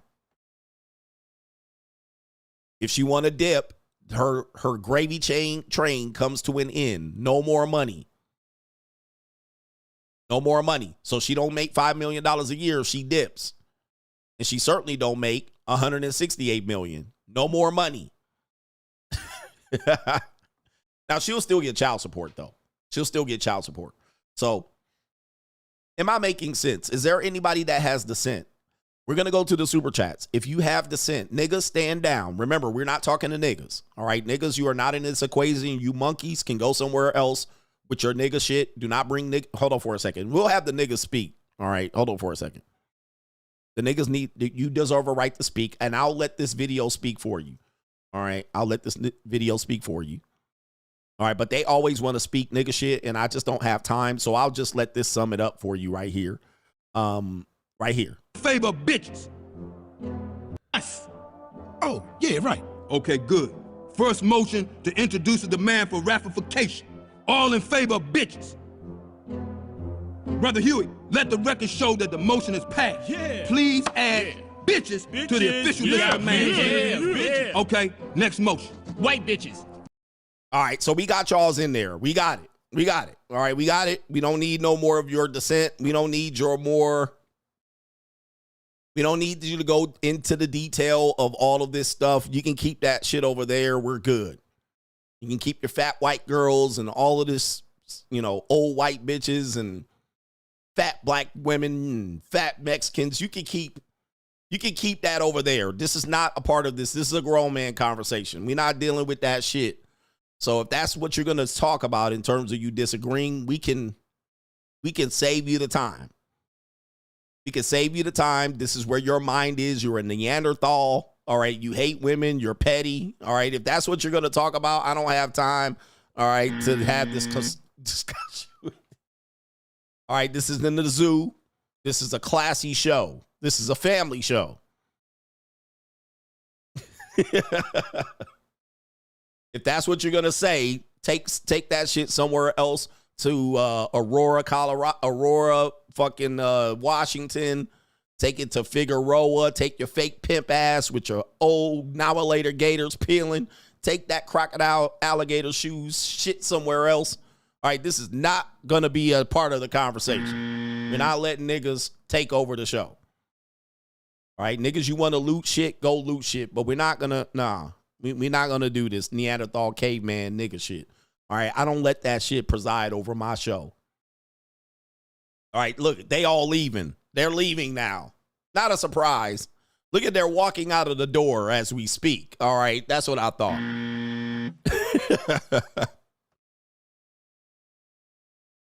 All right, you see they leaving out of the door. All right, see they was going to bring nigga shit to the debate. We don't want that. All right, we take that shit somewhere else. Go down to Harry Hines and take your fake pimp ass with your fake fur coat and your fake fur hat and your big Louis Vuitton bucket hat. Take that shit somewhere else. All right, take your corner store swap meet Louis Vuitton bucket hat somewhere else. I don't have time for this shit. All right, this is a classy operation.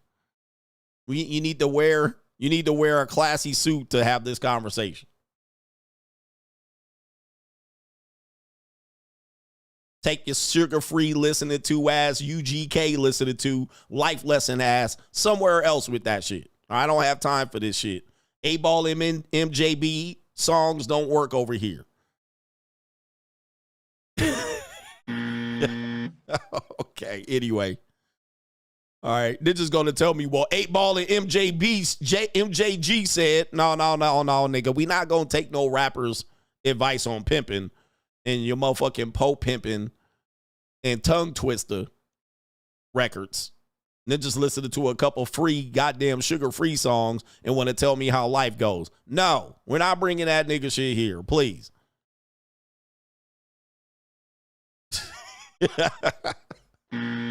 Shout out to H every day. Them girls explain the free agent lifestyle with sponsorship.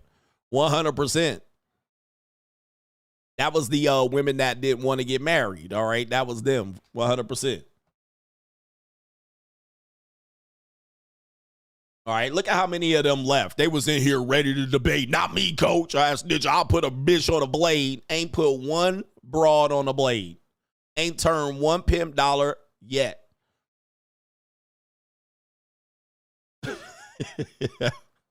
Shout out to the Pittsburgh Mobile. Much respect for your impact on the American political and economic landscape. Your name comes up more than ever when meeting with my tax clients. Wow.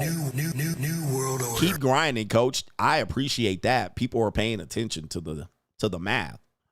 Miles Burrow says the American football system used to be brutal, but it was man-made.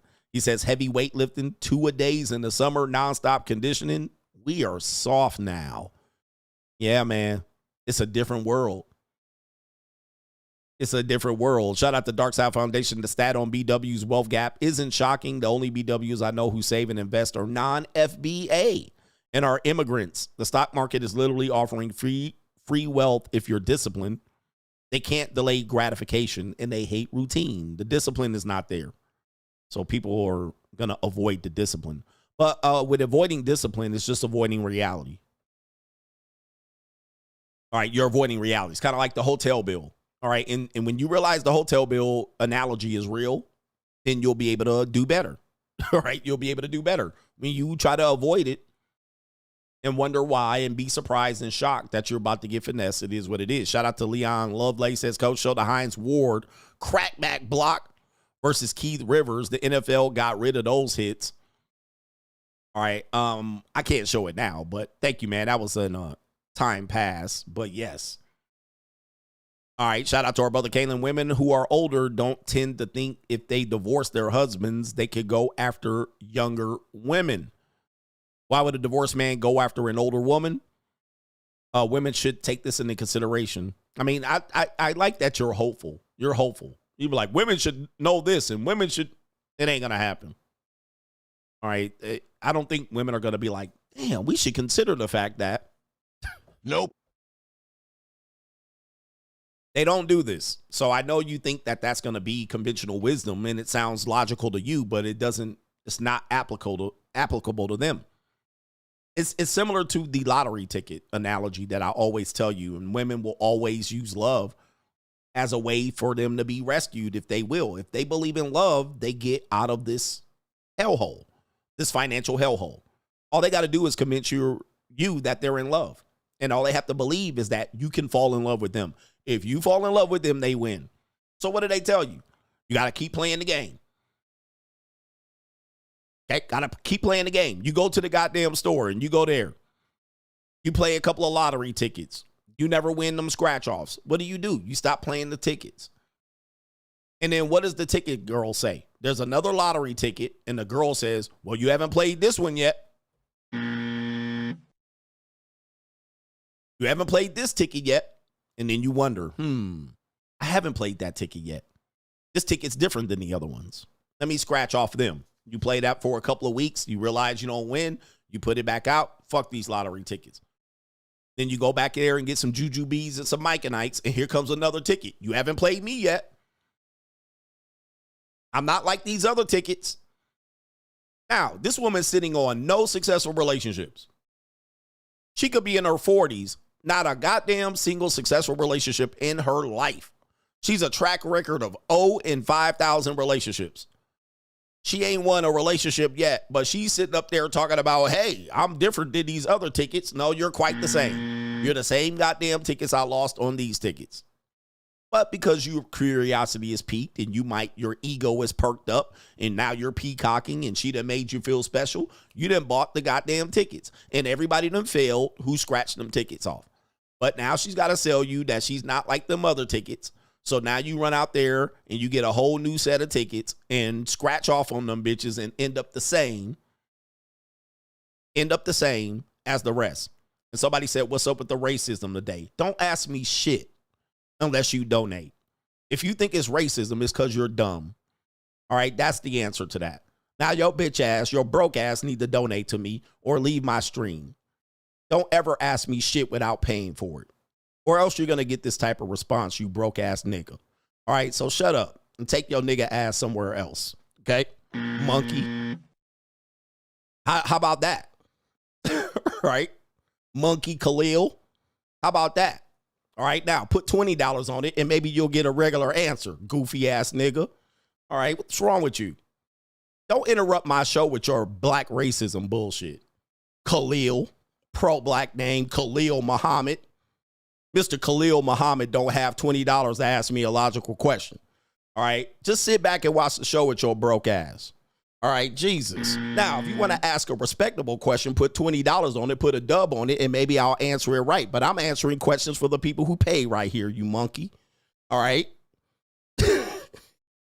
Don't piss me off. I'm a logical man. I'll deal with you respectfully. Put some money on it and stop coming in here complaining. All right? Shit. All right?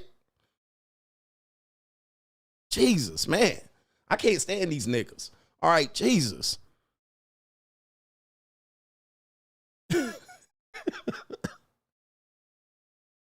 stand these men. What's wrong with these guys? Stop complaining about my show. Throwing shit out there. What's wrong with the racism? All right, there's other shit you could complain about other than that.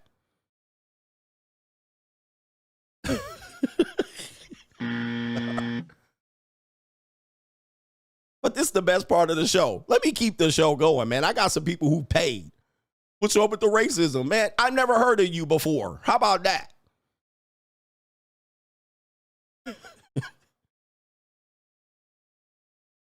I've never heard of you before. I've never read Khalil one time in 8 years of my show, and you're complaining. That's what pisses me off about you goddamn gorillas. All right? Come on. Black niggas always want to complain about racism, and you ain't got 2 nickels to rub together to send the old CGA to ask a respectable question and get some life advice. You want to act about that. Jesus. All right. Don't ask me about shit like that, please. There was more questions you could have asked than that. And got a decent answer. But no. You could have asked me about, my coach, how do I avoid this? And give me some life advice on that. But no. You didn't.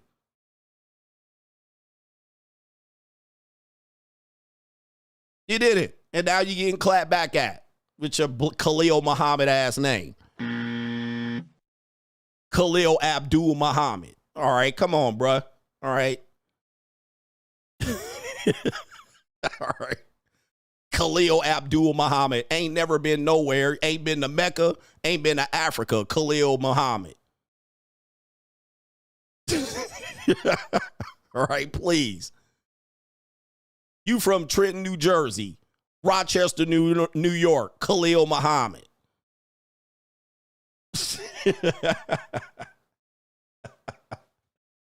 Oh my God.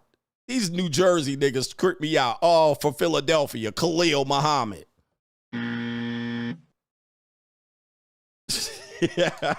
All right, anyway. My Lord. Man, these men are losers, man. I mean, the mentality of men, of all the things you could have complained about, this. So you getting clapped back on, Rochester, New York, Khalil Muhammad. All right, anyway. Philadelphia's own Khalil Muhammad in the building. All right, I got some super chats to carry about, but don't come to my show with that, please. Shout out to Eagle Eyes. He says, CGA, after asking my Jamaican friend, she said pussy clot is a wash rag for punani. Oh, okay. He says, but I know we are some nasty boys. All right. I don't want no pussy clot egos then. I didn't know clot was cloth. Anyway, Brian Taylor says, I'm in my 40s, recently met a 20-year-old woman, small town, adjustable sit, soft-spoken, feminine, fit, with a fire hydrant peace sleeve. I was thinking about making her my wife. Every time I think I met a good girl or one in a million, you bring me back from Simpsonville with comedy and a verbal slap. F YouTube. You are the authority on modern dating. The Matrix. He says the Morpheus of the modern mating matrix. Sorry. Free agent lifestyle for life. Thank you. What makes you think? What makes you think that you guys have met out of all the people? I'm just asking as a friend, all right, as a man. And I'm going way longer than I should have gone on this show. But Khalil Abdul Muhammad has something to say. My thing is this. You have a woman. Like, again, you guys, I don't know. Again, it's the ego. It's the ego. And I get it. I have an ego. But my ego, I try to separate it from women because women are very good at massaging my ego. There are millions of people out here. You live in a metropolitan area, 5-10 million people. A woman comes up to you. You're the one. You're so wonderful. You're so great. I mean, again, like the lottery tickets, you already know how this ends, right? If you have experience, you know how this ends. She's stroking your ego. She has a target. You're it, all right? Listen, unless we're in high school. And that's you. But you guys got to grow out of this fascination where you get finessed by the woman by simply her, you know, she just scratches your ear and you be like, out of all the people in the world, and look at yourself in the mirror. I just want you to do this. Look at yourself in the mirror. Now, when I look at myself in the mirror, I think, oh, I'm so great. I'm so wonderful. But I even know, stop flattering me. All right, but if you want to flatter me, go ahead. Out of all the people, you live in a metropolitan area, 5 million, 2 million, 1 million people, you are just so fucking wonderful.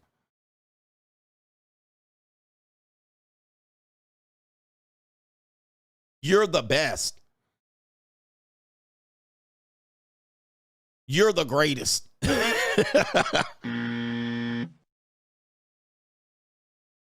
Even so, what is it about you? Are you magnetic? Are you ultramagnetic? Are you flatter? Don't let them flatter you. Because let me just play this again. This woman cleared it up that you're easily attained by catering to your ego. It's not that she thinks you're wonderful. It's that she is trying to accomplish a goal. It's hard for men to want to admit this because you guys have to admit I'm not as wonderful as I thought. I don't have the greatest dick. You ever heard a woman say, well, it's not the size of the dick, it's the motion in the ocean. It's okay. If you really love him, it doesn't matter the size. This is her saying, I'll take what I get. I'll let him push and shove with his 3-inch Peter, right? She don't care. She don't care about that. She don't care about being satisfied. She just cares that you think that she loves you. This is essentially what's happening. And I mean, I wish it would be different. A lot of guys hope I'm wrong on this one. You hope I'm wrong. But this woman literally cleared it up. She told you. She was like, hey, because I don't want to compete, I'll take a guy that's broke and cheap. Hold on for a second. Let me play it just in case you forgot it. Just in case you forgot it. She said her intentions is not to fall in love. Her intentions were to make it so she could do less on the dating marketplace. Recently, I made a video that went viral. In that video, I said, I am into broke, honest guys. I am okay with going on Taco Bell dates or In-N-Out dates. And some of y'all are like, oh my God, she is the perfect woman. Passport bros, assemble. Let's go find our wifeys. Listen, I hate to burst your bubble. That's what I say to you every day. I hate to burst your bubble. If you guys listen to women honestly, they would burst your bubble. But most guys don't want their bubble burst. And I just say again, just look at yourself in the mirror. Like, you're not anything special. Neither am I. You're a regular stock factory issued male. Most of y'all just got hard bubble gum and dick in the mouth. That's all y'all got. Ain't got no money either. So I hate to burst your bubble. But I am not special. I am just as crazy as the rest of us. Not a shock. She even admits it. Okay, I never said I don't like rich guys. I am not retarded. Yep. The reason I don't go for rich guys is because it's too much work. There you go. Too much work. I got competitions. I don't want to compete. I don't like to work. You know what my favorite thing to do is? What? Nothing. Shock. Okay. It's not like I'm not into rich guys. Okay. Oh, okay. If Elon Musk says have my baby, you have his baby. Of course. All right. You do that. If I have the opportunity, I go for it. It's just that I am tired. Okay, I don't have an ounce of energy to pretend I'm interested in what they're saying, what their ideas are. She's tired. Old, tired. I don't have time for this. Oh my God, you're so smart. Tell me more. I don't have an ounce of that in me to pretend I give a fuck. I just want to exist. Okay? I just want to exist. So you're so wonderful. And some poor motherfucker would just die for me. Yeah, there it is. Tell it how it is. Some poor motherfucker will die for me. What did I say? Cater to your ego. And you fall for it. You're the best. You're wonderful. And you would just probably be a lucky man to have me. Well, who has her now? Nobody. This is what I want to ask you, gentlemen. You don't mind, because I still got a lot of super chats to cover. I'm going to ask you something. And you never considered this once. If a woman comes up to you right now and she says, I want you. You're the best, and I'm wonderful. You're rich, I'm rich. We be a wonderful power couple. Ask yourself, who's got her now? Who's got her right now? And the answer would be nobody. Nobody got her right now. She's available. And I will bet you a steak dinner that if you didn't take the bet and you didn't take her deal and you just said, you know, I'm focusing on myself right now, and you let her ass walk, I will guarantee you a steak dinner, nobody picks it up.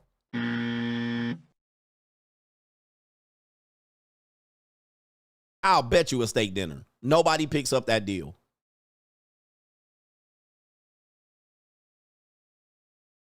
You know why? Because you were an easy target to manipulate. Not every guy's that easy. She's not that good of a catch. She's not as great of a catch as you thought. And especially if you're an older male, 35, 40, 45, 50. I'll bet you a steak dinner that if you passed on her as an option and you were like, you know, I just ain't got time, I'm going to focus on myself, and she walked and she was out here single and dating apps, I guarantee you nobody is going to take that deal. There's a 9 out of 10 chance that nobody picks that deal up. The greatest deal that you think you walking away from. I almost guarantee you. I guarantee you 9 out of 10 chance. 90% chance she remains single. You didn't miss nothing. But let me tell you, if you take that deal, she'll still claim she still got options out here. This is what we're telling you. She just found the right ego, found the right big wide mouth bass, found the right gump, found the right guy. And that's you. And she'll be around here floating around for the next 5 years single. Nobody going to take that deal. All right, but I do have a lot of people that I need to talk to. Kevin Sullivan says, Coach, that dude did the Michael Ealy spin on that man's wife. LOL. It's an evil world we live in. Imagine you have a wife out here. It's an evil world we live in. That's out here getting absolutely spun around. John Doe, The Boondocks is the best black TV show ever. All right, shout out to you. And it's racist, apparently. I played a clip of the Boondocks. He didn't call the Boondocks racist. He called me racist. All right, really? All right, I played the clip. Shout out to LL Cool C says, why are Disney men obsessed with the idea that a real woman will pay for them and only care about their character and not their money? I don't know. But normally those relationships don't last very long. All right, because when real life happens, it happens. Coach, he says, thanks, Coach. You definitely right. She's not paying much. And yeah, I'm black. LOL. He says, got me with the sniggles. He says, but I'm hardworking 7 days a week, 32, pretty good shape, building my life, earning potential while waiting for a big lawsuit. Wow. And he says, no kids, no marriage. Shout out to you. Eagle Eyes, rest in peace to Sean Taylor, one of the best in the game. CGA, I don't think you want peace leave clock. He says, I think that's period blood. Okay, I don't want it. Also, thank you for advising these guys not to marry an immigrant. He says, that's game on another level. All right. The men always say, get the bag. How many men have ever got the bag, bro? I mean, that just doesn't happen. And whatever bag you got, I guarantee you it's not very big. You can earn way more money than that. Bynum, quick update. So I asked for info on my son's mother's boyfriend, and she refuses to give it to me. She doesn't have to give it to you. What do you think the correct course of action is? We do things outside of the system, but thinking of putting myself on child support and feel helpless that I might have to wash my hands on my son, it's still a little too early for that. One thing for men, learn how to play passive aggressive. Okay. So if you go to her, and I should have told you this yesterday, do not go to her and ask, what's your baby daddy's name? That's not going to work. All right, guys. Men are not very good and skillful and tactful in the art of manipulation. Okay. If you do that, she automatically is going to raise up a wall. Red flags are going to go off. Alarms are going to go off. And she's going to freeze up. All right. She's going to say something's up. Now you revealed your hand. All right, so what you'll do is you wait for this information to be presented. You said your son's talking about this guy. Oh, really? What about Wayne? All right, Wayne's a good guy. Wayne's wonderful, huh? I would love to meet Wayne. I would love to have a beer with Wayne. All right, he's a cool guy. He sounds so great. Have you ever heard his last name? Oh, Wayne Wonder. All right, now you're good. You got the information. You got the information. But if you go confront them and be like, I'm going to sue you and take you and do a private, don't tell them shit. Don't tell them anything. So confronting her about it, it automatically is going to draw up a red flag. So that's number one. And I would just tell guys, you got to be a little bit more tactful and artful in the way you get information. Just wait. There's no rush. He's not in danger at the moment.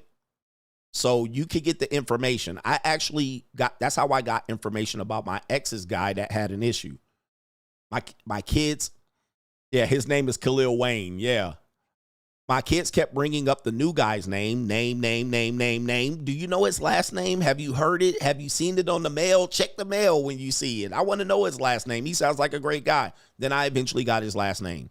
All right, so, you know, be a little bit more tactful in doing things and not so aggressive. And then you'll get the information. They'll volunteer the information after a while if you play the game. All right. Shout out to Trevor Nader says, yeah, coach is crazy with the surgery. All the women be looking the same. He says, this one at my gym looks like Frankenstein. Give him the buzzer. Yeah, the Trevor Nader, the surgeries are out, the injections are out of control. Will says, had the flu the past few days, but you had me rolling and feeling better. Thanks, CGA. And I was having the flu. Steven says, the only thing women want men for is money. It's either you're very attractive and she wants you for genetics on a primal level, or it's the money. It's the equivalent to men using women for sex. He says, if that's how it's going to be, I might as well go to the JUCO. I have to ask you guys, men will debate this all the time. I see broke guys with women all the time. I seen a pimp guy say that. He was saying he was a player. I think he was the guy that was walking them two white girls across the street. So he was saying, that's not true. Women don't always practice hypergamy, and that is true. Hypergamy is something they can practice. Not all women practice it at the same level. So when people take these little points and then be like, that's not true. I see broke men with women all the time. And then he said, have you ever seen a homeless woman, a man that's homeless, that has a woman? That was his example. And I was like, again, man, I think these men are really one-dimensional in their thinking. Although it sounds right, you'll be like, yeah, that's true. I have seen a homeless woman with a homeless man. But that woman is dependent on him via drugs. There's more likely that they're both drug addicts. Okay, now, when you don't put deep thought into things and you just say shit to Mickey Mouse niggas, guess what's going to happen? You're going to be like, well, yeah, I guess it's true. But they are drug addicts. Can we not agree that at least they're both drug addicts? There's a 98% chance they're drug addicts. And typically when people are drug addicts, they tend to bond as long as they're both doing drugs. Now, if one gets off the drugs, then you're going to see reality check. Okay? So, yeah, is she practicing hypergamy? No, that's more likely the case because she's drug dependent on him. They both scrape and scramble and scrape for drugs, and they both fucking kick rocks over to try to find crack. You know what I mean? Like, so you can't then go with there's no hypergamy if you see women with a homeless man. All right, that's just so idiotic. Like, it's not that hard to fucking figure out, but they will let Mickey Mouse niggas go, well, that is true. She did really love him. No, they're both drug addicts. So therefore, they ain't got nothing but themselves. Right? Has nothing to do with fucking hypergamy, and it doesn't disprove women don't go after men with money because you see a homeless woman and a homeless man walking a dog down the street. She sells pussy for drugs. He uses her for that, and they both get hits. Codependent. Pretty simple. Right? It's pretty simple. All right, come on, man. I mean, people just wanted to disprove shit to make their pimp shit work out. Or well, it ain't always the case. And I'm like, that was the most horrible example to use. Let me in the room to have a conversation with these people. They're drug addicts. They need each other. They need each other for hits. And they're both addicts. So, yeah, that has nothing to do with me and you and me and dating. All right, they junkies. That's love. That's the love, or he has a true love. He has a down woman because he's homeless. He has a down-ass woman. We're comparing drug dope fiends to loving relationships where women are not practicing hypergamy. Is this what we're doing? Okay. It's an evil world we live in. Is this the coward conversations that you guys have on the internet that make yourself feel better? I'm the Morpheus of the mating matrix. Like, you cannot slip one past me like that. Don't slip one past me with that goofy ass logic. What you're trying to do is remove resources from men. That's like removing sex and beauty from women. Guys, you're playing a dumb game. You're just chasing your tail. Shout out to the Ice King in the building. JC says, fortunate for Nicole Murky, Marcus Jordan is the new simp, fixes her bind. And he says right here, that ninja got that thing on retro P sleeve. Yo, shout out to you, man. I got a lot of brothers here. NGN, FYI. For the hard-headed sucker for love ninjas, women overseas may seem cheaper to support, but you're going to be supporting her family too, whether indirectly or direct. Love is dead. Everything is transactional. It's pretty simple and straightforward. Always has been. If you don't want to accept it, it's your problem. It's your problem. All right. And if it ain't now, it will be. Juanita got pregnant. Jordan's parents talked him into marrying that woman. Juanita was a 304. This is alleged. She did win the lottery. NGN, so basically, Coach, peace leave has been monetized since the beginning of time. Adam paid through sweat and pain from God and through work, labor, and now we pay through money. He says, but still, some sucker for love ninjas still going to disagree with me. There's some men that are still going to disagree with me, so much so that they don't have anything to argue, and they're now claiming I'm racist. Well, I'm not racist. I'm a classist, and I admit it. I admit I'm a classist. And if you're a low-class person, I don't care what color you are, I probably think less of you. So when you hear me talk, it's basically purely class. All right? It's purely a class conversation. So I'm an ist. I'm an ism. I believe in classism. I believe in classist. I'm certainly that. All right? So I'll admit to that. Racist? No, not so much. That's just lowbrow. John Williams says, basically, with every license, you must and need to renew it, driver's license and any type of certification. But a marriage license is forever. He said they should do a renew for every 5 years or so. If one of the parties choose to not renew their marriage license, they both go their separate ways. That sounds good for men. That doesn't sound good for women. Breaking news, Israel is begging for a ceasefire. All right. Wow. Okay. Shout out to you. New world order. Snaptech Fix says before the baby, Waffle House and a trip to Target is nice. But once she's pregnant, it's Mastro's, push presents, new cars, baby moons.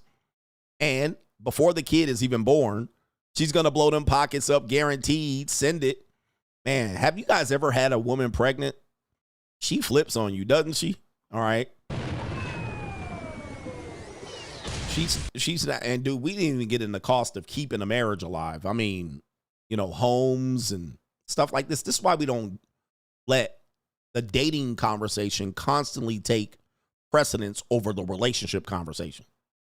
The relationship conversation and dating is two different things. So if you're trying to date and sleep around and meet as many women as you can and run a numbers game, this is not the conversation we're having about women are not free or women cost. We're talking about relationships. We're talking about marriages and commitments and shit like this. Okay.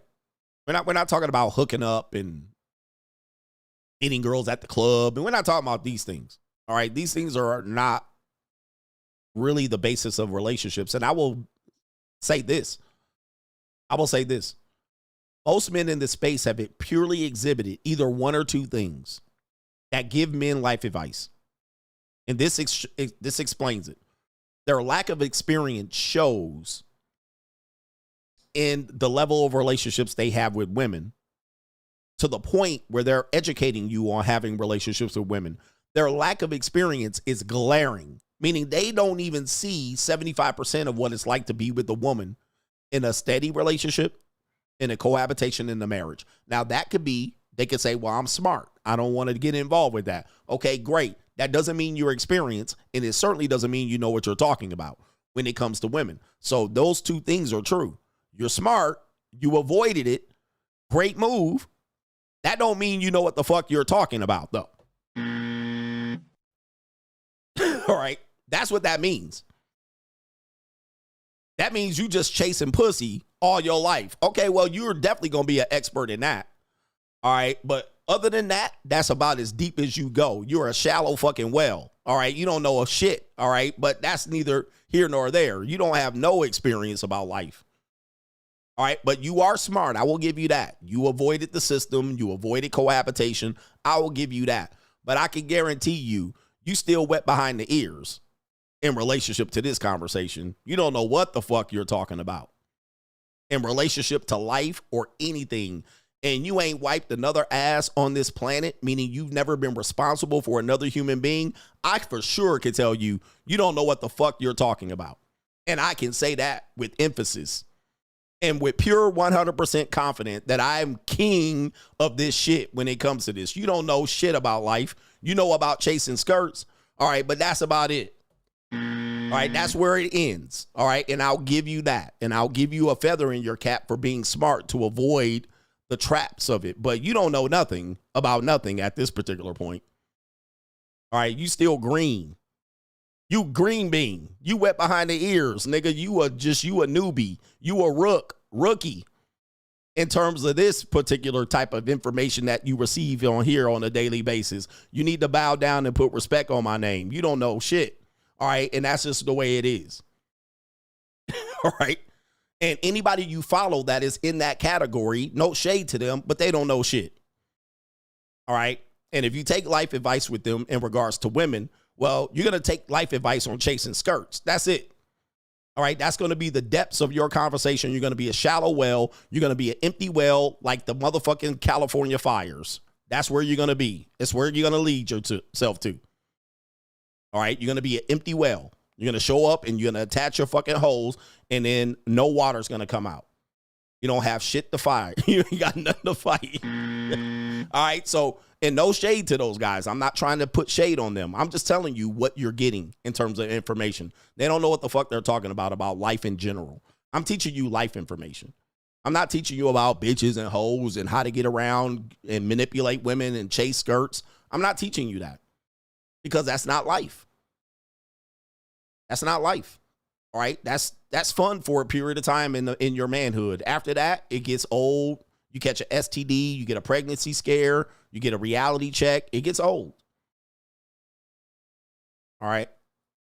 It gets old. It's not what people are going to do for 40, 50, 60 years of their manhood. Neither when you die are they going to jump up at your funeral and talk about all the skirts you chased. They're not going to put that as your highlight of your fucking life. On your tombstone, they're not going to be like, look at what he accomplished. He fucked 200 women. Nobody's ever going to do it.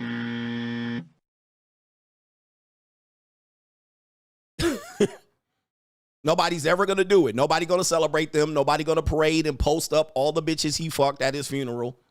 Nobody going to give him a big up. Nobody going to talk about all the hoes he checked and all the motherfucking pimp dollars he put in his sock. Nobody's ever going to fucking do that. Nobody's going to talk about how he never paid for pussy. Nobody will care. Nobody going to talk about he never took a trip with his passport. Nobody's going to talk about he got tricked. He tricked hoes. Nobody's ever going to talk about that.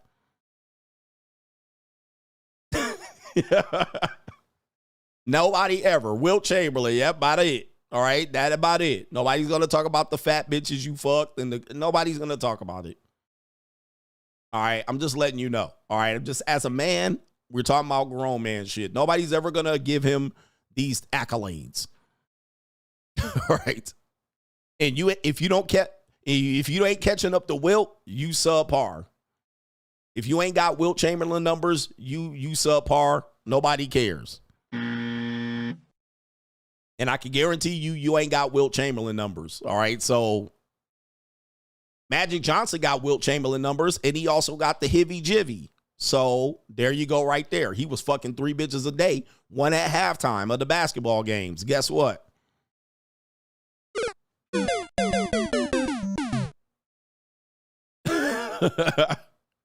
You ain't that guy that fast. All right, shout out to Snapchat Fix. And then the last one, I think the second to the last one, if you will, because I got to get out of town. Maybe there's no stream tonight. AR Smitty says, somehow you and only you found this 39-year-old woman who is a diamond in the rough. For real. Only you. Only you. She's just latched on to you. You're so incredible. Your muscles are so spectacular. All right, yeah. NGN broke Mitches, always worried about racism, but too dumb and lazy to realize that when you have money, all of that goes away. CGA is a classist. He says, I can't stand the pro-lax. They are the loudest losers and are conquered people at the bottom of the social and the economic totem pole globally. Boss up. I don't want to hear about racism. I don't believe in racism. That's better boss up, nigga. I don't believe in it. Now, can some racist shit happen to you? Yeah, but I'm not going to my show is never about that. And I've gone 8 years without making that a part of my show. So I'm not going to let you come in here and complain about no racism. All right. All right. That's not what we're going to do. You must be new here. I mean, people who talk about racism got to be on the fucking lowest of the goddamn intellectual depth chart. All right. You on the lowest of the intellectual depth chart if you constantly talk about racism. Like, to me, it's boring. It's boring to talk about racism. It's so boring. It's so what? That shit is so 1991. It's so 1991. They're just talking about racism. I'm like, oh, my God. And your grandfathers are rolling over on their grave, too. Talking about racism all the time. All right, it's so boring. Like, how you can't even get into the depth of the conversation. Super duper boring. Racism. And then guess what? Everybody was like, well, I've been people are racist against me. It ain't even a real conversation. You can't even have a real conversation about racism. It's like, oh my God. It's a shallow conversation, bro. It's pointless. You're never going to see the other person's side.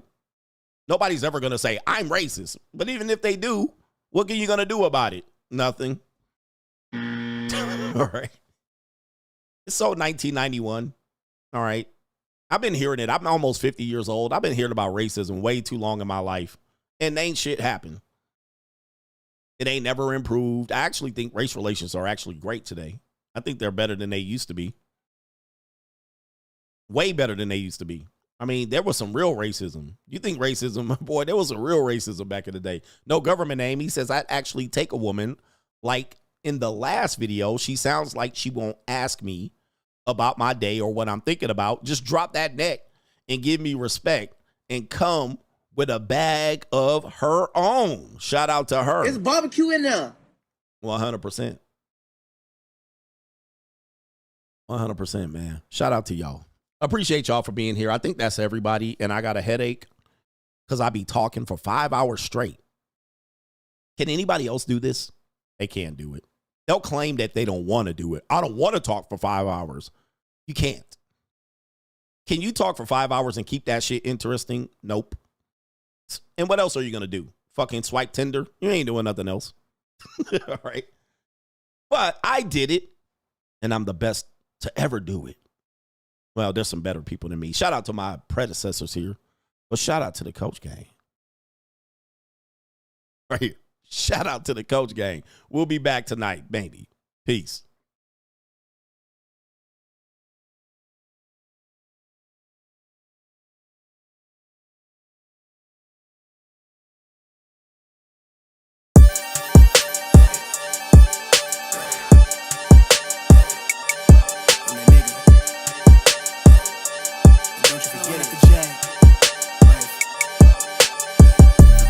Vibe blowing at the jack, got the loud jumping at the back. Everything I'm on slack.